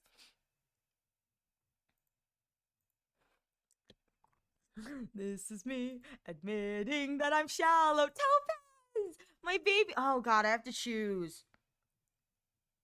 No, I like March more. I love March. Stell. Oh god, here we go. Here we go. Dad. Clara. Don't judge me. Don't judge me. We're going through this, and oh my god, my children. I love Hook so much. Okay. I like that I can kind of see how the order is coming together now. I feel like that's kind of fun. I think I like Survivor. Okay, this is kind of fun. It's like I can kind of see it coming together now. We'll see how it ends. We'll see how it ends. But I hope Yanqing's at the bottom. I stand on principle with I lost my first 50-50 to him, and I can't do it mentally and emotionally anymore. All right, this is where I reveal that I really like Amphori. That I really like Petacone. I'm gonna make somebody really upset. I'm gonna make some people really upset here. You guys are gonna get really mad at me.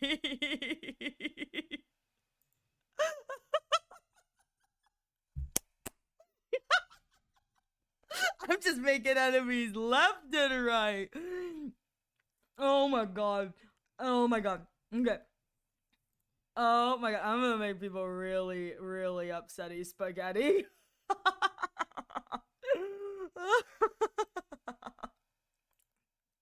I'm kind of here for this. I'm kind of here for this.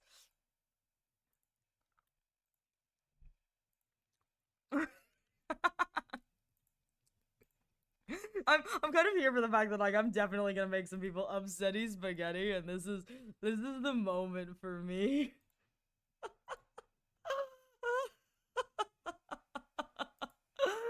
Oh, okay. Are we almost done? Are we almost done? Are we almost done now? Because we've I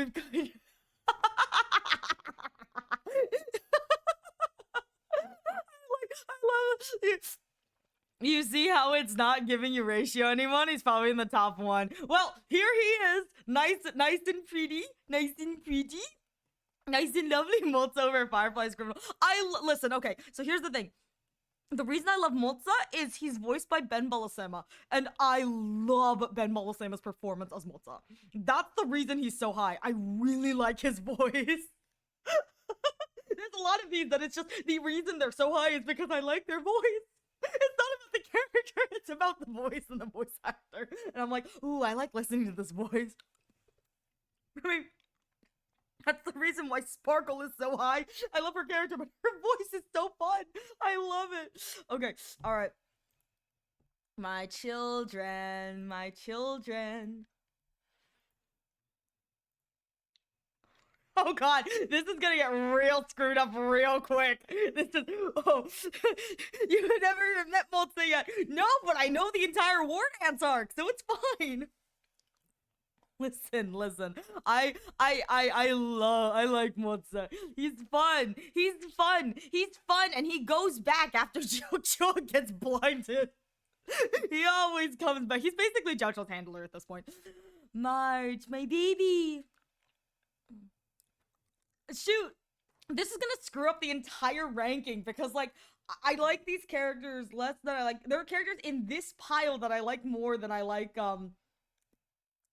here, because if I click this I'm going to go pretty deep, and Firefly's still behind here. Enjoy your lurk, but Topaz over Gallagher was okay. Yeah, obviously. It's Topaz and Numpy. It's Numpy, man. I'm making Zuko very unhappy today. I'm making Zuko very unhappy today. I'm kind of here for it. I'm kind of here for the fact that I'm making Zuko very unhappy. This is kind of fun. This is kind of fun for me. Oh my god. I'm just clicking stuff now. This is great. Oh my god.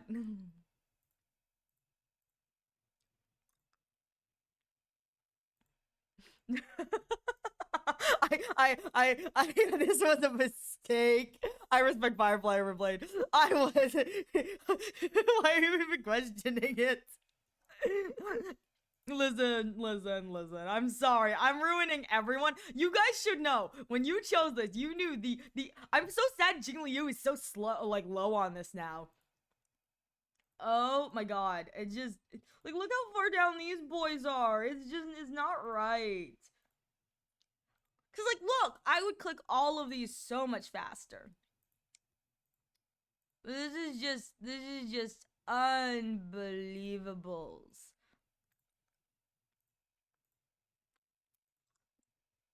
Me clicking through this like, yep, this is fine. I stand on principle with the last one. So, how are we feeling knowing that Firefly is not in the top 10 and that I chose 2 4-stars over her? How are we feeling, chat? Zuko's losing it. I know I was the one to recommend it, but damn. Listen, I'm going to be real here. I'm really upset with some of this placement because I genuinely think, in my opinion, and this is just me, because this is me, I think Acheron should be higher. I think Jiao should be higher. I like them more than I like Blade and Fei Xiao and Black Swan, and she's lower just because of the way it works. So I will say, you're welcome. Sampo is not in the bottom, but following the mental damage from this. Listen, I stand on principle. I don't like Yanqing just because he ruins my 50-50s. I'm proud to say that my top 10 is women and the gays. Women and tiny waists. That is my top 10. I have women and tiny waists. And Anaxa. Listen. Anaxa's the tiny waist. He's fine. He's doing great. Oh my god. Yeah, unfortunately for everyone, I ship Anaxa with Aglaya. I think Toxic Divorce is kind of hot. He's just here because I really listen. He's here because look. Stop throwing. No.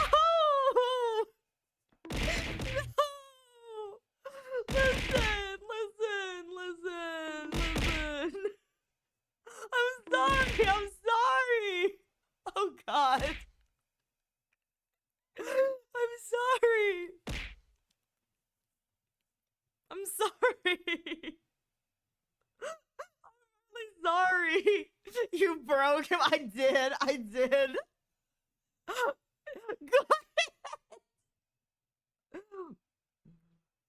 Listen. I knew how this was going to go. I didn't think March and Stell would end up as high as they did. It's just that I like them more than Silverwolf, but like, you know, but we knew how the top were going to end, and the top is exactly what I expected. Top 5 is exactly what I suspected. My love for Dr. Ratio reigns true, but I absolutely freaking adore Sparkle and Robin. And again, I don't know anything about Anaxa, but the character archetype and the design absolutely screams something I'd love, and I'm here for it. I'm here for it, and the voice lines I've heard from him. But it is indeed all or no, no, Zuko. Zuko's just to add insult to injury. Anyways, well, now that I have sufficiently broken poor Zuko's dead. I kind of feel a little bad. I'm gonna be real here. I feel bad, but I do really like Gallagher. Have you heard his rare voice line? He's like, back when I was a little kid, Misha, I think it's about Misha. He's like, Misha's a well-behaved kid, always smiling, being polite. Me, I was a little terror, running around and biting shit. Rare. He goes, rare. I'm like, there's nothing more perfect than how stupid that sounds. It's like rubbing salt in the wound. You don't feel bad at all. I feel a little bad. I know I was expecting Firefly to be a little higher up, but I have to admit that, like, the way this worked, that it's like, yeah, I would have expected her to be a little higher. And at the same time, I don't know. This is, yeah, sorry. I like a lot of characters. I like that this just reinforces that my yaoi's at the top, and I like girls. I think that's what this tier list reinforces is yaoi at the top, but I really like girls. I like cute girls. Cute girls. I would have been fine if she were in the top 10, but no. I can't even claim that she's close to the top 10. I'm sorry. I'm sorry. Toxic yaoi and cute girls. Exactly. And Anaxa, who's got the waist of a girl. So close enough, It's like toxic yaoi and my girls. I love my women's. My women's are beautiful, but toxic yaoi reigns supreme. My beautiful, beautiful toxic yaoi at the top. I love them. They should kiss. I also love that for this, they used Ratio's Crown of the Mundane and Divine photo. Like, they could have used another picture of him, but they used Crown of the Mundane and Divine. I would have loved if they had chosen the bathtub. That would have been funny, because that's the light cone, but, like, Crown of the Mundane and Divine is fine. It's fine. Now, Keith! You were asses over white. You're like asses over waifu. I do. You should know that. Listen. Be grateful Sampo did not win over Firefly, because I could have done that. Topaz is in the top 10 for God's sake, but not Firefly. I love Topaz. She's adorable. Well, actually, I love Topaz, but I also love Sam Slade's voice. I like Sam Slade. Listen, a good ass even on a man. Listen. It's a good ass, but at the same time, I think Aventurine is flat as a board, and I think Dr. Ratio is flat as a board.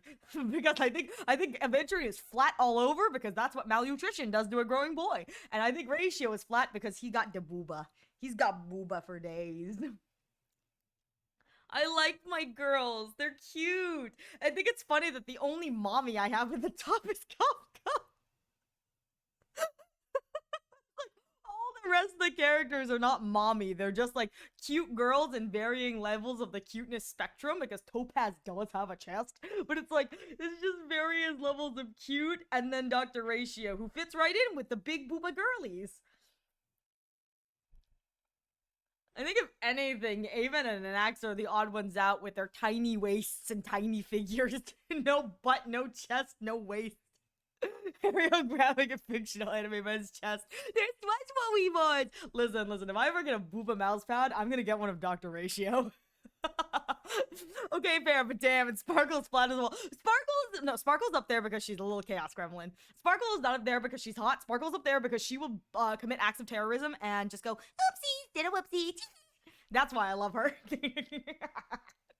she's a little chaos gremlin, and I love her for it. I could have told you going in that top 1, 2, 3 would have been Ratio, Avon, Sparkle, because I don't talk about how much I love Sparkle, but I love Sparkle. I love me a Delulu woman. Smash, I mean, what we talking about? Smash, what? I will say, I probably should have put on alt forms Because I think Don Hung would have been higher if it was in Baibitor Lune. I don't care for Don Hung, but Dragon Don Hung, I mean, wow. Also, March would have been way high up because I would have put Hunt March up to the top one. Like, yeah, all the marches. All the marches. But yeah, what's the raw text result mean? Oh, it's just a thing that reminds me of my sins. Sent a gift in DMs. Oh, what? You're welcome? What do you mean? What did you do? What did you...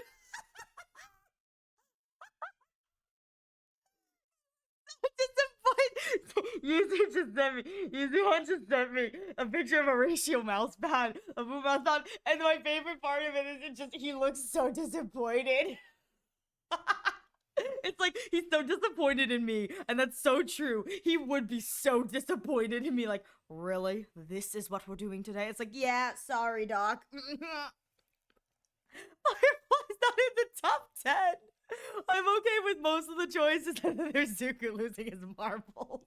Firefly's not in the top 10.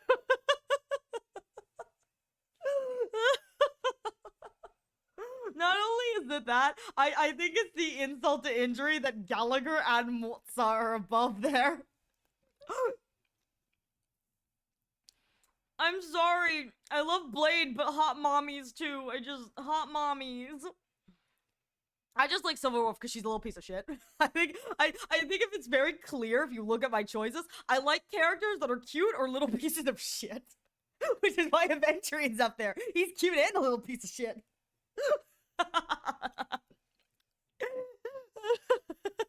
She's at least top 10. Who's top 10? I want Ariel Mousepad and all the patties. No, you know what it would be? It would be the like, you know how like the mouse pad is the booba? It would be her ears. Her ears would be that, and she'd be upside down looking at you. If I could get an artist who I could try to make it so it looks like she's trying to look at you, but she's falling on her back with the dumb sticker. That is the vibe. It's like the ears of the mouse pad, but it's like she's trying to turn and look at you, but she's kind of like flailing on her way over.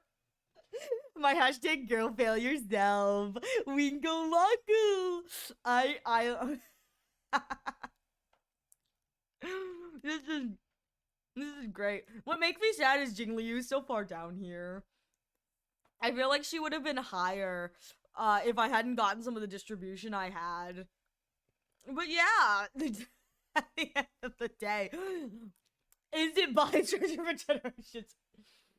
Like, Grandpappy, what's this? Like, this is a relic of the old days. A relic of the old days. What is it, Grandpa? This is a booba mouse pad. Where's the booba? Oh no, this one doesn't have boobs. They called them booba mouse pad, but this one is just a really dumb rabbit. Today we witnessed the breaking of a man. I'm an empty shell of a man. I'm sorry, Zuku. Would it feel better if I gave you some points so you could continue to stay ahead of Welsh? Would that make it feel better? Would you like consolation points? Consolation points? I must admit, I'm not surprised at this at all. I am a little surprised that Robin is above Topaz because I really love Topaz. I love IP3. I don't talk enough about how much I freaking love IP3. Nah. You know what? Here, just for you. I'm gonna give you some more bonking. Here you go. I can feel the pity from that. Well, you can bonk my head again. I'll give you another bonk. But but I have to admit, I am surprised that Topaz is lower because I really like IP3. IP3 is one of my favorite things. It's like I just realized my ratio team comp, my ultimate ratio team comp is right here. I have ratio, my shielder, my action advance, and Topaz. It's like, it truly is. It's like, can you imagine the chaos IP3 is? It's like, when it came out, it was considered one of the most meta teams flying chalk, flying pig, and coins coming out of nowhere, all while a pretty pop star sings among the chaos. Rise up into my... It's so cursed. It's my favorite team comp. It's so cursed. I would love to pull for Think Fast, Chuckle Nuts. Wait, what? What? I'm back with the laundry. Then again, I got all these points without ever even asking you to give me them, so I want them to stay like that. Valid. What?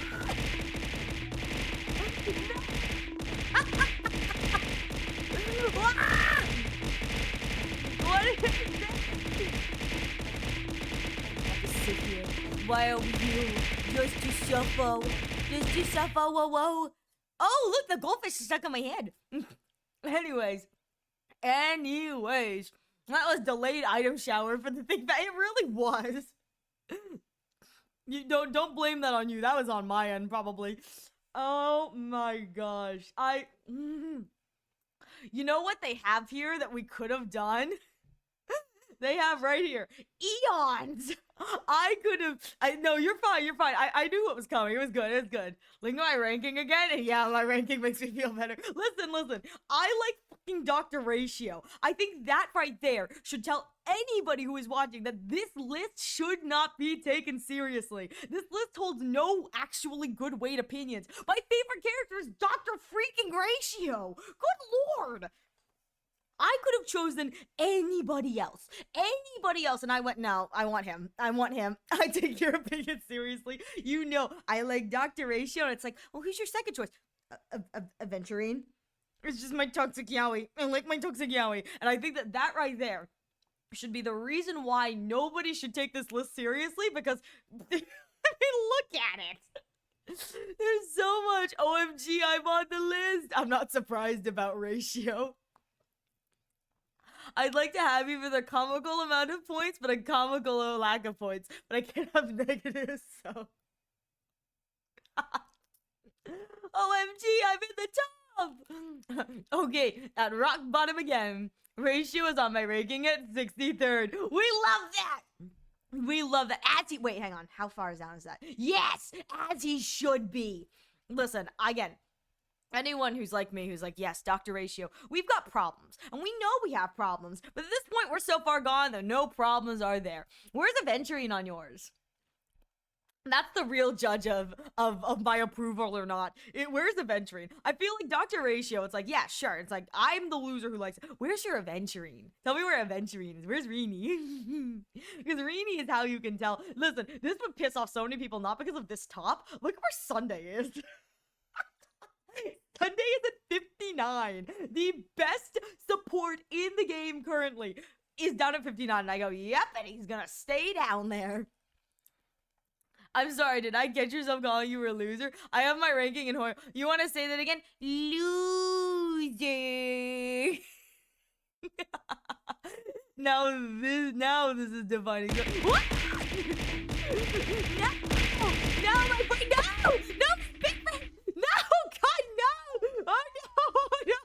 Oh, no! I'm screwed! Oh, God!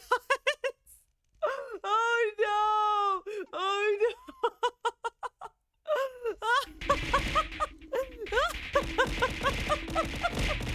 It never ends! It never... Look at the piece of meat! Doom. I is the doom. I can respect this. Who's the last? Sampo? I can respect that. I can respect this list. Let me see who's the top.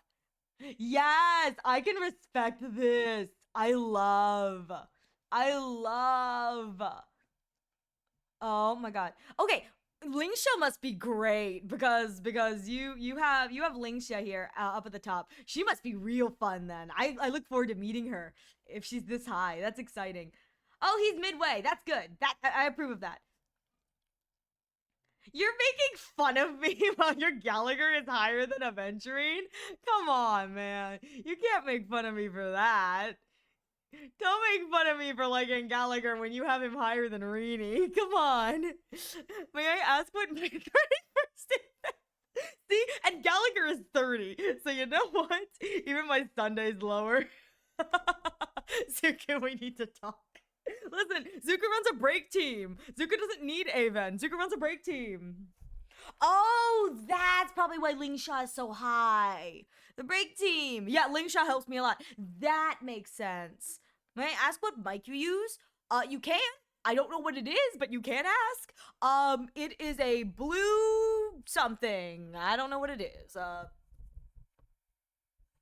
All it says is blue on it, so it's the blue mic. I've got no idea what it is. It's just whatever I bought when I was buying a travel mic. For myself for VA, and I just like, well, I have a mic, I'll just string this one up and use it, which is Blue Yeti. Yeah, maybe it's a Blue Yeti. Yeah, sounds like a Blue Yeti. Yeah, there you go. That's probably what it is. I don't know. I don't think it's a snowball. The snowballs are the ones that are shaped like balls, right? If they're the ones that are shaped like balls, then no, it's not a blue snowball. It's probably the Yeti. Zuko, we need to talk. And Blade at the bottom, we need to talk. I have a blue snowball myself. Yeah, I hear the blue snowballs are quite nice, all things considered. Like, you know, it's a good price and good quality for the price kind of thing. Let's see. I'm going to break you now. That's why I'm running a break team. I'm currently looking into my old mic, and I want to know what to avoid with all that peeking. So here's the thing. Here's the thing about the peaking. Thor, this is actually, I'm pretty sure, rated one of the higher ratings for a microphone setting. This is actually, I believe, one of the recommended microphones for if you are getting serious about being a streamer. The reason it peaks so much is because of my voice. It is not a quality so much of the Shure SM58 is great. It's not so much a quality of the microphone itself, but the quality of my vocal settings. When I speak normally, it's the way that most people speak when they talk on stream is they keep a similar vocal range the entire time. When I do stream stuff, I change my vocal tonality really, really fast. And to accommodate both the fact that I have to speak down here in this register and have this be picked up, as well as when I get really excited and I go up here and it peaks up here and I go really high up, that's the reason why it peaks, is because the microphone, it doesn't really have an easy setting to go back and forth really fast, because most people are not talking down here like this and then talking up here like this, like back to back. Most people don't do that. I just have a tendency to do that because I have two vocal tonalities. And so I actually think that the microphone I have is actually highly rated and very good. It's just that the lows are dangerous. You don't like my low voice? What a pity. I thought you appreciated this. But the reason my microphone is set up the way it is because it is calibrated for as many vocal tonalities as I can. Bye, Zuku.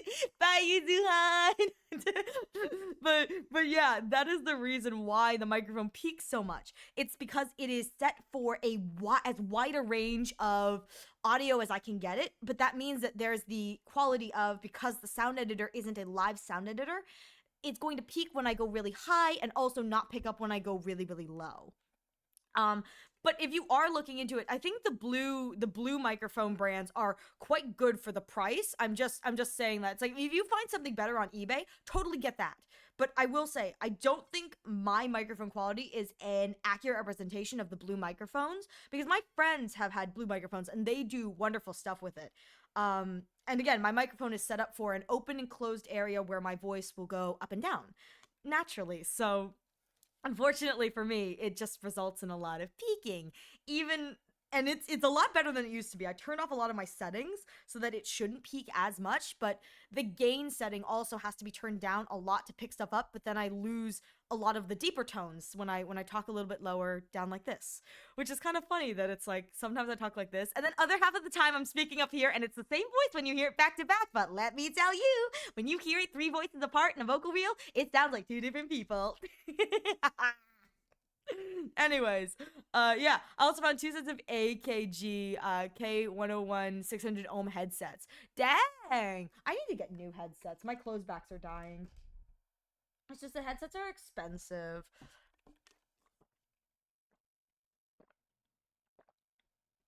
Okay, well, let me. Sorry, I'm dying. Ariel yaps, meanwhile, me and Zuko battle to the death. Blade, I want to die, okay? Do it yourself. Like, you have a sword for a reason. I heard it. Heard what? What did you hear? Wait, what? I don't think I said Yuzuku. What would you hear? Nice birthday, dog. I'm sorry, I didn't mean it. That's what you come back to let me know. Like, I could burp again for you. Jeez. I'm enjoying watching the chat fight. This is great for me. Okay. Oh my god. You know what I was going to say? Burp ASMR stream? I can burp on command. I could theoretically do a burp ASMR stream. I can burp my ABCs. anyways, that's a skill issue. What I was going to say that I think would be fun in a future date is there's a check mark here for Eons. I could do an entire Smasher Pass Eons edition using this filter. It's just Ariel talks about the Eons they would smash. No, Noose is at the bottom because I have standards. It's like, would I smash Noose? Theoretically, yes. Will I actually? No! Why? Because how dare he? How dare Noose? I'm looking into audio for a strange reason. Robotic animation and voice chats. Robotics animation and voice chats. Oh, I see. Yeah, well, in that respect, I would, if you're looking specific for, if you want a microphone for like voice chats, I'd recommend looking for just this is my recommendation, looking at, it's like starting out voice actor first microphone, because you can always upgrade from there, but that way it gives you an idea of, because again, I assume if you want it for voice chats and robotic animation, which is you'd want a voice for that, those kind of quality microphones are still good quality, but they also, because they know your starter, they won't break the bank.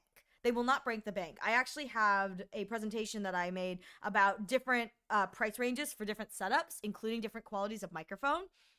Because the microphone I'm using here is whatever, but like the microphone I have for my audio stuff, where I do not peak the mic even when I scream, which is kind of fun, is a much higher quality microphone for that. Actually, you know what I'd love? I would love to bring out that microphone. It would take me a while because I'd have to figure out how to set it up for this. I would love to see if I could peak that microphone in there on this. I don't know if I'd actually do it, because taking that microphone off and apart is kind of a pain, because it's a really secured and high quality microphone, because I have a closet that I've converted into a studio. But I feel like that'd be really interesting to see if, because I have a manual gain knob with a condenser, if that would affect the amount of peaking I do because of this. Maybe for one stream. Yeah, it could be interesting to try that in the future. I'm not sure if I'll do it, but could be interesting to try. My issue with that being, if then it works so much better and the audio is noticeably different, the issue would then be, I don't want to take it back and forth between the booth and this, because it is a lot to unscrew and screw in and all that kind of stuff, which is just kind of like a but at the same time, it's too expensive to buy another one of. It's too expensive to buy another one of. Oh my god. I'd have to save up for another several like months. In like years, probably.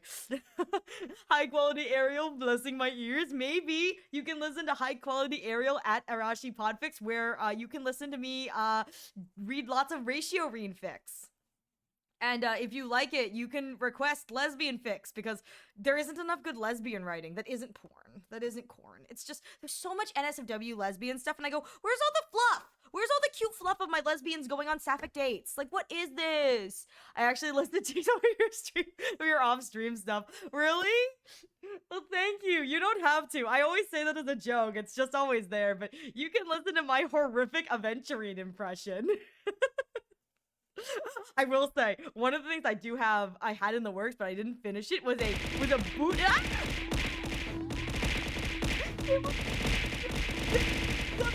had something in the works. Why are you throwing me stuff? Oh my god, the walk is stuck! The walk is stuck!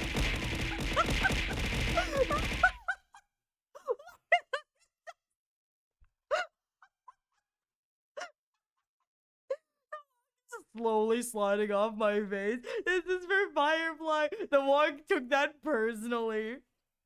I was going to say that I have something in the work where I do a Boot Hill impression, and it's really funny. but the wog just like stole my thunder.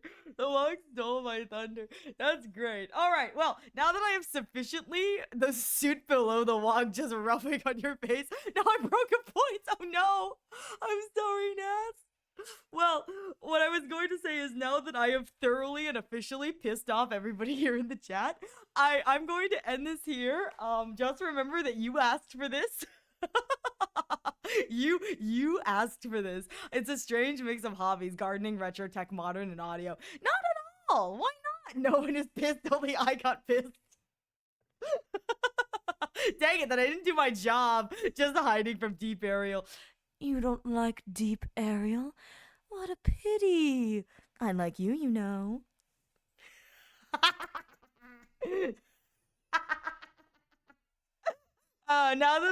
Now that I've sufficiently scared away everyone. All right.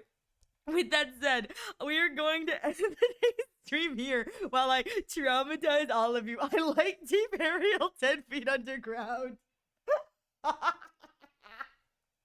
I'm so glad you like Deep Ariel. She's wonderful. Where's the moans? Now the deep voice. Just the I need the, you know, the music like, whoa. That's what I need to do with my moans. Just like a cow. All right, okay. I'm all for it. It's like my foghorn moans. Okay, all right. Anyways, with that said, I think that is going to end today's stream. Thank you all so much for being here and entertaining my chaos. I really appreciate. I'm making a meme. No, don't make a meme. I don't have anything. Okay, so I don't think I've ever rated this one of my friends. This is one of my friends. I don't think I've ever rated them. So maybe I have. I don't know. If you guys have raid suggestions, you're allowed to do them. If not, I don't think I've ever rated this person. I know they've rated me, but I don't think I've ever rated this person. So I think I'm going to raid them. I feel like that would be a nice little thing to do. Other than that, thank you all so much for being here. I really appreciate it. It's been so wonderful to have you all here. Thank you for putting up with whatever chaos my little gremlin blade came with today. I appreciate you guys sitting here with me because this was just a whole stream of just chatting. Next stream announcement. Indeed. Next stream announcement. Cough Wednesday. Yes. I hear oh, you hear double? Shoot. There we go. Okay, sorry. I forgot that the window capture is still on. I'm sorry. my bad. Sorry. You know, the best part is that that's not gonna show up in the VOD. Nice echo. The best part is that's not gonna show up in the VOD, so everyone's gonna be like, what do you mean there's an echo? I'm like, I'm sorry. I live scuffed it. There's always under scream scuff. Anyways, the next time you can catch me will be on Wednesday at 6 p.m. Eastern Standard when we will be doing art. And by doing art, I mean Ariel will attempt to get one thing done, get derailed 7 times, and achieve nothing by the end. So if you're in the mood for that, come on by. We get nothing done here. And in addition, at the request of Welsh, it looks like Sonic X Shadow Generations will be coming to the roster. So I think we will start playing that on Mondays. We'll have to see. That may be interspersed with some other things. So we may do Sonic X Shadow Generations one Monday and then do another game another Monday and then go back to it and kind of rock the boat and see how we feel. But other than that, you're already a piece of art. We'll miss you. No, I'll miss you too, Chad. I like you guys. You guys keep me company. You're the only ones who love me at this point. Anyways, thank you for the head pats. Anyways, I'm going to be sending you off to, I don't think I've ever rated this person, and they've rated me, so I know that that's right, like what I should probably do, especially since we're in the just chatting category. Here is the raid message, and here is the raid sub message for all of you wonderful peoples. I'm sure Zuku will send the, well, actually, maybe not, maybe I scared Zuku off. feel kind of bad if I scared Zuko off, but Zuko usually has the egg one. But maybe Zuko's making a meme. Other than that, thank you all so much for being here. I really appreciate it. And I hope you guys have a wonderful rest of your days, your nights, and a wonderful rest of your lives. And I will hopefully. There's the raid message. There she is. For my sake, please send this. You know what? You know what? Just for you. For your sake, I will send this. Yeah, let me hang on. I have to clip this. There we go. Okay, hang on, make sure I got it. All right, I got it. I will, for your sake, you know what? I've tortured you enough. I will do this. Thank you all so much again here for being here. I'm sorry I have tormented all of you. I don't have egg. Oh, I'm sorry. It's here's the normal one. Here's the normal one. Good night, everyone. Good night, Dumpling. Good night, chat. Thank you all so much for being here. It means so much to me. Thank you for the head pats. And I hope you all have a wonderful rest of your days and your nights. And I will hopefully catch you in the next stream. Sending you my love. Bye-bye.